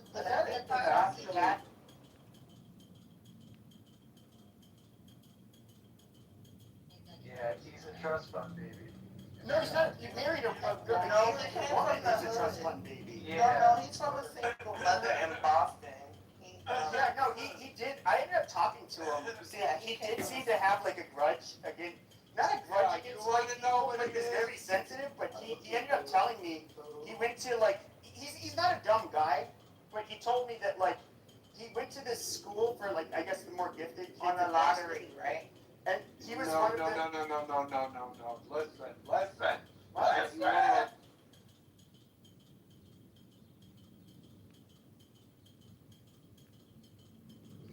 The Medco program, which voluntarily bused black students from the inner city into the suburban schools so that they could get a better education. No, that's what we're saying, Alan. No, I was wrong because I thought he would win some of the magnets. No. He did. Yeah.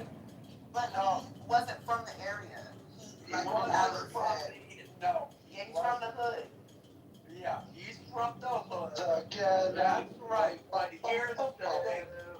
Not all the parents, whatever city he went to, not all the parents liked it. So he felt unjustly targeted or whatever. But he did that to me.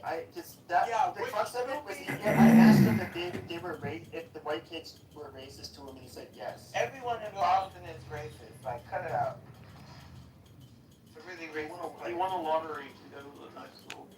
Yeah, and that's good for him. But he just wasn't what he was all cracked up to be.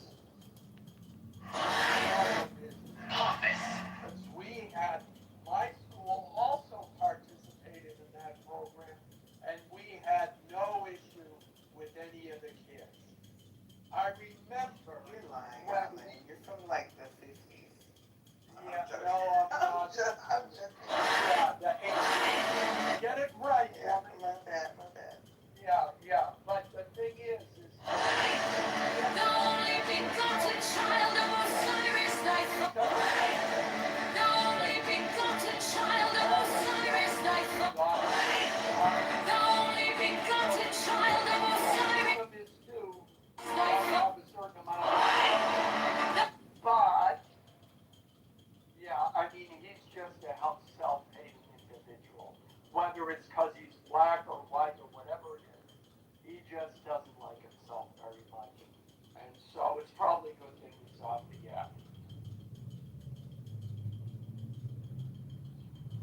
maybe he went back to work. Because he really just disappeared. He owed some people money.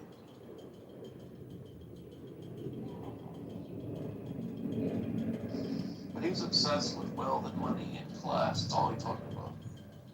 My daughter's tuition is this. You guys can't afford it. I have no doubt in my usually people when they project, like I had a guy the other day was talking about how he's so broke. I'm like, what? Like, you know my financial situation? He's like, yeah, you're broke. I'm like, bro, like usually when people say that shit, they're projecting like that they're actually broke, you know? Yeah, it's not what you make, it's what you keep.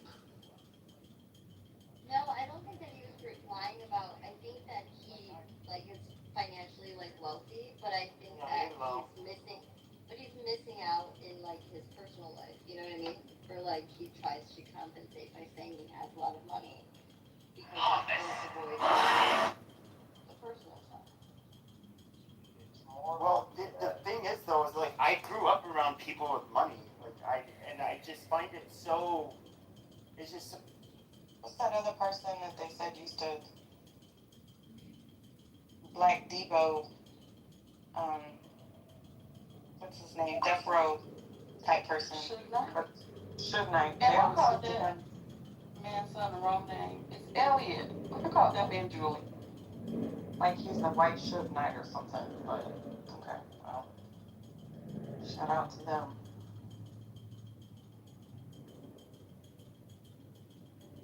This is also random since we're talking about rappers. I did not realize that Lil Wayne espoused white people so much. Chicago man. I know this is sounding incredibly tone deaf for me. I have European blood, don't come for me. At least our generation's back, so I can talk about white people. Why is he always praising white people?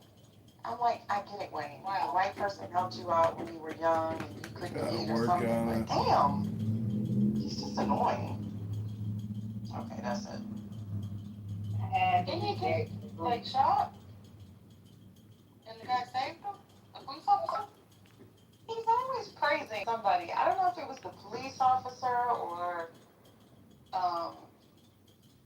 it's like, and then he married Toya and then he just like lost his mind. It's like he became less New Orleans, if that makes sense. Like, I don't know, every time I hear a story about him, he's just really disappointing because I love Wayne Down, right? He's a New Orleans rapper, 504, you know, but I'm just like, bro, I don't know, something is, he's just gotten, the older that he gets, I don't know if it's that lean or whatever he been smoking or drinking. I'm like, Wayne, everybody's against him.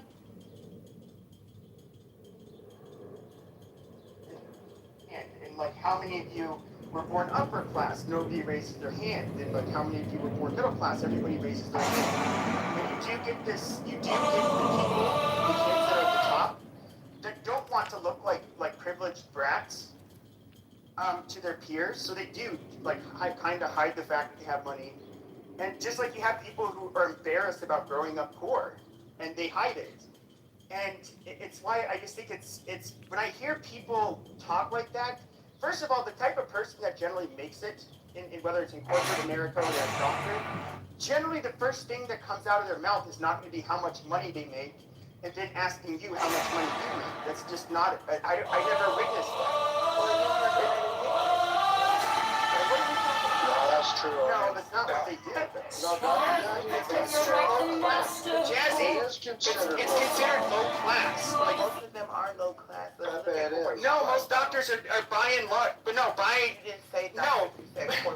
nature, most doctors are absolutely not low class because it takes a person who's a pretty studious and intelligent to become a medical doctor. They're literally not going to do that. That's going to mean that they're not low class. Share the stage a little bit. Class means you're like fucking dumb, lazy, dysfunctional, that kind of shit. Holy fuck, bro. One second. So Share the stage a little bit. most of these people, being smart and all that stuff, unfortunately, it doesn't give you a class.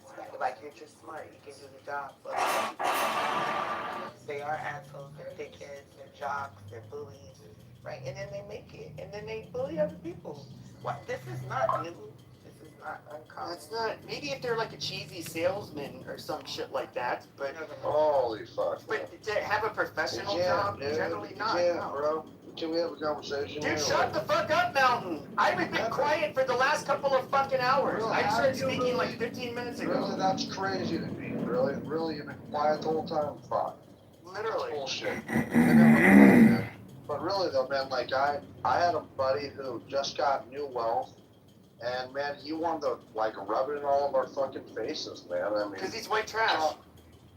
Well, I mean, But you're whatever. acting like white trash doesn't make it to the top, and that's what I'm trying to Okay, tell. there's a difference between you can be somebody who opens up a Jesus business Christ, bro, and you you know can be what? rather Stop. successful. You can be a salesman, make a lot of money. Does not But shut up. that is not. But what I'm talking about is he's somebody who tried to make it sound like, you know, oh, I have this master's degree, I work in big pharma, and the executive level. Like, in other words, somebody that would not be low class, somebody who would have status.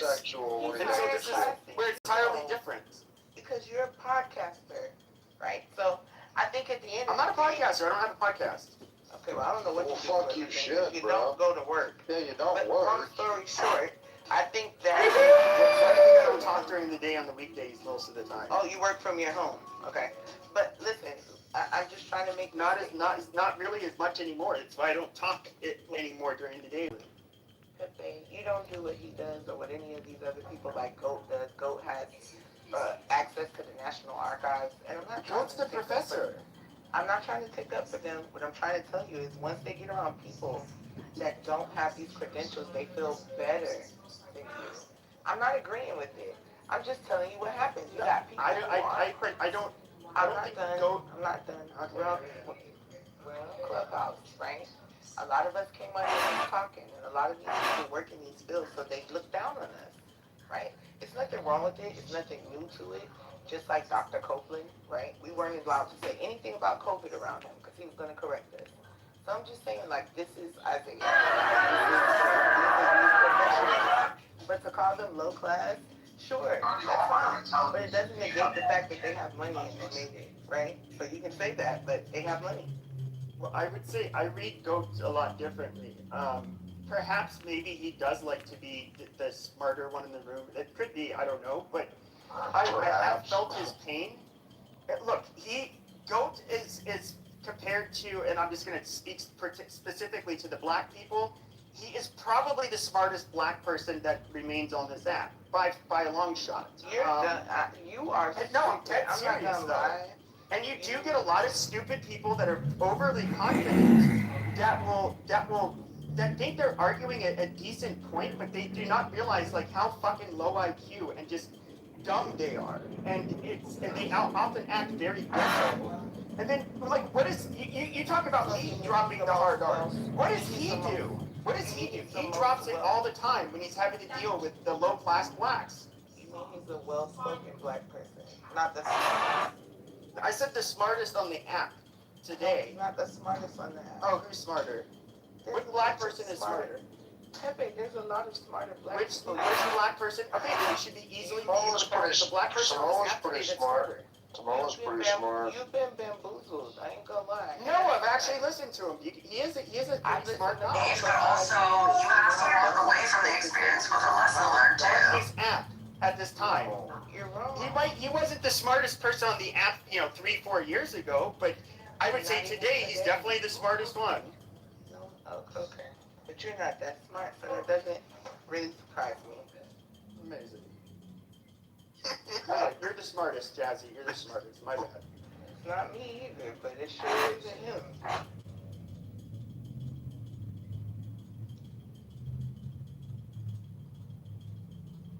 But enough about Isaiah. We are $38 trillion in debt. So if you have to look at that as the It's mostly just performance art. And aspiring entrepreneur. Yeah, he's very performative. He's very performative. But Pepe doesn't know that yet. I hope he sees it soon. I've talked to him. I've talked to him for years. He is somebody that would directly come into my rooms and try to debate me. There is. You're easy. I know he packed you up.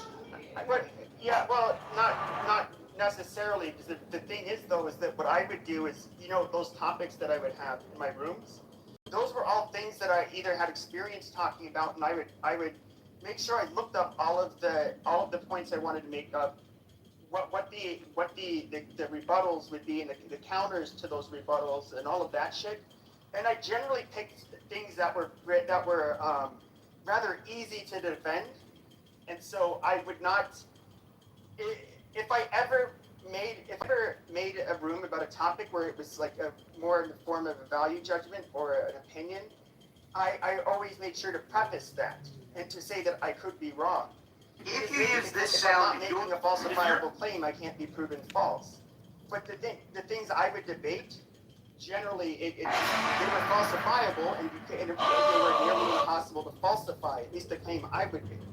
So it never really, it's how do you win a debate against somebody who would use that tactic? It's pretty difficult. So you're saying If I made outrageous claims, then yeah, he would be a force to reckon with. So Isaiah has a master's in racial studies, is what you're saying. I think he has a master's in. I think he might be more art theater or some shit. I'm not sure.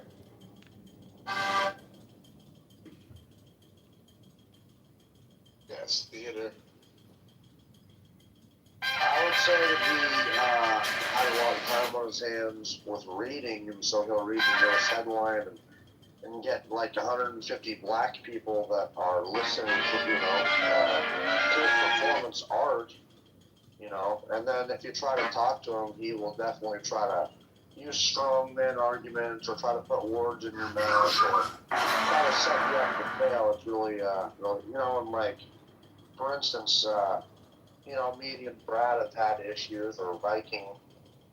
Whenever I come in, he lets everyone know before I talk that, you know, I did certain things to Brad, you know what I mean? So basically I'm unqualified to even be heard, but it's just, he's weird, man. He's weird, but I've dealt with Joe for a long time. He likes to humiliate people. He like gets off on punching down. Is what it That's seems a like. fact. And he's a predator, and I mean, nobody told him I said this, so I don't really care, but I think he preys on black people who value education. He postures himself up by being a professor. And acting like he's the only voice that matters, right? And he has I all know. these stupid people with degrees Yeah. who value what he's saying. He has a cult over there, and they've been riding strong for like 5 years. Yeah, they worship him. Fucking worship him because he's like the only informed voice, but not really informed. He's propagandist. It's fucked up, bro. And he's a huge advocate for women. He stands up for women all the time. Yeah, I'm here now, guys, so you can mob me up. What's up, Acoustic? What's up, man? What's up, Jazz? How's the baby? Good? Yeah, all good. Hey, yo, Prashant. Say it, Augustus. My boy Prashant.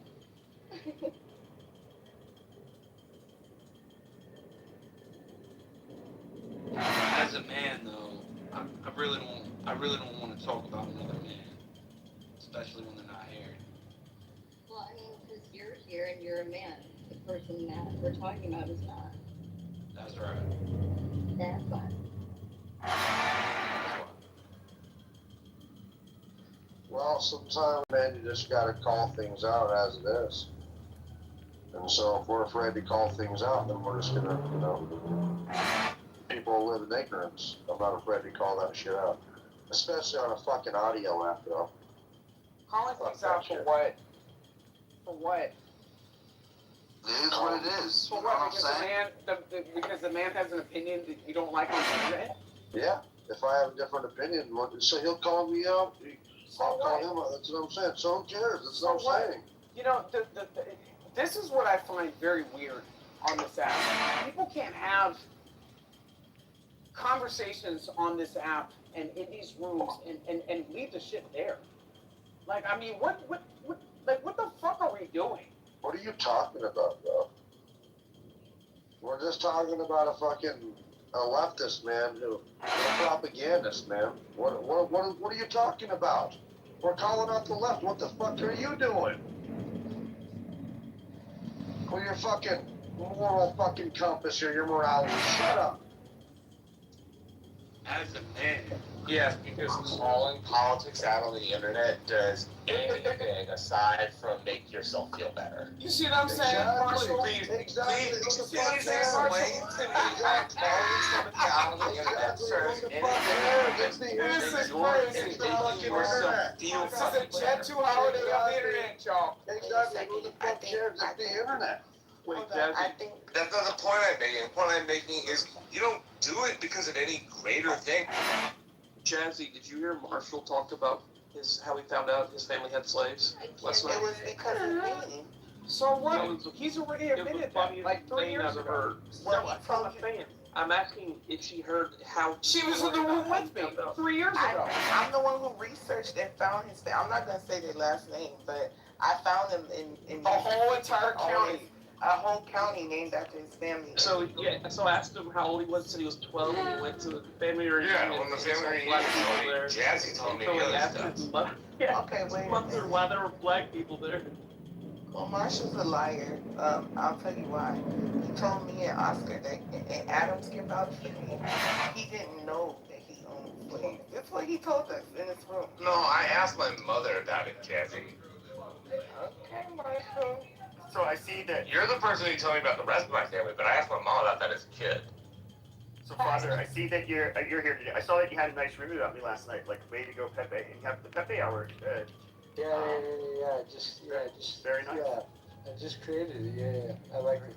I don't know about America, but do you guys in America also have a lot of people sharing the same last name but you don't even know each other? Yeah. Smith is the most common surname. A lot of people got to choose their surnames because they didn't have one. Because only noble people really got a last name. Do you have a system? A lot of servants, everybody just chose a last name. Do you have a system on how, like, name, like, for example, like, for example, you'll see, like, son, S-O-N will be at the end of a name. It's pretty common. It will mean, like, it's somebody's son, or it could be, like, an occupational last name, like Goldsmith, or shoemaker, that kind of stuff. But do you have anything, do you have any, do Persian last names work the same way? Do Persian last names, do they, like, for example, here, like in English, you'll have, like, son at the end of a lot of names. You know that you're something.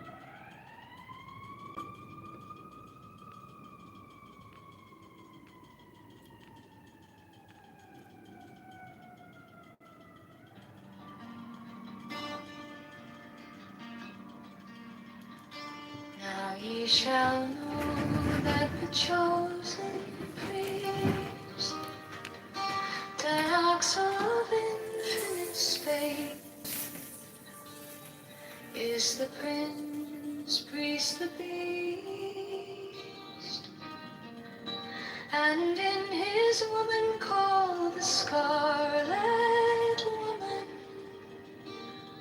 is all power given. They shall gather my children into their fold. They shall bring the glory of the stars into the hearts of men.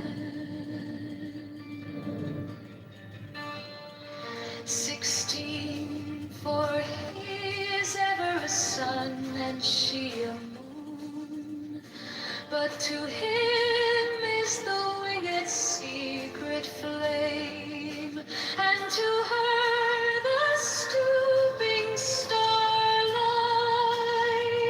but we are not so chosen.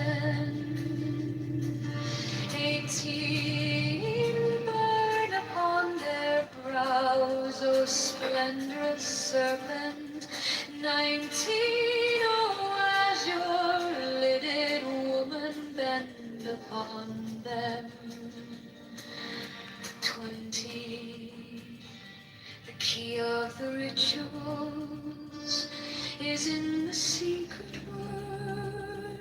which I have given unto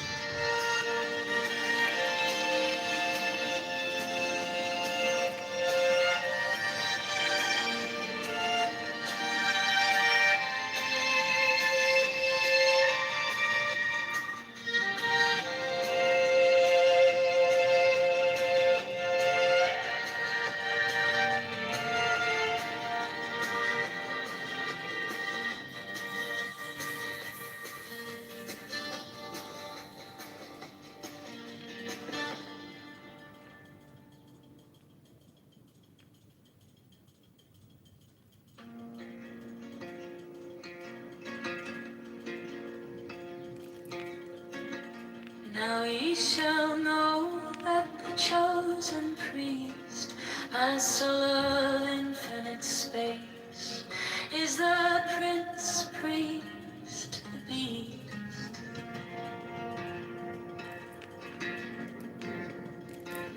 And in his woman, called the Scarlet Woman, is all power given. They shall gather my children into their fold. They shall bring the glory of the stars into the hearts of men.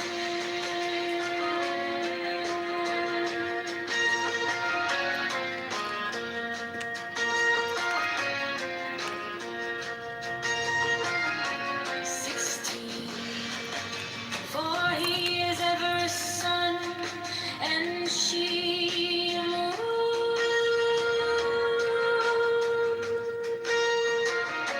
But to him is the winged secret flame, and to her the stooping starlight.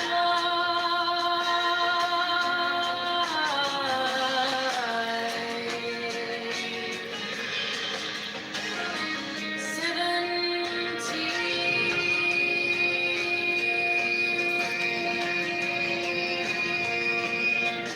But ye are not so chosen.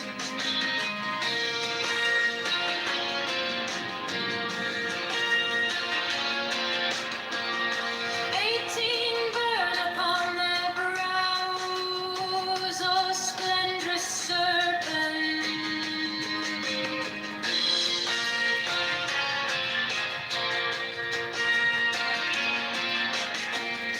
19. Azure-lidded woman, bend upon them. 20. The key of the rituals is in the secret word which I have given unto him.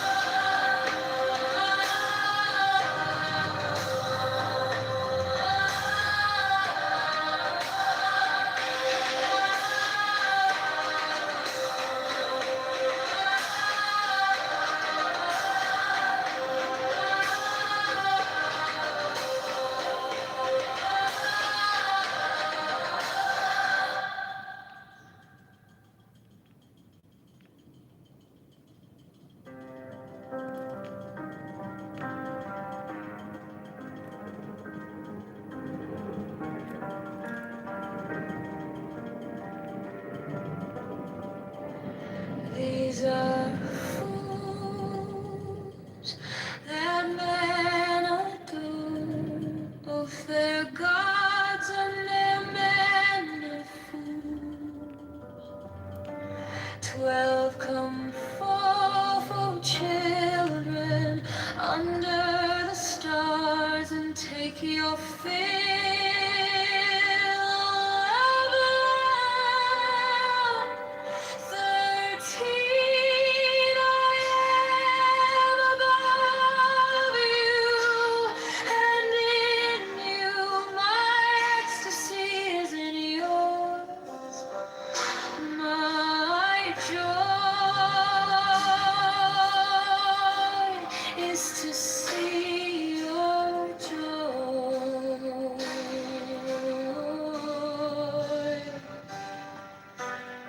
14 above, the gemmed azure is the naked splendor of Nubis.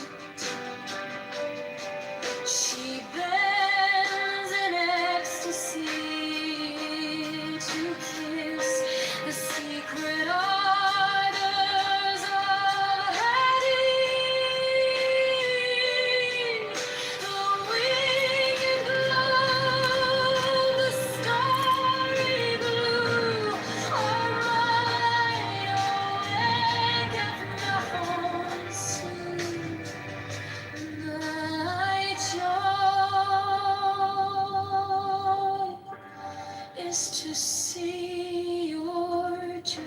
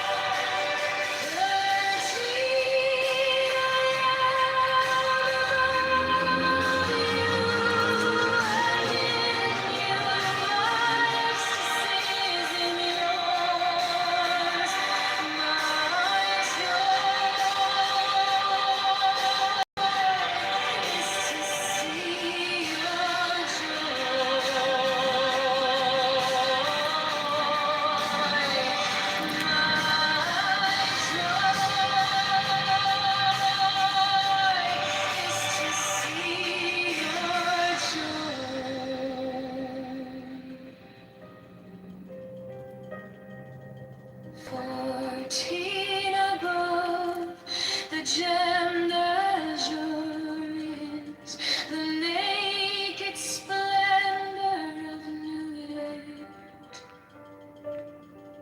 She bends in ecstasy to kiss the secret ardors of Hades.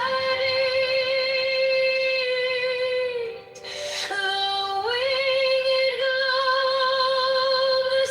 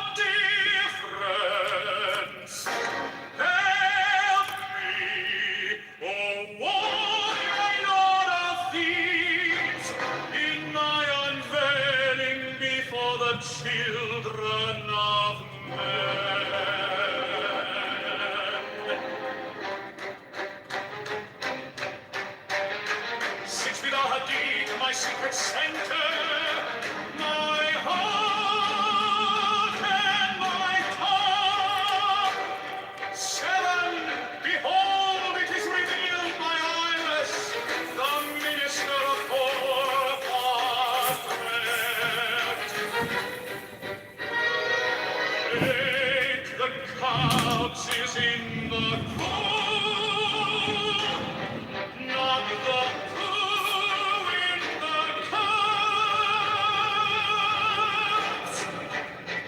I worship then the cats, and behold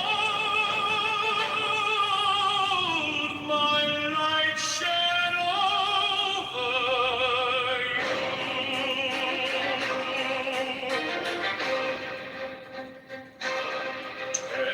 Let my servants be few and secret, they shall rule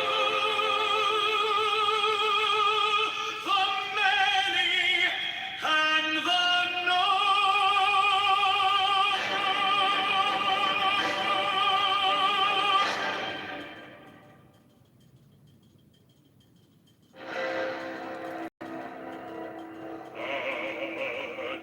The manifestation of new wheat to the unveiling of the company of heaven. Every man and every woman is a star.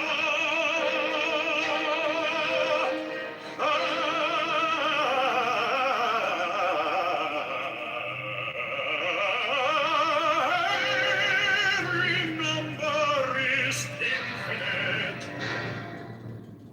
There is no difference. Strive, help me, O warrior lord of deeds, in my unveiling before the children of men. Acknowledge my secret centers, my heart and my thought. 7. Behold, it is revealed by I was the minister of Orpakrat. The cast is in the cool, not the cool in the cast. I worship them the camps, and behold my light shed over you.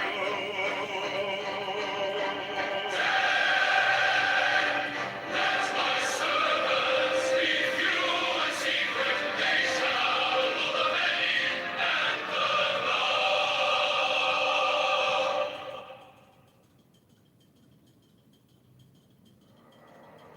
mine is the head of the man, and my insight is keen as the hawk's. By my head I invoke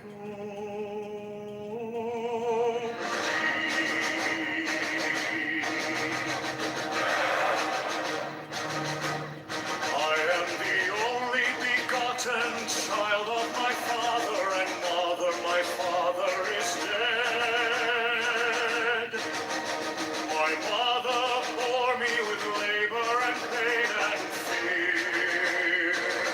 By my body I invoke thee.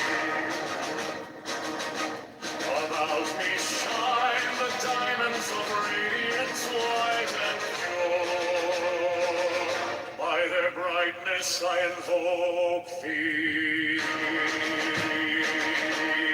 Mine is the red triangle, reverse the sign, given on none save in thee, of thee, O Lord.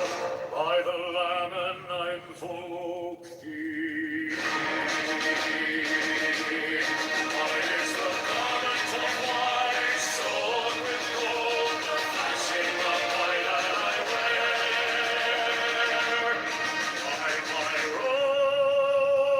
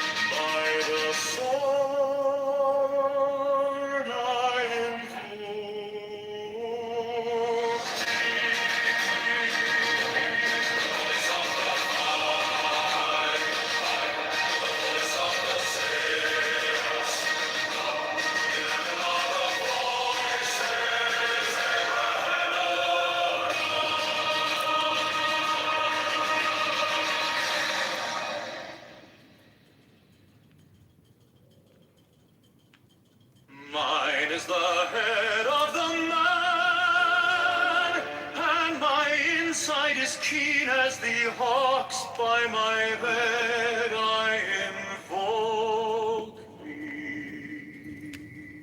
I am the only begotten child of my father and mother. My father is dead. My mother bore me with labor and pain and fear. By my body I invoke thee.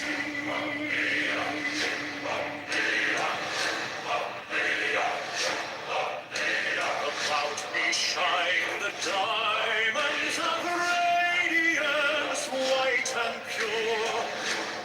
By their brightness I invoke thee. Mine is the red triangle, reverse the sign, given of none, save it thee, O Lord. By the Lord I invoke thee. Mine is the garment of white, sewn with gold, the flashing of day that I wear. By my robe I invoke thee. Mine is the sign of office and Typhoon. By the sign I invoke thee. Mine is the turban of white and gold, and mine the blue vigor of the entire. By my crown I invoke thee. My fingers tremble on the beat of pearl, so run I after thee in thy car of glory.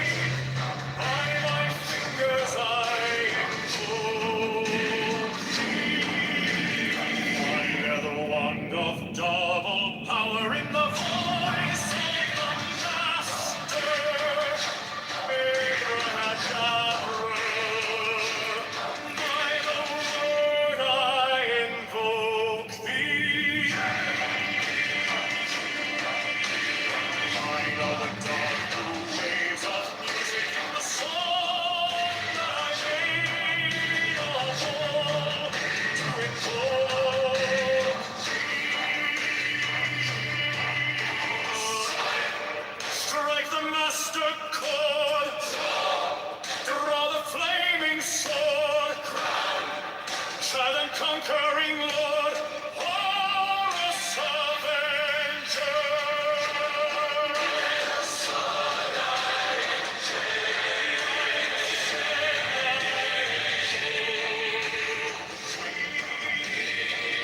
In my hand is thy sword of revenge, and striketh thy cheek. By the sword I invoke thee. Voice of the five, the voice of the six, 11 are the voices.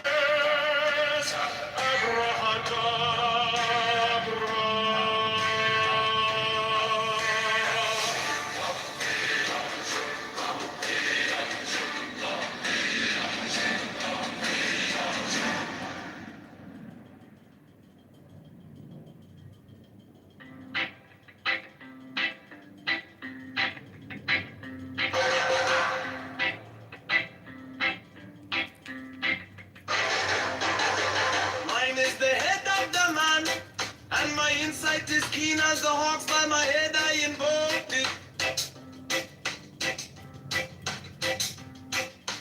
I am the only begotten child of my father and mother. My father is dead. My mother bore me with labor and pain and fear. By my body I invoke thee.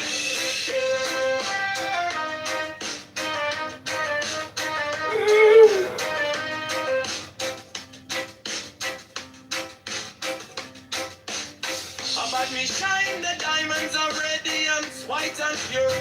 By their brightness I invoke thee.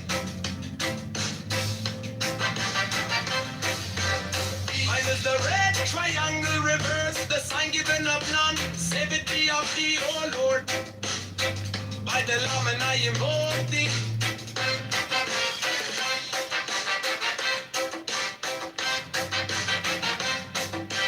Free mine is the garment of white, sown with gold. The flashing of eye that I wear by my robe, I invoke thee. Here mine is the sign of prophets and typhon. By the sign I invoke thee. Oh, mine is the turban of white and gold, and mine the blue figure of the intimate hair. By my crown I invoke thee. My fingers travel on the beads of pearl, so run I after thee in thy car of glory. By my fingers I invoke thee. I get the one of double power in the voice of the master. Abrahadabra, by the word I invoke thee. Be mine are the dark blue waves of music in the song that I made of old to invoke thee.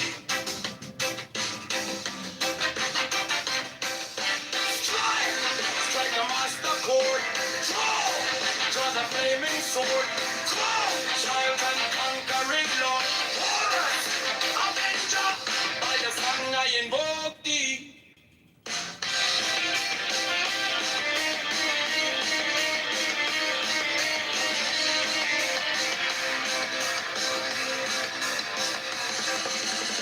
In my hand is my sword of revenge.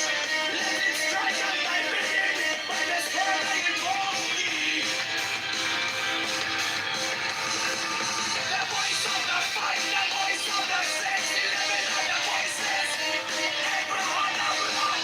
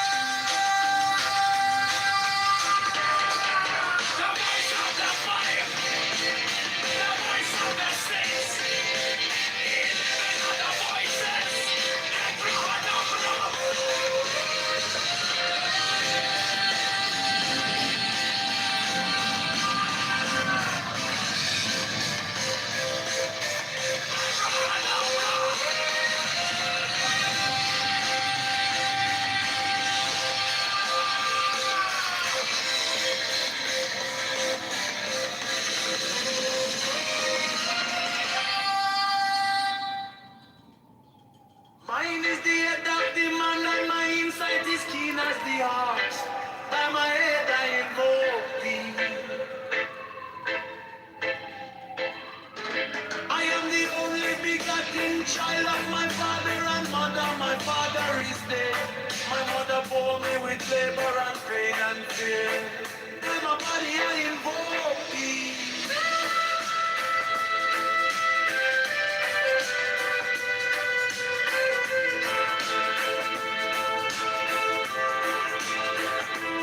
Above me shine the diamonds of radiance, white and pure. When Islamic terrorism sucks, your Lord keep on Muslims around. Mine is the red triangle reverse, the sign of none. Save it be, oh Lord. By the Lamb and I invoke thee.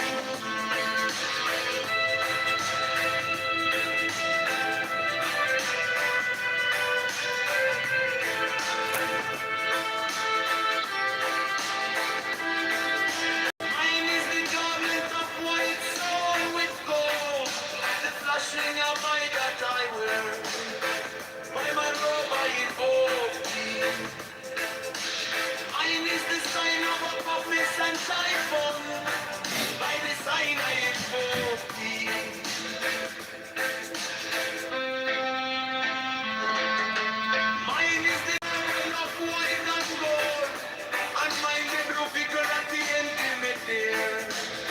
I'm a strong, I invoke thee.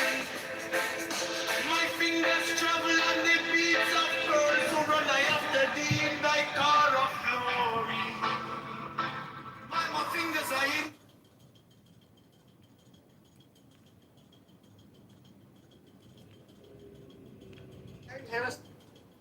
I'm talking about our It's a fucking religious Bible. book. It's a religious book. Yes, so should we, in America, be allowed, okay, is there anything wrong with a movie like The Passion of the Christ being made? What? Is there anything wrong about The Passion of the Christ being made as a movie? I don't know the movie. I don't know Peppa. Okay, is it wrong for us to make a movie about the Bible? Listen, making a movie about the Bible and the way you depict another group. We depict it as it is depicted in the Bible. I don't know about that because that could go for all religious books, and there are some. You have to admit there is some things in there. Where is it from? You know, that's. I don't know if you want to explain that. Why should we not want to? Why should we not want to? Oh, the eternal story that has never started. By the way, Very true. Before men had language, they had this story deep within their soul. Why is everyone dogpiling McSett? But give him some space, bro. They're all trying to reject the existence of historical figures. I don't know why. They're not historical figures, dude. Yes, they are. Yeah, so they just like reject shit. They're just dumb. You're not a historical figure, see? Yeah, I'm not. Don't exist. You're AI. Well, who else do I have that reference to you in antiquity? Oh, I mean, if someone referenced me in antiquity, that would be quite extraordinary. The archetypes, Diana, please. But contemporary to me, yeah, several people would mention. You read it the other day. Like was in the room, getting flustered also then. This is the thing, right? When you don't take like the freaking message of the message, instead you want to hold on to the messenger so much. So much that your entire identity is tied. And lineages are tied. This is when like worldview is. Yeah, it's just another poem. Fine. I'm just saying, like. No, you're not saying anything. Did not come right? See, what I just said was saying something. Accepted Jesus, this exclusivity would have gone. This is More what fucking the poets. Christian Can you is have telling you. a clear thought? Yeah, this is what the Christian is telling you. Jesus too was necessary. And yeah, you denied him. He came to say love thy neighbor. Because he wanted to eradicate. You can be quiet. You don't have to say anything. No. I love this. So we're saying Moses never existed and Islam is true? Or is that impossible? No, none of the historical figures existed, and we are all living through stories which were developed roughly 50 years ago. Because I'm gonna the non-existence of an archetype doesn't mean that the whole religion is false. Megatron, this isn't new. Megatron is motivated. This is so now cheap. it's archetype. Benny, can you tell me? Listen, man, this isn't new, by the way. There are church fathers. No. Why is the Exodus story in that book then? Yeah, so there are several church fathers, specifically from the Alexandrian. Yeah, so specifically now, Benny. I don't know why you're using church fathers. I'll tell you why. Because now. Okay, that's fine. I'll tell you why. There are several church fathers, specifically from the Alexandrian school, who took the Old Testament stories, specifically the Genesis, like first 5 book stories, and Joshua as like metaphor. As like the church fathers that took them literal. Yes, that's true. So I'm saying that both are acceptable within Christianity. So you can have my position and still be a Christian. It's not problematic. It's an honest position, what Benny has.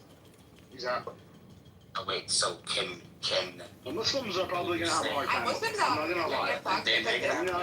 Muslims never had this whole school of thought of like this is why they're done. So they're done. According to you just prove them. Yeah, of course. Benny and I did it the other day, like in a room, back and forth. So then, I'm sorry, you can't deny historical curriculum. I'm sorry, you can't deny. We're reading.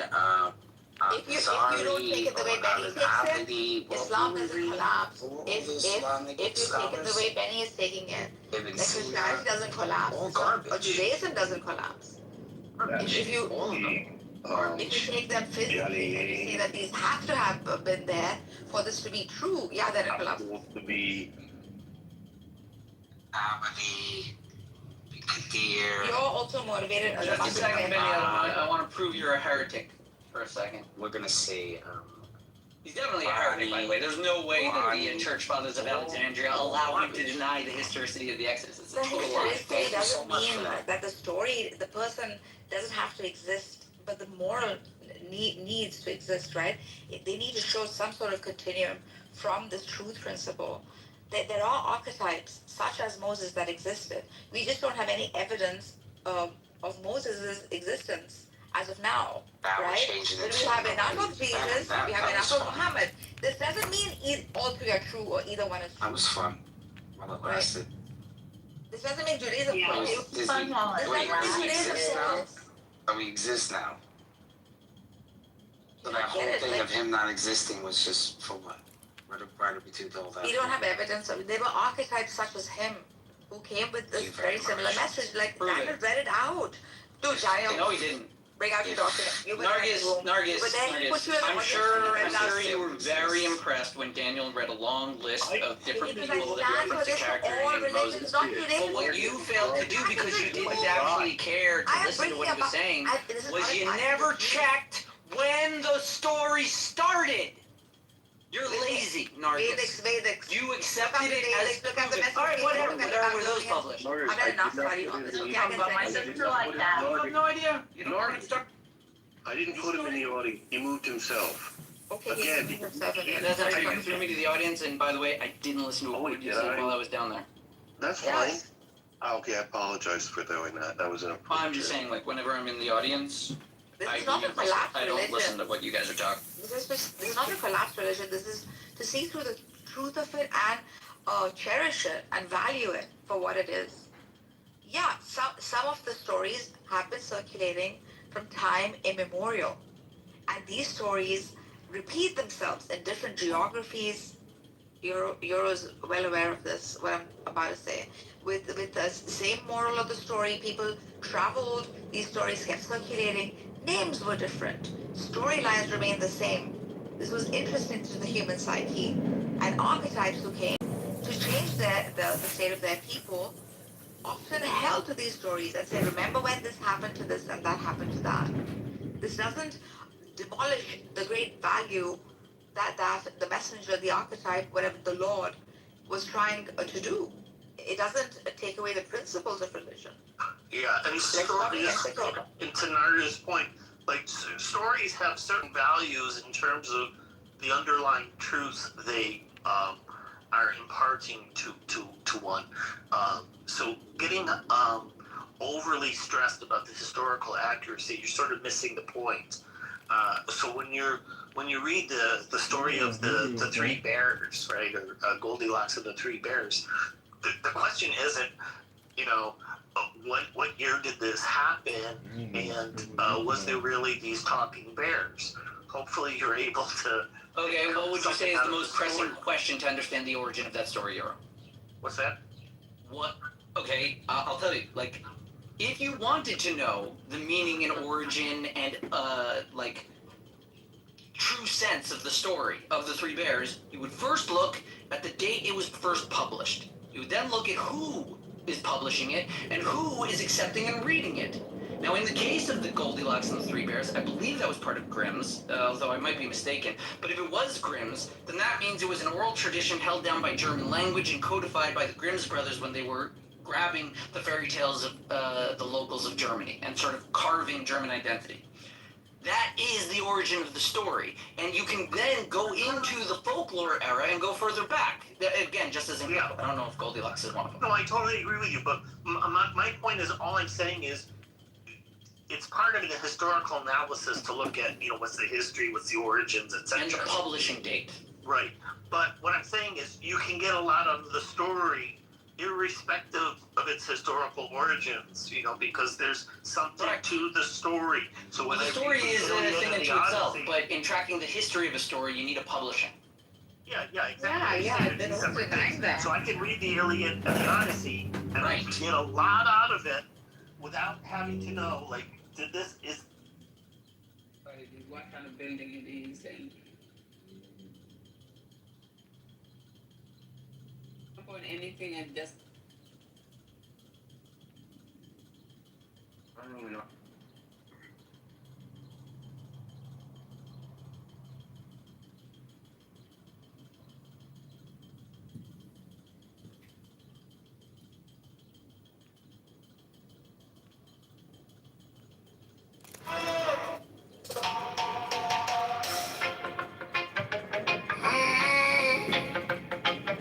Mine is the head of the man, and my insight is keen as the ox. By my head I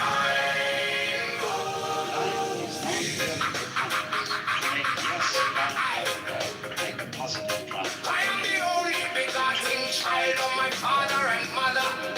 My father is dead. My mother bore me with labor and pain and fear by my body. Shine the diamonds of radiance, white and pure by the brightness.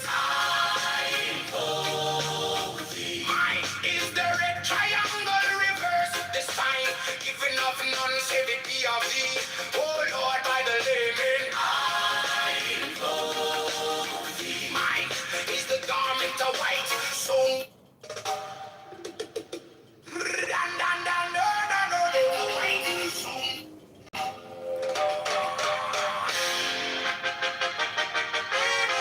Mine is the head of the man, and my insight is keen as the ox. By my head, I invoke thee. What are you doing here, Jesus? How the other chief does nothing to make results. But you're saving what's real American values. I am the only begotten child of my father and mother. My father is dead, none other for me with labor and pain and fear by my body. I invoke thee. About me shine the diamonds of radiance, white and pure. By their brightness,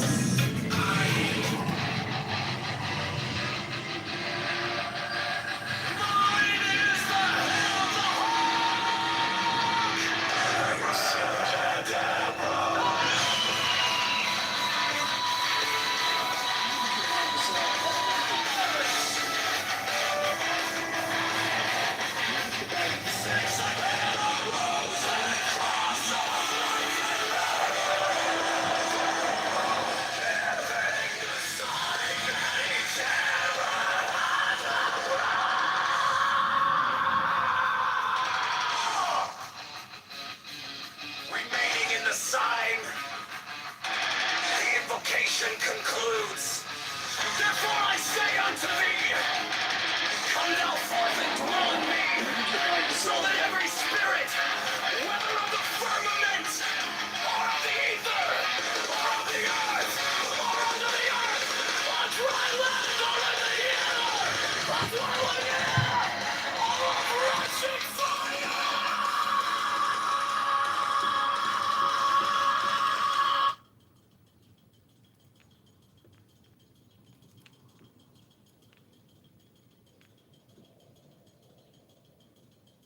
They make it sound like they've never done anything wrong throughout fucking history. Nobody would ever say Christians have always been this pious group of fucking people who are always good throughout. Never gonna fucking happen. Jews are no fucking different. They fought, what was it, when with the Maccabees and whatever, they fucking slaughter each other even, okay? You can criticize these assholes as much as you fucking want, just like you can criticize anybody else. If they cry and bitch and say it's anti-Semitic, who gives a fuck? These people have to live by the same fucking rules as everybody else.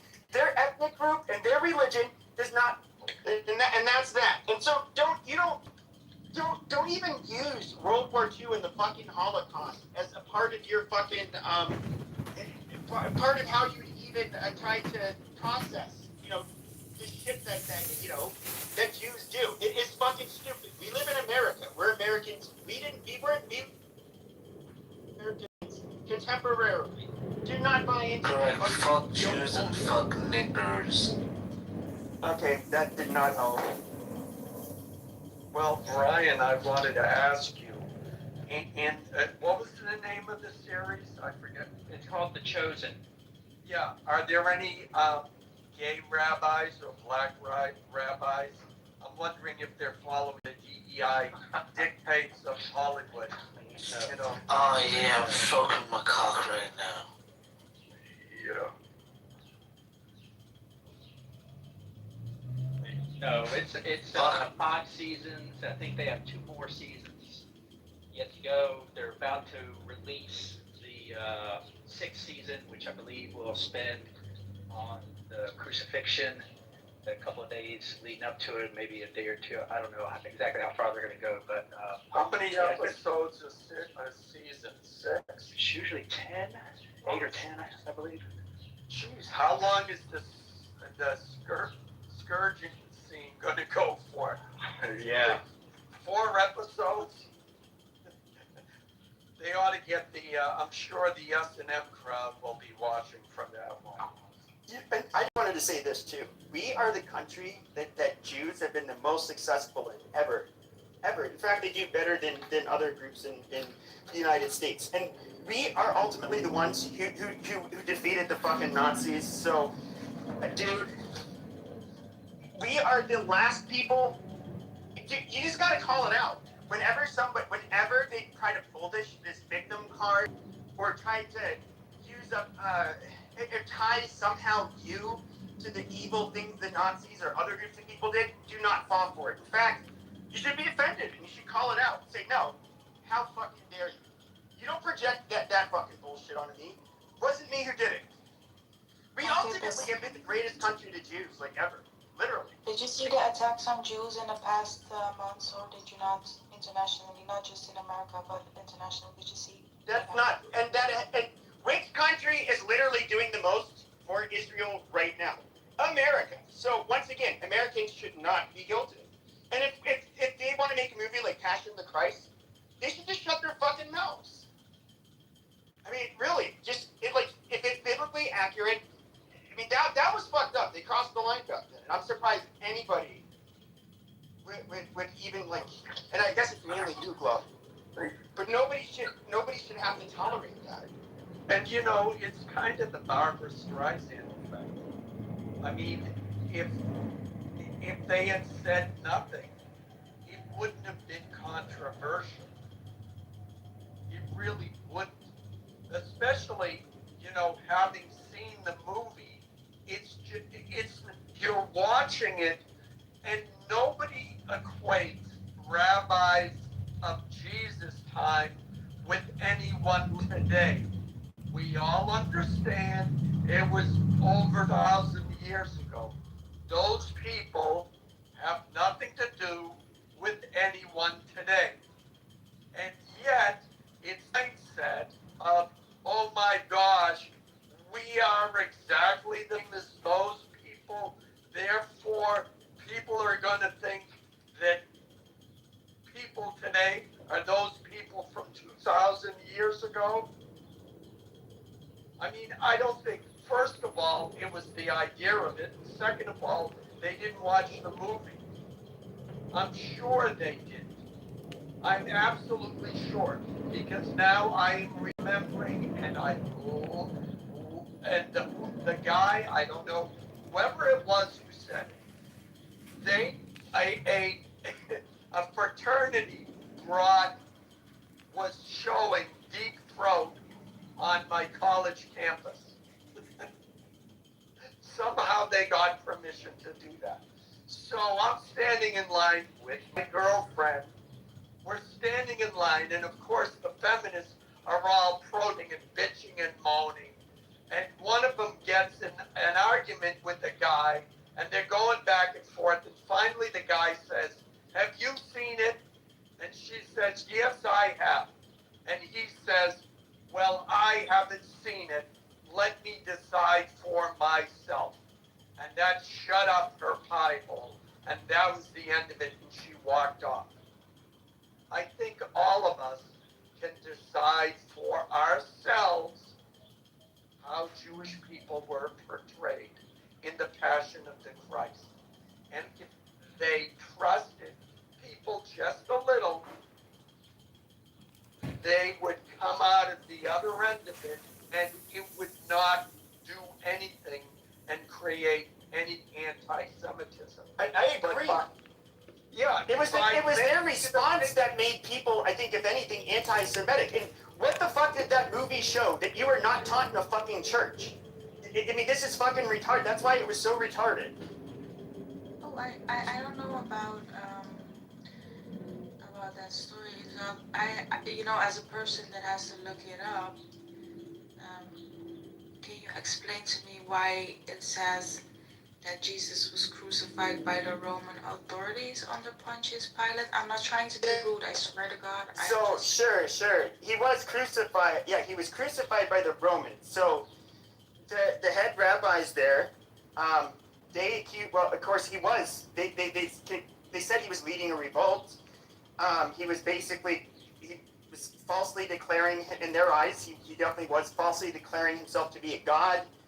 And, you know, to them it was punishable by death. And, you know, they're like, no, can't have this fucking behavior. However, they wanted to do that. So they ended up detaining him, basically. And, however, they had decided, well, we have to go by the law of the land. The Romans are in charge here. And so what they did is they ended up going to Pontius Pilate and pleaded the case to him and stated how, like, yes, he's going around saying he's God, he wants to lead a revolt, and, you know, it's super serious, and basically he ended up getting talked into to prosecuting Jesus, and then the Romans, of course, because it was the Romans that you know, had found him guilty of those charges, they were the ones who put him to death. But it was, it all was spurred by the rabbis that had said, oh look, you're trying to lead a revolt and you're a false god and all of this other shit, and so that they're the ones who kind of initiated it. So some local religious leaders were involved in the. No, they're the ones who the local leaders were the ones who did it. Yeah, Pepe, I think it's a little unclear what you said. What happened is the Romans, what Jesus was saying, the Romans viewed as potentially him trying to overthrow or go against the rule of Rome. So he was brought in initially for that, but and that's what he was charged with. But then the Jewish leaders were like, no. He needs to be put to death. And Pontius Pilate said, I don't see anything that this guy is guilty of, other than what we charged him with. And it was their insistence that he be killed, which is why Pontius Pilate said, okay, and he was condemned to death.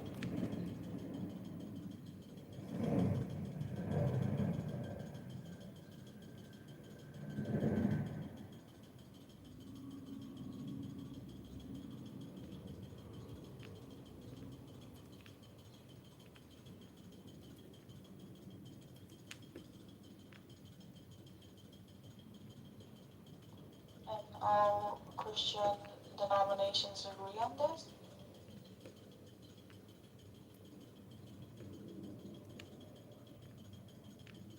I've never heard of some Christians having a difference, that story being different, but I could say that is the Catholic story, which, as you know, the other denominations are largely offshoots of Catholicism, and Catholicism is the largest one. So it's not like this isn't something that that people would never have really known, at least regularly, or went to like a Christian school when they were younger.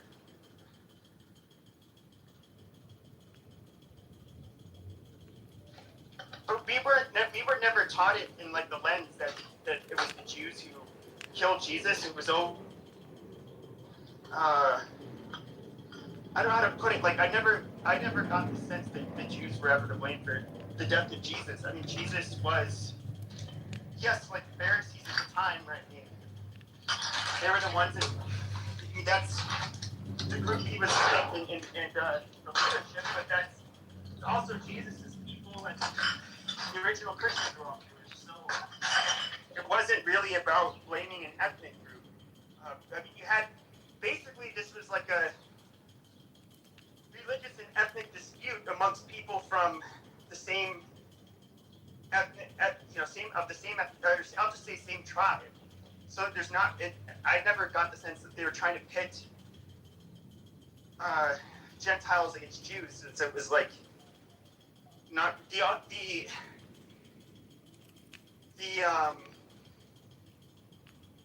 I don't know. It's kind of hard to explain. No, I get it because I do remember when I was younger. Of course I had most of my friends are Christian, and that's why I asked because I do remember now when I was younger that they never mentioned that the Jews were behind it. Rather, they would say that it was the Romans. But The Romans didn't like what he was doing, and as far as like rabble rousing, they just looked at him like he was an annoyance, like he was, just getting people stirred up. It was the Jewish rabbis who were, I think, religiously offended and threatened. So I think they leveraged the Romans' dislike of Jesus and his followers to really ignite the end, the arrest and the crucifixion. I think the Romans just kind of looked at him like he was, just this weird guy that, caused trouble and made speeches and, things like that. But it was the Jewish rabbis that really, I think, accelerated and emphasized the violence and the arrest and all the end. right, so they whispered in the ears, you say. So some people whisper in bad things in the ear another group of people about them. And the things that they whisper about this group of people to the other group causes them eventually to attack and kill. Well, Doesn't that sound familiar? he was tried. So like. Yeah, to the rabbis, he was a blasphemer. I mean, he was, he was committing a mortal sin of claiming to be the Son of God. And that was a whole different level of just this guy who goes around, getting people stirred up and having fights and, getting the commoners, if you will, agitated and all that. The religious aspect of it was, I think, what led the Jews to really like the match. Yeah, and you have to, for the times, you have to, like, look, even early Christians, if you were to say that you were, like, the new son of God or some shit, you'd probably get put to death. The Muslims would have put you to death. Look, this is, like, they're in this fucking Stone Age. These people are barbaric in comparison to people today. It's not, I guess, I'll say this. So, when it comes to, if it wasn't for those rabbis, it's questionable whether or not historically that if this is coming from a Christian perspective, obviously Jesus planned, he knew he was going to be put to death, but at least with the events as they're told, without the Jews basically approaching Pontius Pilate, had they not done that, there's no other indication he was going to be put to death. But the one thing though about Catholicism, the main branch of Christianity in the West, was historically they did blame Jews for the death of Jesus. That was sent for centuries and centuries and centuries. So that was a commonly held belief by Catholics, and amongst other things, they kind of walked some of the stuff back, but they were like a supersessionist, in other words, which Catholicism largely kind of still is. They just, I can get into that, but well, they basically said their covenant was fulfilled with God, and the new covenant is now with the Christian people and the church, and so therefore, basically saying, however, the Catholic Church will still say to this day that their religion technically died, almost 2,000 years ago. So they still don't really. They think it's a dead religion. You know, I was going to say the irony of blaming the Jews. It's not that, everybody played their. The point was that Jesus needed to die on the cross so that our sins in this world would be forgiven. He died on the cross so that we may all be saved. And with that in mind, Jews needed to play their part. Judas needed to play his part. Pilate needed to play his part. The Romans needed to play their part. Everyone did what they needed to do so that we could all be saved through his sacrifice. So to say, well, yeah, the Jews killed Jesus, they did. But that was what was supposed to happen. And so the any animosity, and this is the way I've always felt, any animosity towards Jewish people over the crucifixion is really misplaced. There's a theory, which is not widely held, that Judas is always seen as the great betrayer of Jesus. And there's a belief that Judas was actually his most trusted disciple and was the only one that Jesus could trust with the act of betrayal. Now it's kind of a stretch to get there, but it's still, again, when you view it as everybody needed to play their part, then no. It's the idea of blaming anybody for what happened to Jesus is kind of ridiculous. It's ignorance. Exactly. It had to happen. Otherwise, we wouldn't have been saved. Yeah, you have to remember, Jesus orchestrated all of it. I mean, he was intentional. He was deliberate. He was pulling the strings all along the way. He knew where it would end. So, in the ways that the people kind of filled those roles, as Alan was saying, it was not unknown. It was not a surprise. It was not unscripted, if you will. Correct. Exactly.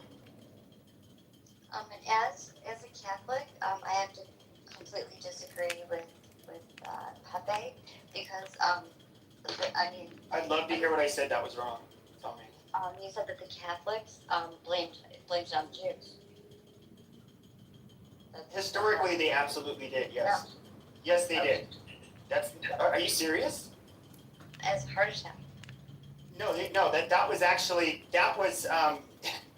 the church itself, the Vatican itself. Yes, did basically blame the Jews for the crucifixion of Jesus. Like that's why Jews are so when they talk of.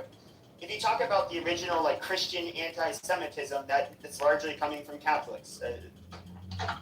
Okay, so I put my faith and trust in God. So whatever the Vatican says, I trust in God and God's word, and everything that Alan said, I second that. And anything that I've ever learned in the Catholic Church, I've never heard that. Do you know what happened in 1965? Go ahead. No, I mean, do you know what happened? Well, that's not, unless you inform me. Do you know what the Second Vatican is? Okay, yes, but that was under which pope? the top of my head. Pope Paul. That was before. I know it was one of the Pope Pauls, but when it comes to the Second Vatican, that is where they explicitly stated that they were not going to hold Jews responsible for the death of Jesus, and they also made a change regarding where they used to say that their covenant was fulfilled with God, and then that the new covenant is with us. They changed it and said, well, the Jews still have their own like relationship and covenant with God, and we have ours. So they really backpedaled. But no, they like the Catholic Church was hella anti-Semitic. Like they thought Jews were wicked and needed to become Catholic. That was their actual fucking stance. Don't Catholics want all other religions to become Christian? Yeah, they were definitely intolerant of them. I mean, I can promise you that. Just like they were intolerant of a lot of Protestants and other Christians. Right, but the main point is that what happened was supposed to happen. God, Jesus, had a hand in all of it. So it was supposed to happen that way. So to place blame is just completely ignorant. Well, I mean, you can say it's ignorant, but like if the Vatican and the Catholic Church is blaming the Jews, and these wicked people with their wicked religion that are not accepting Jesus, were responsible for that. You're at the end of the day, and you have to understand, a lot of the population was left illiterate because the fucking Vatican didn't want these people to be literate. Just because it'd be easier to control. They absolutely ate up everything the church said, and they blamed the Jews for it. I mean, you can look at the history in Catholic countries, what they thought of Jews. They never really I think they got emancipation from Napoleon, but for the most part, they were treated as absolute filth. They're just dirty people, and so they get dirty jobs, and they don't never get the same rights as us. And they're just disliked, and religion played like Christianity played a large role in that.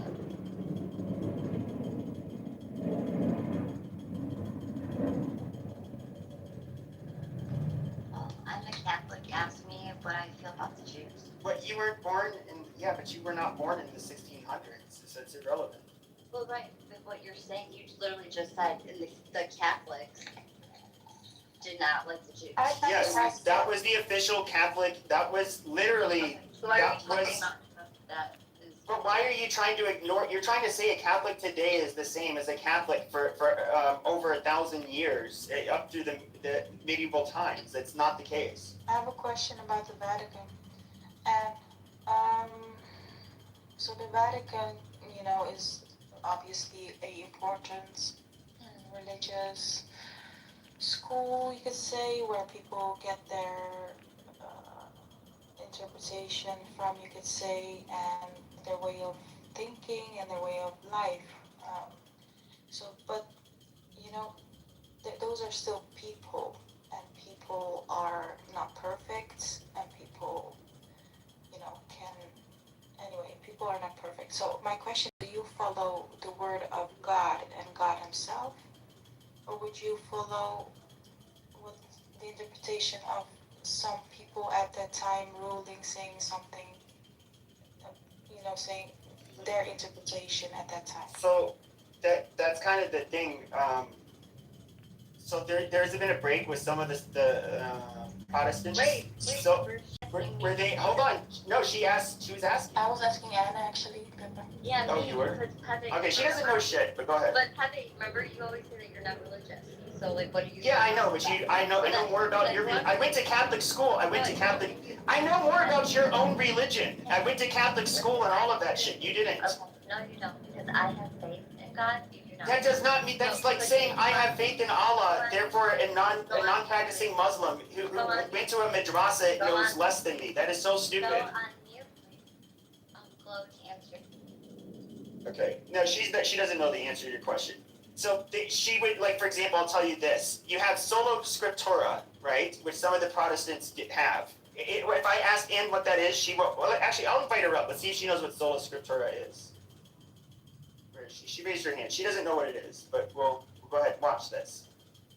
Because that's very relevant to your question. It's faith alone. No, it's not. It's not what it is. No, it's not a sola scriptura. No, what does sola scriptura mean? That is essential to. That is essential. It means reading the. It means reading the. It means going. Yes, reading the Bible for what it says. The word of God. Okay, but that's not. That is where the. Okay, but why is that a problem? Why is that a problem? If you're a Catholic, you do not believe in sola scriptura. What do you mean? This is exactly why you were not prepared. Why can sola script? Why can you not? Why? Catholics do not believe in sola scriptura. Listen. So what the Catholic Mass? What is our Catholic Mass? I know that you've been to multiple Catholic masses. Mm-hmm. What is Catholic Mass? It's all from the what? From the Bible, but then they tell you how. Yeah, but they teach. Yeah, they tell you the lesson. But hold on. Thank you. No, okay. So you're gonna go back down the audience because you're stupid. See, she's fumbling. Hey, she's dumb. you're not letting her talk. Yes, but I have to. What the hell? No, but. What's going on? But hold on a second. Shut up, Monica. You kicked me from the room earlier, and I was just in the audience. So you know what I'm gonna do to you today? You know what I'm gonna do to you today? I'm gonna remove from room by Monica. You don't get to contribute today. See, I never move people out of the room, but What you do you get mean? moved You today. just moved me. I moved you down because I was in the middle of answering the fucking question and you don't know what you're talking about. Okay, sola scriptura. No, you don't know what you're talking about, Ann. You don't know what you're talking about. Can I answer Glow's question? You can. Jesus Christ. Will you just shut the fuck up until I'm done? For fuck's sake. JC. Now, when it comes to, throughout, especially through, like I said earlier, a lot of are kept illiterate by the, okay, you're good. Now, I'll just remove you from the fucking room if you don't stop. Like, seriously, shut up. Don't do that. Now you're gonna go in the fucking goo. Okay, now, when it comes to, like how I said, they were illiterate, kept illiterate deliberately in the past, okay? Now, they would go to Mass. By the way, a lot of the Masses were in Latin. They were told what moral they should take from the story. It was basically interpreted for them. There was the whole sola scriptura, just reading the fucking Bible, that was not practical throughout most of Christianity's times, especially in the Catholic Church. When it comes to even today, where almost all Catholics are literate, the Catholic Church does tell you the message that you're essentially supposed to take from each part of the Bible. It's not meant for you to interpret yourself whatsoever. And so that is kind of where it's, if that makes sense, like you don't, when I say they don't do the sola scriptura, they don't just read the Bible and people interpret it how they wish to interpret it. It's interpreted by the church for them. Aha, that sounds very familiar because in Iran, that also goes the same way. So the Ayatollah's word and the way he interprets things is the way that everyone should. And if you don't, that'll be a problem. And I do not agree with that way of life. But everyone has their own opinion, of course.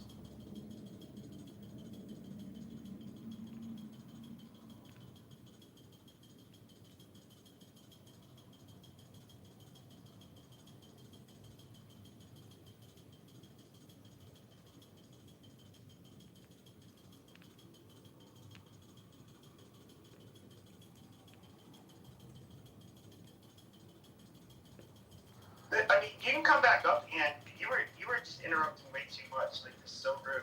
And how can you prove what I said was wrong? This is like the most basic. This is the most basic difference between, for example, Catholicism and some of the Protestant religions. We don't just get to read our Bible and interpret it how we want. That's not even. Nobody debates that. Okay, do not touch my PTR. Okay? Do not touch my PTR. Do not touch my PTR, or we'll have a problem.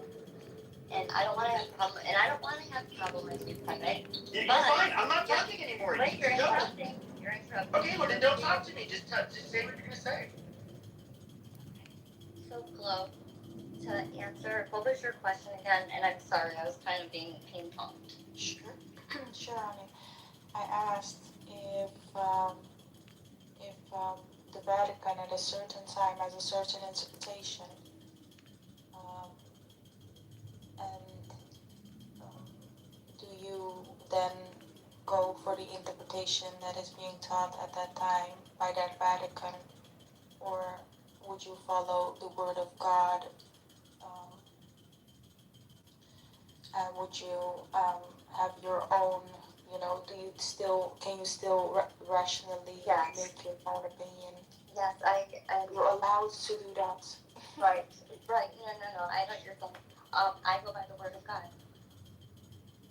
I worship at the Catholic Church. That's where I go to worship. But I go by the word of God. And so I can't speak on what the Vatican did in back then. I guess I would have to study that, I guess. But as far as I'm concerned, it's my place of worship is the Catholic Church. But I go by God's word. It's not that hard. Thank you. I totally agree with your way of life and your way of worship. Definitely, because I know what comes from the other way, unfortunately. God bless you. God bless you. To be fair, the Bible's been translated in like it's been translated a bunch of times. And even when the Bible was compiled, to think that it was not meant to have a specific message, like the amount of history and fuck, to be like really an expert on something like Christianity or the Bible. I mean, these people, you have to have it's Greek, Aramaic, some Hebrew. Then you have to look at the historicity surrounding the times. Like there's so much shit. It's like so fucking complicated that is where even somebody like myself who's not religious, I don't trust people to just read this book compiled by people that was meant to get put across a message and think that you're going to be able to then somehow preserve this knowledge and pass it down generation by generation without having the context explained to you by, for example, a church. That's where I don't. That's my only issue with just quote unquote reading the word going by the words of the Bible. There's so many things we can read in the Bible, and people will come to different conclusions. And I can tell you, I am not smart enough or knowledgeable enough to know how I am supposed to interpret a good chunk of the fucking Bible. That's why I don't know. I'm very hesitant to ever read the Bible word for word and take my own interpretation seriously. Well, what's really, and I find this what's so amazing about the Bible is that is many times I've read it, every time I learn new things every time, because there's something that I saw that I didn't see that now I'm seeing. So that's what's so amazing about the Bible. And Bible studies, they have Bible studies, and if you have a trusted friend group, like when you can do Bible studies and kind of just run your ideas and through each other, and then your discernment and that God gives you. God will speak to you. And sometimes we can get it wrong. We're not perfect, and we're all a work in progress. But do you think the Bible is something that?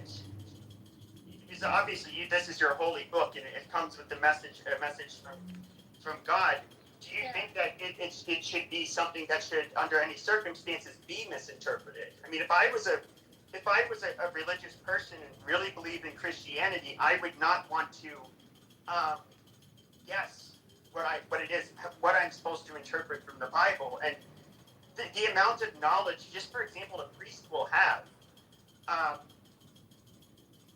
They will be able to put things into context and know what the message is supposed to be in the Bible in ways that you or I would simply not be able to do. And that's why I don't people should just read the fucking Bible. I think they should actually, like, I can read the Quran and the Hadiths back to back a bunch of times. There's not one Muslim that would say I'm an expert on Islam. Like, there's so much more education that goes into it. Yeah, but you know, like, so anytime that I like have questions, again, like I can go to my Bible study group, or I do ask the priest. So like anytime during the week I can just pop in and talk with Father Roman, or after Mass I can say, hey, I have a question, I'm kind of confused about this, and run it My back. question for you, Ann, do you take what the priest or the father tells you as gospel, or do you kind of just allow it to inform how you're evaluating whatever the text is? Yeah, I mean, I hear what Father Roman has to say to me, and then, you know, and then I let it all process and then come up with, you know, my own. Have you ever taken your confusion about a text to the Holy Spirit to reveal it to you? Yeah, that's what I mean. Yeah. Right. So obviously, so like when something is like,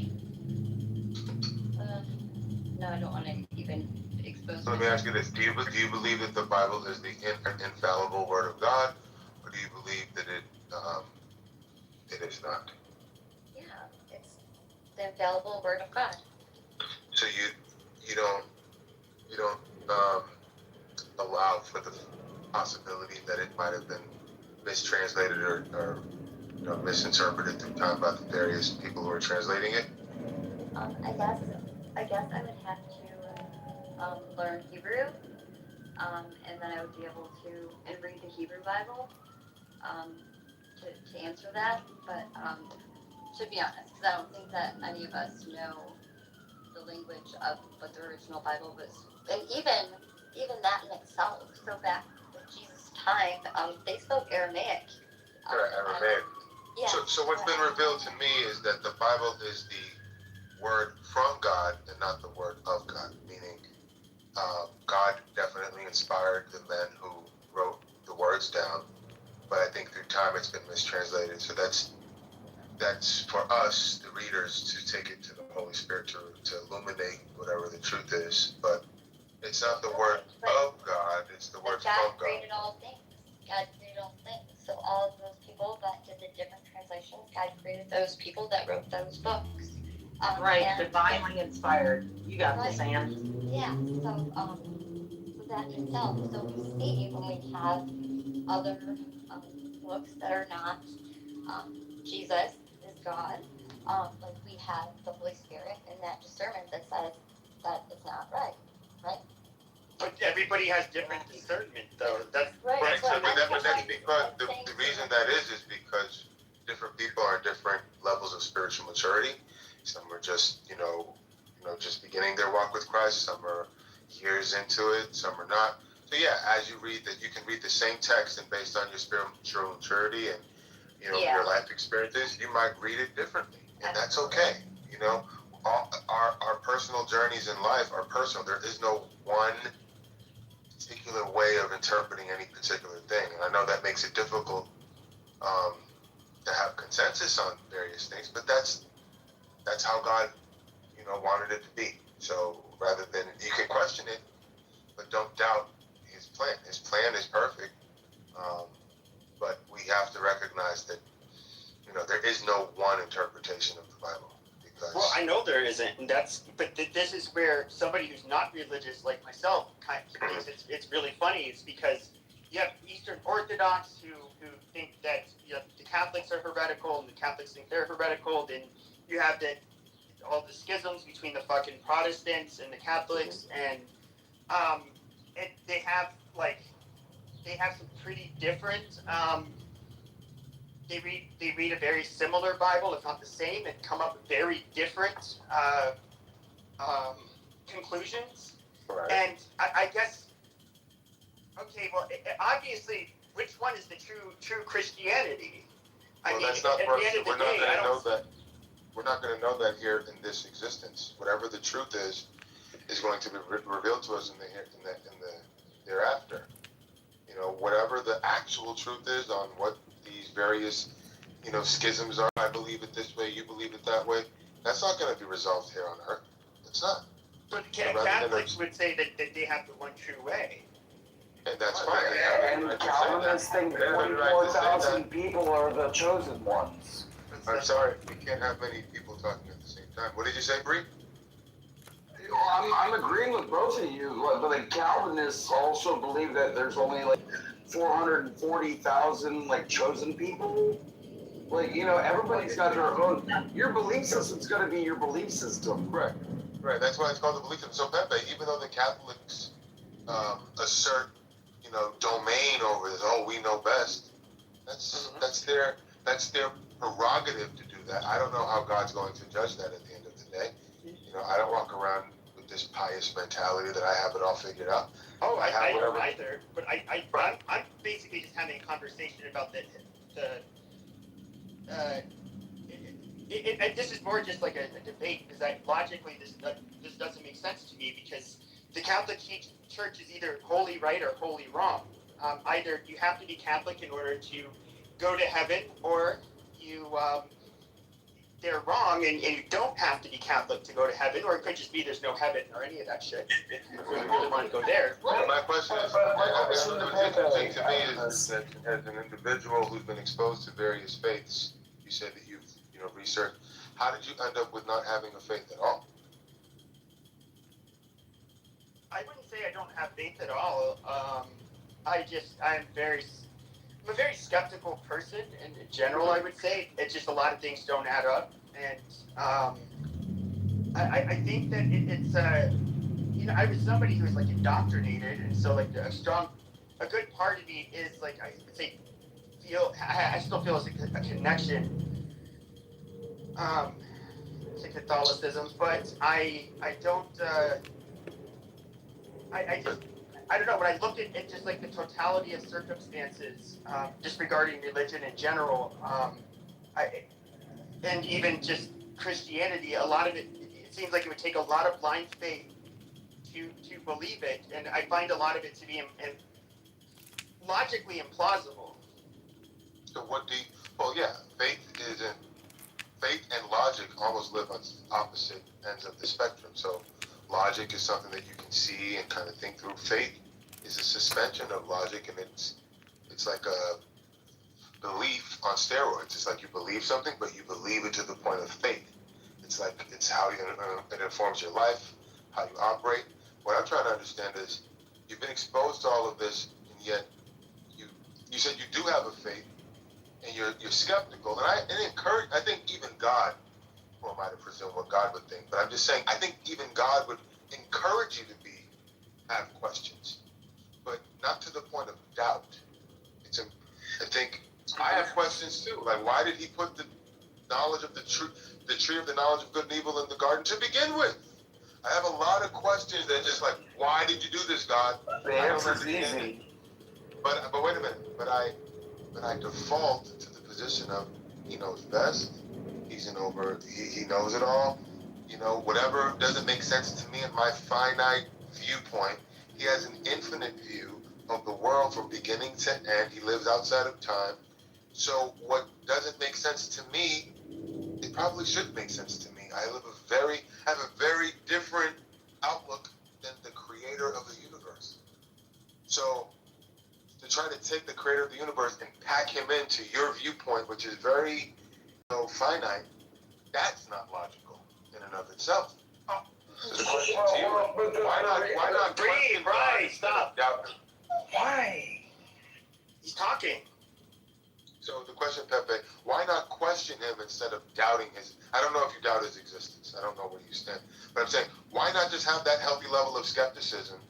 And why let it descend into whatever? I don't know. Can you explain where your faith stands? Sure. Somebody who wants to believe it more. I want to believe it's true. Like a large chunk of my world revolved. My most formidable years was believing in Christianity, and it's like, I'll get to go to heaven one day, see my family again. That kind of stuff. When it comes to the logical part, it's and I think everybody's different. I do think that, like with me, I look at just like how religions have been, like everywhere on the planet has, you know, it seemed everybody had their own religion, whether it's like animism or, you know, paganism, Christianity, you know, it's people are just, I think that's a part of human nature. Could be, I don't know what it is. Could be that, you know, there's a God, all that. But then we just kind of, I can get into how I find a lot of the stories, even like I mean, what do you have? You have like these Canaanite fucking religions, and then Zoroastrianism, and then it kind of evolves and somewhat similar to Judaism, and then there's another guy who claims he's a Messiah. Then now we have Christianity. You have, I mean, there's like, even in like Mormonism, for example, which I don't think it's a real religion, you know, you had Warren Jeffs. Now you have a new guy out there in Colorado City, Arizona, who has convinced the people that he is now the successor to Warren Jeffs, and they married off their some of their extra wives and daughters to him. You know, it's just like I almost feel like this is something that there's a high likelihood that this has happened throughout time, and a lot of the people that we revere could very likely have just been cult leaders. If I'm being honest, this is this skepticism part. I'm not saying I want to believe this, but this is where my mind will naturally go, and I just, you know, I think about the war against teaching evolution in schools because it goes against the biblical narrative. And I surely don't think that we were on the planet at the same time as the dinosaurs, so I don't even entertain that. And then I just look at the fucking book. Have you had a personal relationship? Like, has God personally revealed himself to you? No, you know, I don't even know what that means. Like, for instance, have you had an experience that can't be explained through coincidence? Like, no. Something that happened to you that's like, this is way too coincidental for it to be a coincidence. This is someone's hand is on this. No, so that's the, so either you're sensitive, either you're not sensitive to God having his hand in your life. Your perception for God working in your life is off, like you can't sense it when it happens, or you have yet to have that experience. And if you have yet to have an experience where God has revealed himself to you, you know, whether it's you know, some people, I know someone on this app who had a near death experience in an accident or something like that, you know, something that just can't be explained. Like if you ever look at the writings of George Washington, for instance, there's something about him fighting an Indian, and they shot multiple things, and every bullet missed him or something like that, and he completely made it through. And even the Indian who was trying to kill him said, God is involved here, because we tried to kill him, we threw everything at him, and he somehow made it through. So what I'm saying is, until you have a experience where God reveals himself to you, or maybe he has, and you, like I said, your ability to sense it is off. Well, I would say my brain would maybe process an event like that differently. I would perhaps process it in a way where anomalous events happen, and to what is it? What was that word you said? Anomalous, like it's an anomaly. Okay. Yes. Like a really rare event. You know, things can happen, and so I don't. My mind wouldn't necessarily go to the belief thing, but even okay, for example, this one I've always thought was weird. So like, I'm somebody who believes in evolution for the most part, and if you believe in evolution, like with, for example, Homo sapiens, you had non-anatomically modern Homo sapiens, you had archaic hominids that were like, I guess you could say, somewhat like cavemen, or like somewhat of a hybrid between a monkey and, or I should say like I mean, we're part of the great ape species, but in other words, let's just say like an ape man type of person. Now, at what point in this evolution does this religion start to be applied to quote unquote humans, when we were like literally cavemen, and we were 60 IQ and just brutes, although markedly more intelligent than chimpanzees, not, still a far ways away from being what we are today as modern humans. When does that religion start to kick in? I don't even know that anybody could begin to answer that. And it's just, to me, it just seems all of this just seems logically plausible. And I'm somebody who, my brain doesn't work well with in particular, just having faith or, You like things I'm to somebody make who finds sense. safety in something that I can reliably predict or count on. Can you be accurately described as godless?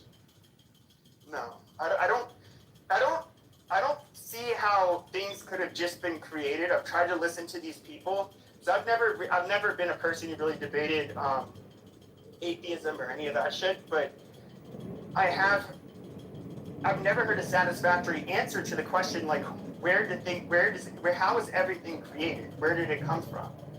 To me, it could just be that we as humans, or just me, myself, cannot conceptualize what even nothing is. Like, who knows what nothing is? I don't think anybody can explain what nothing is. And how did things come to exist? An absence of things? What does that look like? Does it look black? What does it look like? Is it solid? Is it water? Like, what is it? But even if you can't get a satisfactory it's devoid of anything. What does that look like? You couldn't answer that. Nobody can. Like what we would consider limbo, I guess. Nobody knows what nothing looks like. Correct. Doesn't look like anything because it's nothing. But if someone can't give you a satisfactory answer to that, which I don't think anyone can, because only God can reveal that to you, why does that kind of keep you separate from the belief and faith in God? Or do you have a faith in? I guess let me ask you: do you have a faith in God? I mean, I'll pray, and I still do some of, I'll pray occasionally, like, to be honest. So when you hear certain testimonies, how do certain testimonies that simply can't be explained by mere coincidence, how did that sit? Okay, have you ever heard of the testimony of a person by the name of Patrick Bet David? I know who he is. Yeah, Armenian. I want you to listen to this. It's only a few minutes. It's like 2 minutes.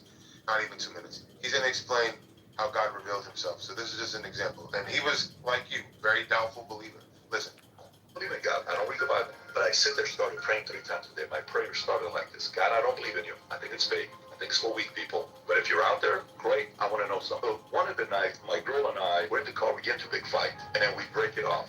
And she leaves. I'm in the car and it's finished. This is 1:30 in the morning. And I say, God, I haven't spoken to my mom for 5 years. But if you exist, I would love to talk to my mom. 30 seconds later, my next tell, I get a call from a block. And I'm a brother, this is like I told the story. It's a very weird moment, my scariest moment for me. I don't want to answer the phone. And it's my mom crying. So why are you crying? She says, I got the feeling you were in pain.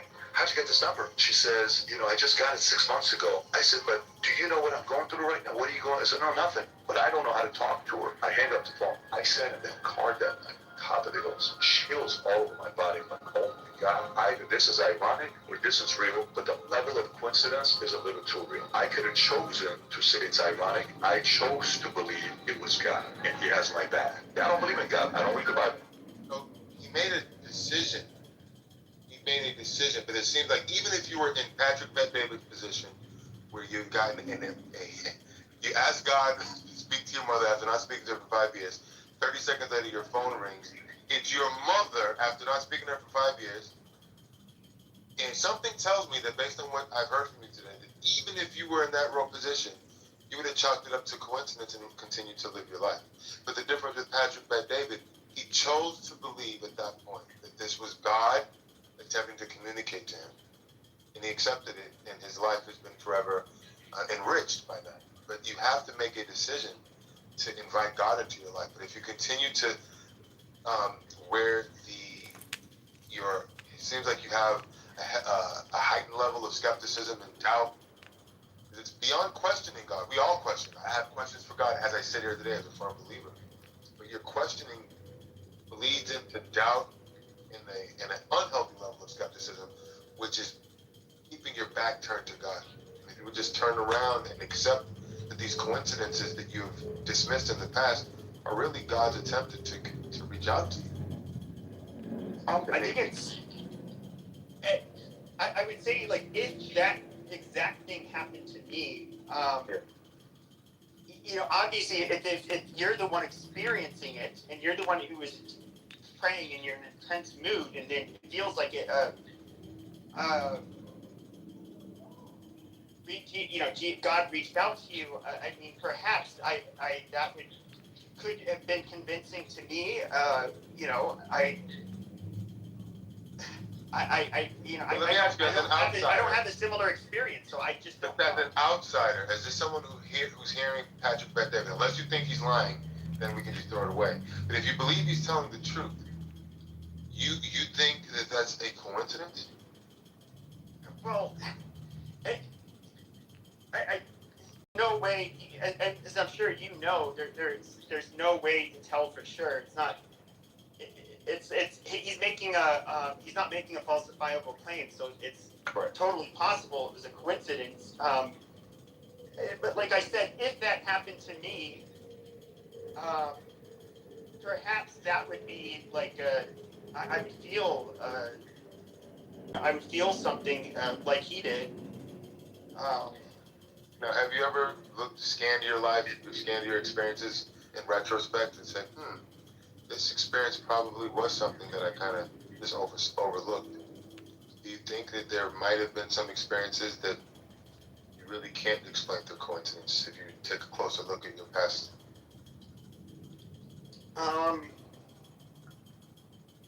trying to think of a. I mean, because I think you can. Miracle. There's only one uncanny. weird thing that I had, but once again, I can like chalk it up to possibly that it's just that like my grandmother died in like 2000, and for whatever reason, I was like, turn on the radio, it's gonna be about grandma. Turn on the radio, it's gonna be about grandma. And I turned on the radio, and it was like Spirit in the Sky was playing. I was like, that's fucking weird. Oh, she was reaching out to you, bro. Oh, that's beautiful. Oh my God, that's beautiful. Shut up, dude. I'm dead serious. No, bro, I have a similar story. That's real. And so, like, I thought that was like, I think the only thing I can really think of where I was just like, odd. And I like, because it happened, it's like such a good omen. I like a strong part of me refuses to believe. In fact, I won't even try to question whether or not it was real, or whether or not it was a sign, because I don't want to jinx that, you know.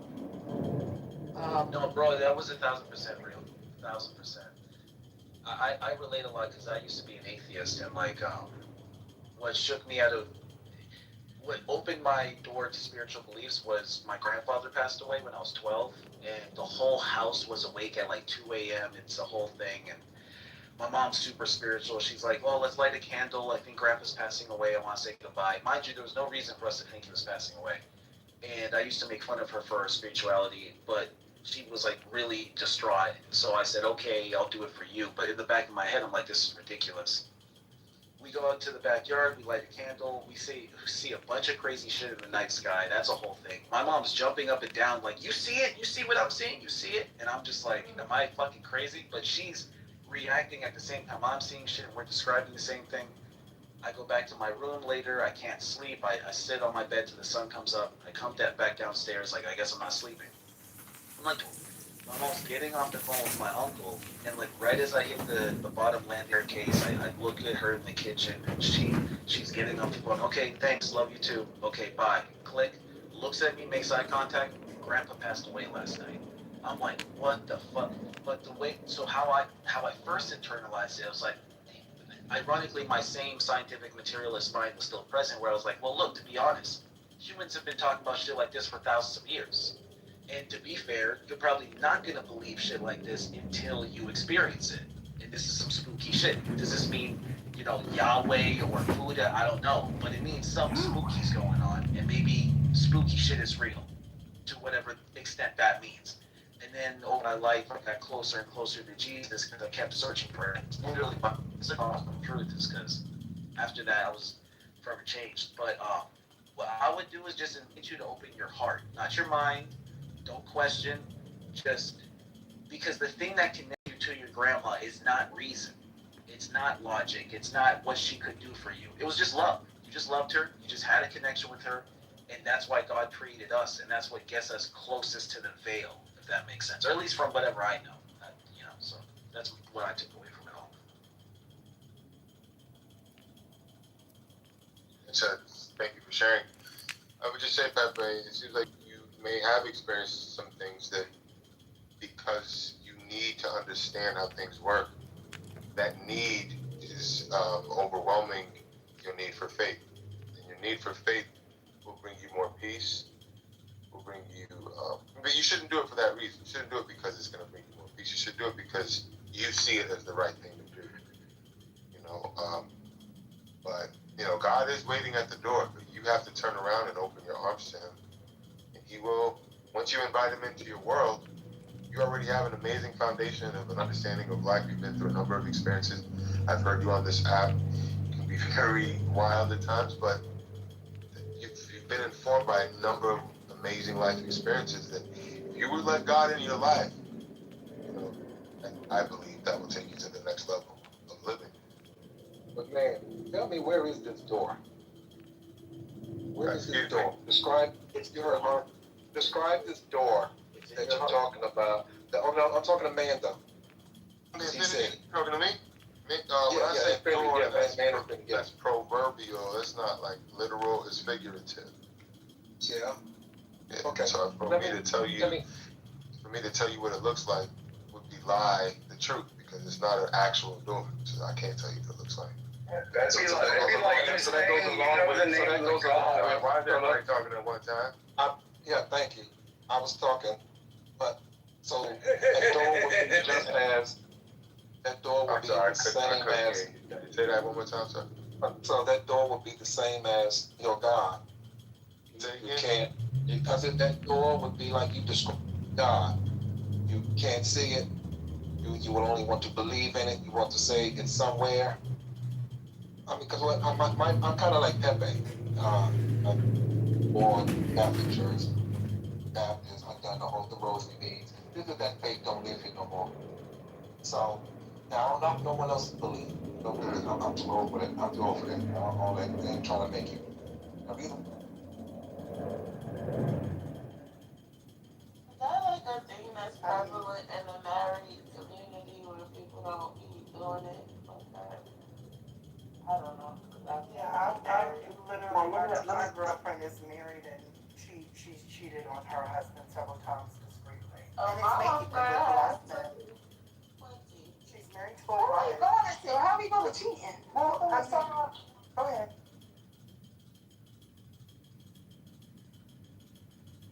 Yo. I said, cool. We're good. Y'all just ping me back. I'm following y'all to ping me back. Yeah, bye. Everybody, I said, cool, bye. Shut up, bitch. I ain't calling her, honey. Shut up, bitch. See how you just bring irritation to everybody's presence? Yeah. What's your problem? You're supposed to. You're supposed to enjoy your gas. You running the fucking people away, stupid ass nigga. Yeah, nigga.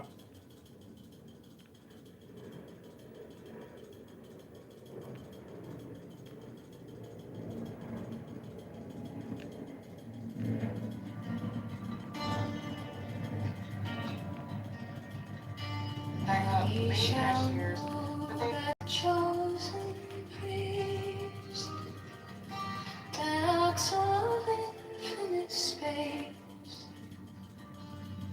is the prince, priest, the beast, and in his woman called the Scarlet Woman is all power given. They shall gather my children into their fold. They shall bring the glory of the stars into the hearts of men.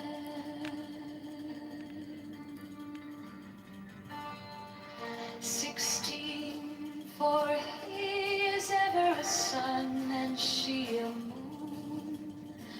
but to him is the winged secret flame, and to her the stooping starlight.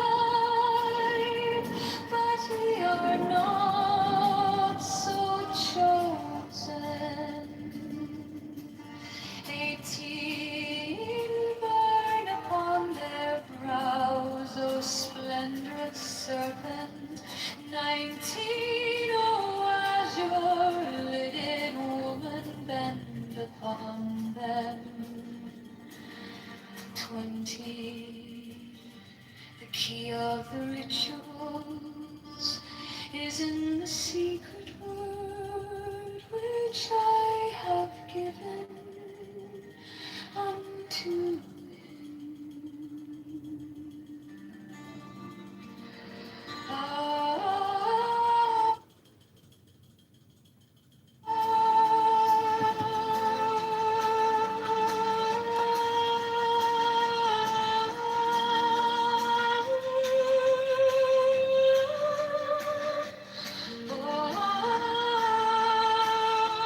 Conclude or summarize your position in 1 or 2 sentences.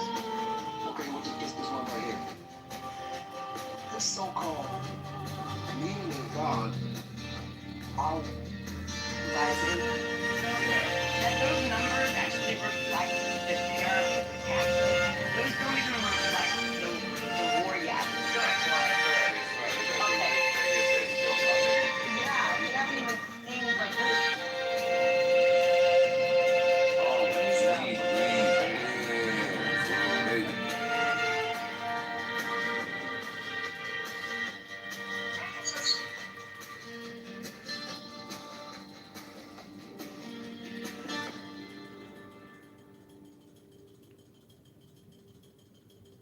Faith, it doesn't require knowledge.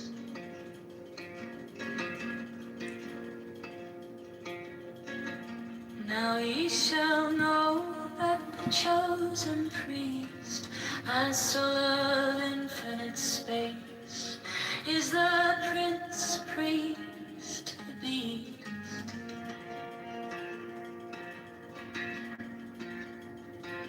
And in his woman, called the Scarlet Woman, is all power given. They shall gather my children into their fold. They shall bring the glory of the stars into the hearts of men.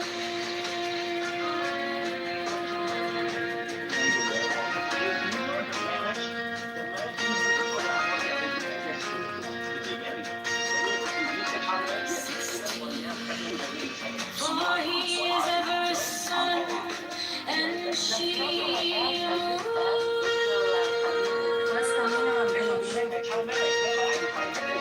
but to him is the winged secret flame, and to her the stooping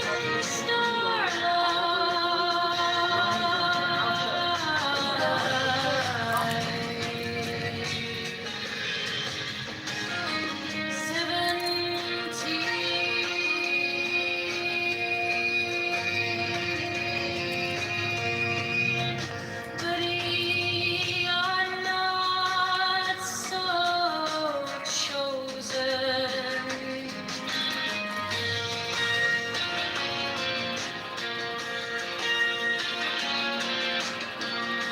18 burn upon their brows, O splendorous serpent.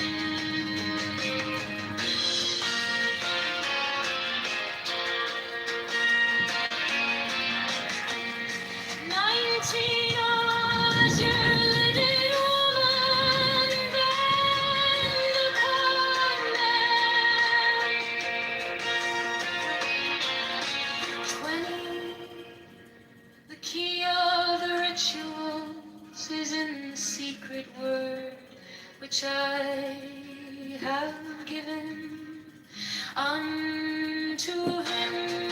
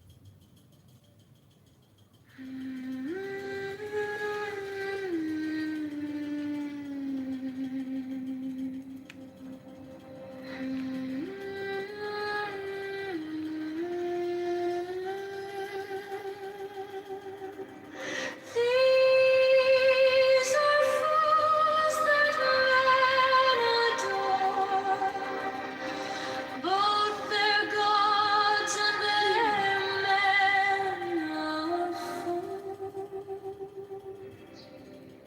12 come forth, O children, under the stars and take your fill of love. 13, I am above you and in you. My ecstasy is in yours. My joy is to see your joy. 14, above the gem gods, yours the naked splendor of the wind. She bends in ecstasy to kiss the secret ardors of my deep. The weed glow, the starry blue are mine. Oh, Enkefna Konsu.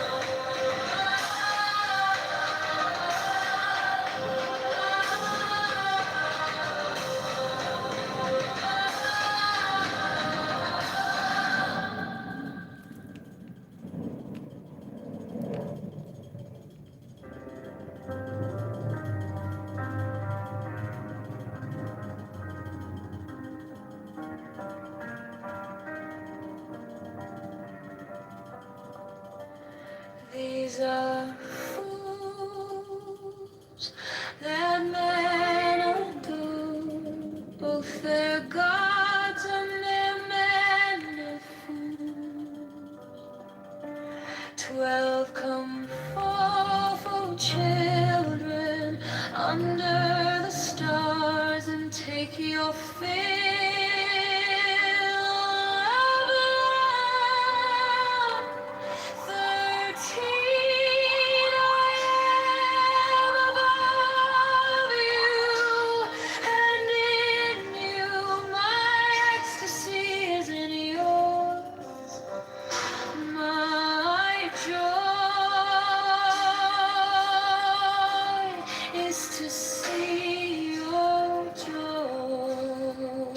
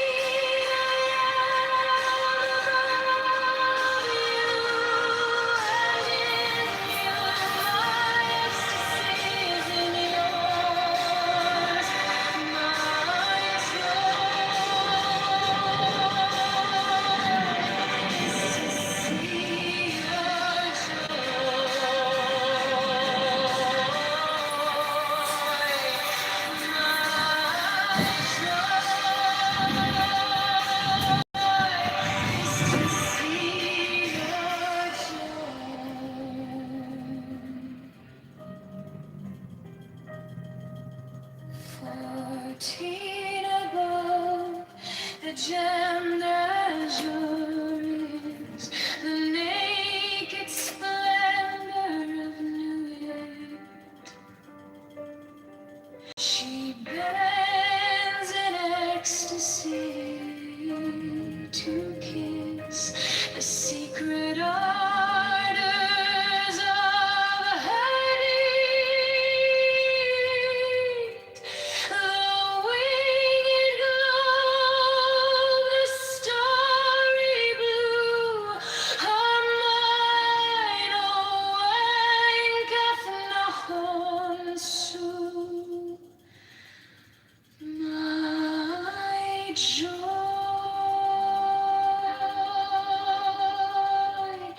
is to see your joy.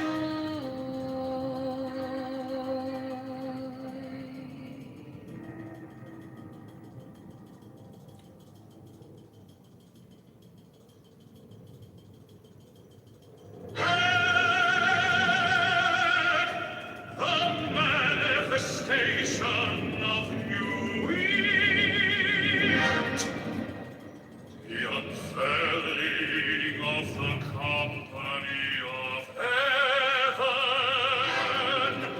Every man and every woman is a star. For every number is infinite, there is no difference. Help me, oh, warn my Lord of thieves, in my unveiling before the children of men.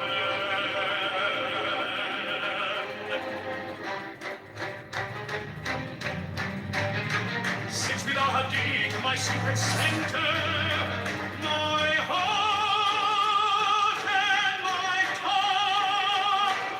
7, behold, it is revealed, my iris, the minister of four parchment.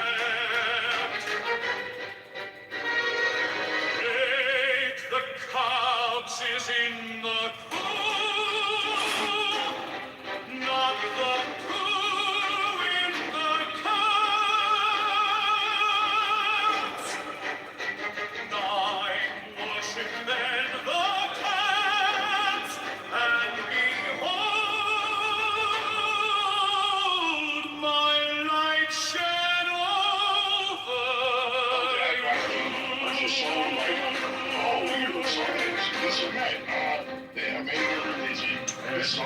my servants be few and secret, they shall rule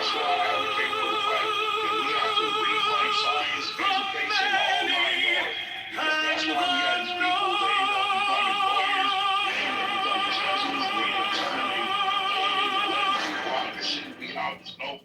Anyway, like I said, I'm not trying to get too long-winded, but I hope y'all get the multiple variables on the layout that we have to deal with. manifestation of new wheat, to the unveiling of company of heaven.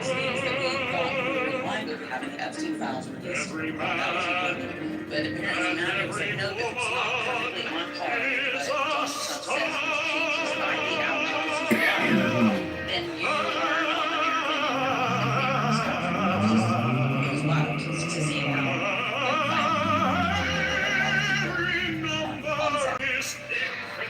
was that during the was that was there is no difference. Okay, this boxing about San Antonio and Tucson, maybe Vegas. In my unveiling before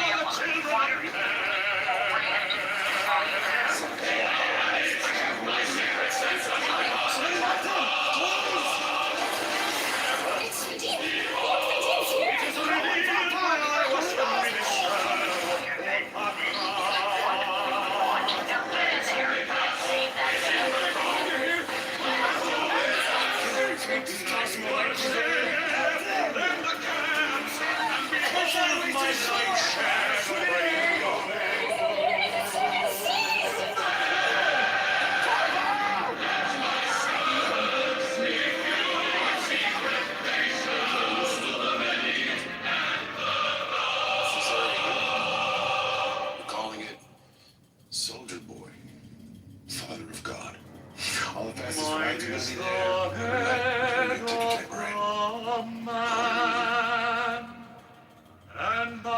sight is keen as the hawk's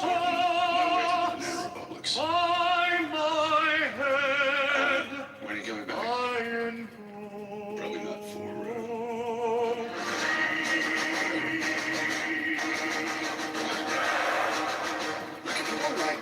I am the only begotten child of my father and mother. My father is dead.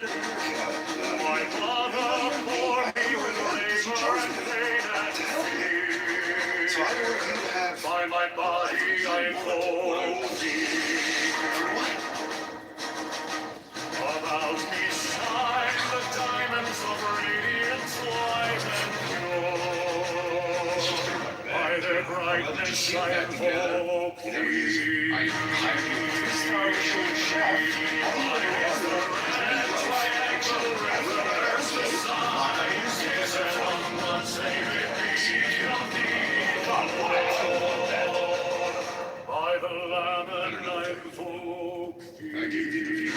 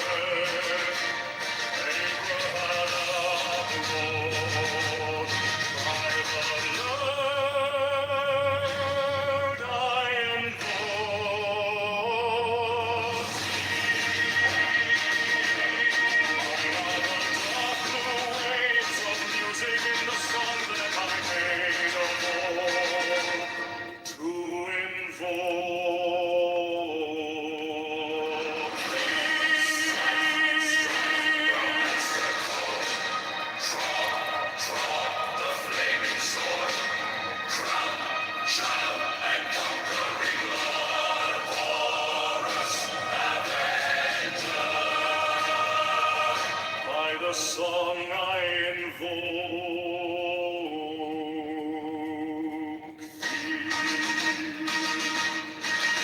my hand is thy sword of revenge. Let it strike at thy bidding. By the sword I invoke.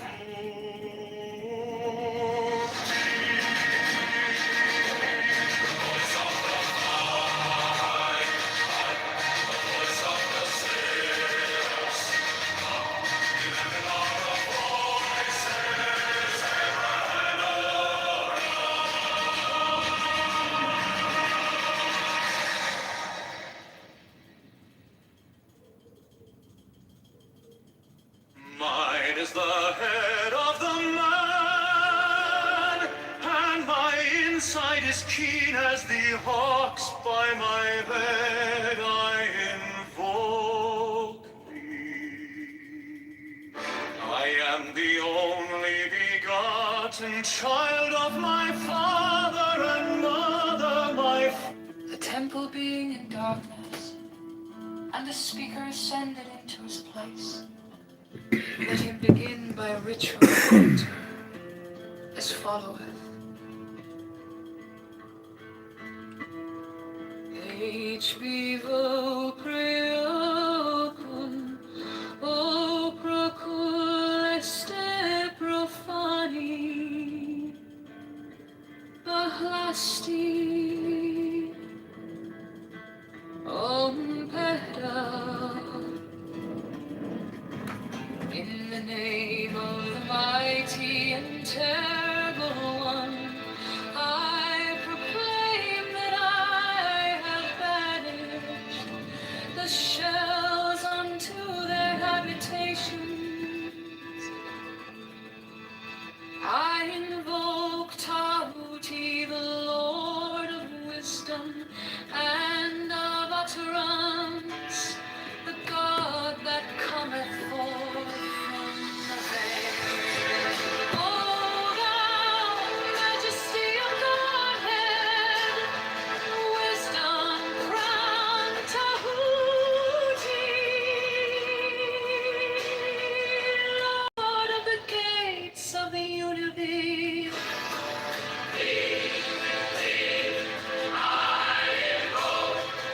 O thou of the ibis head, thou who wieldest the wand of double power, thou who bearest in thy left hand the rose and cross of light and leaf, thou whose head is as an emerald, and thine ends is the night sky blue.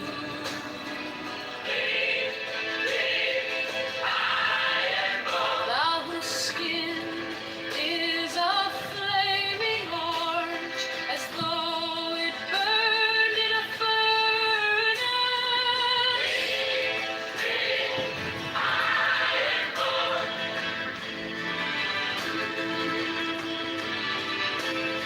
Behold, I am yesterday, today and the brother of tomorrow. I am born again and again. Mine is the unseen forest, whereof the gods are sprung, which is as life unto the dwellers in the watchtowers of the universe.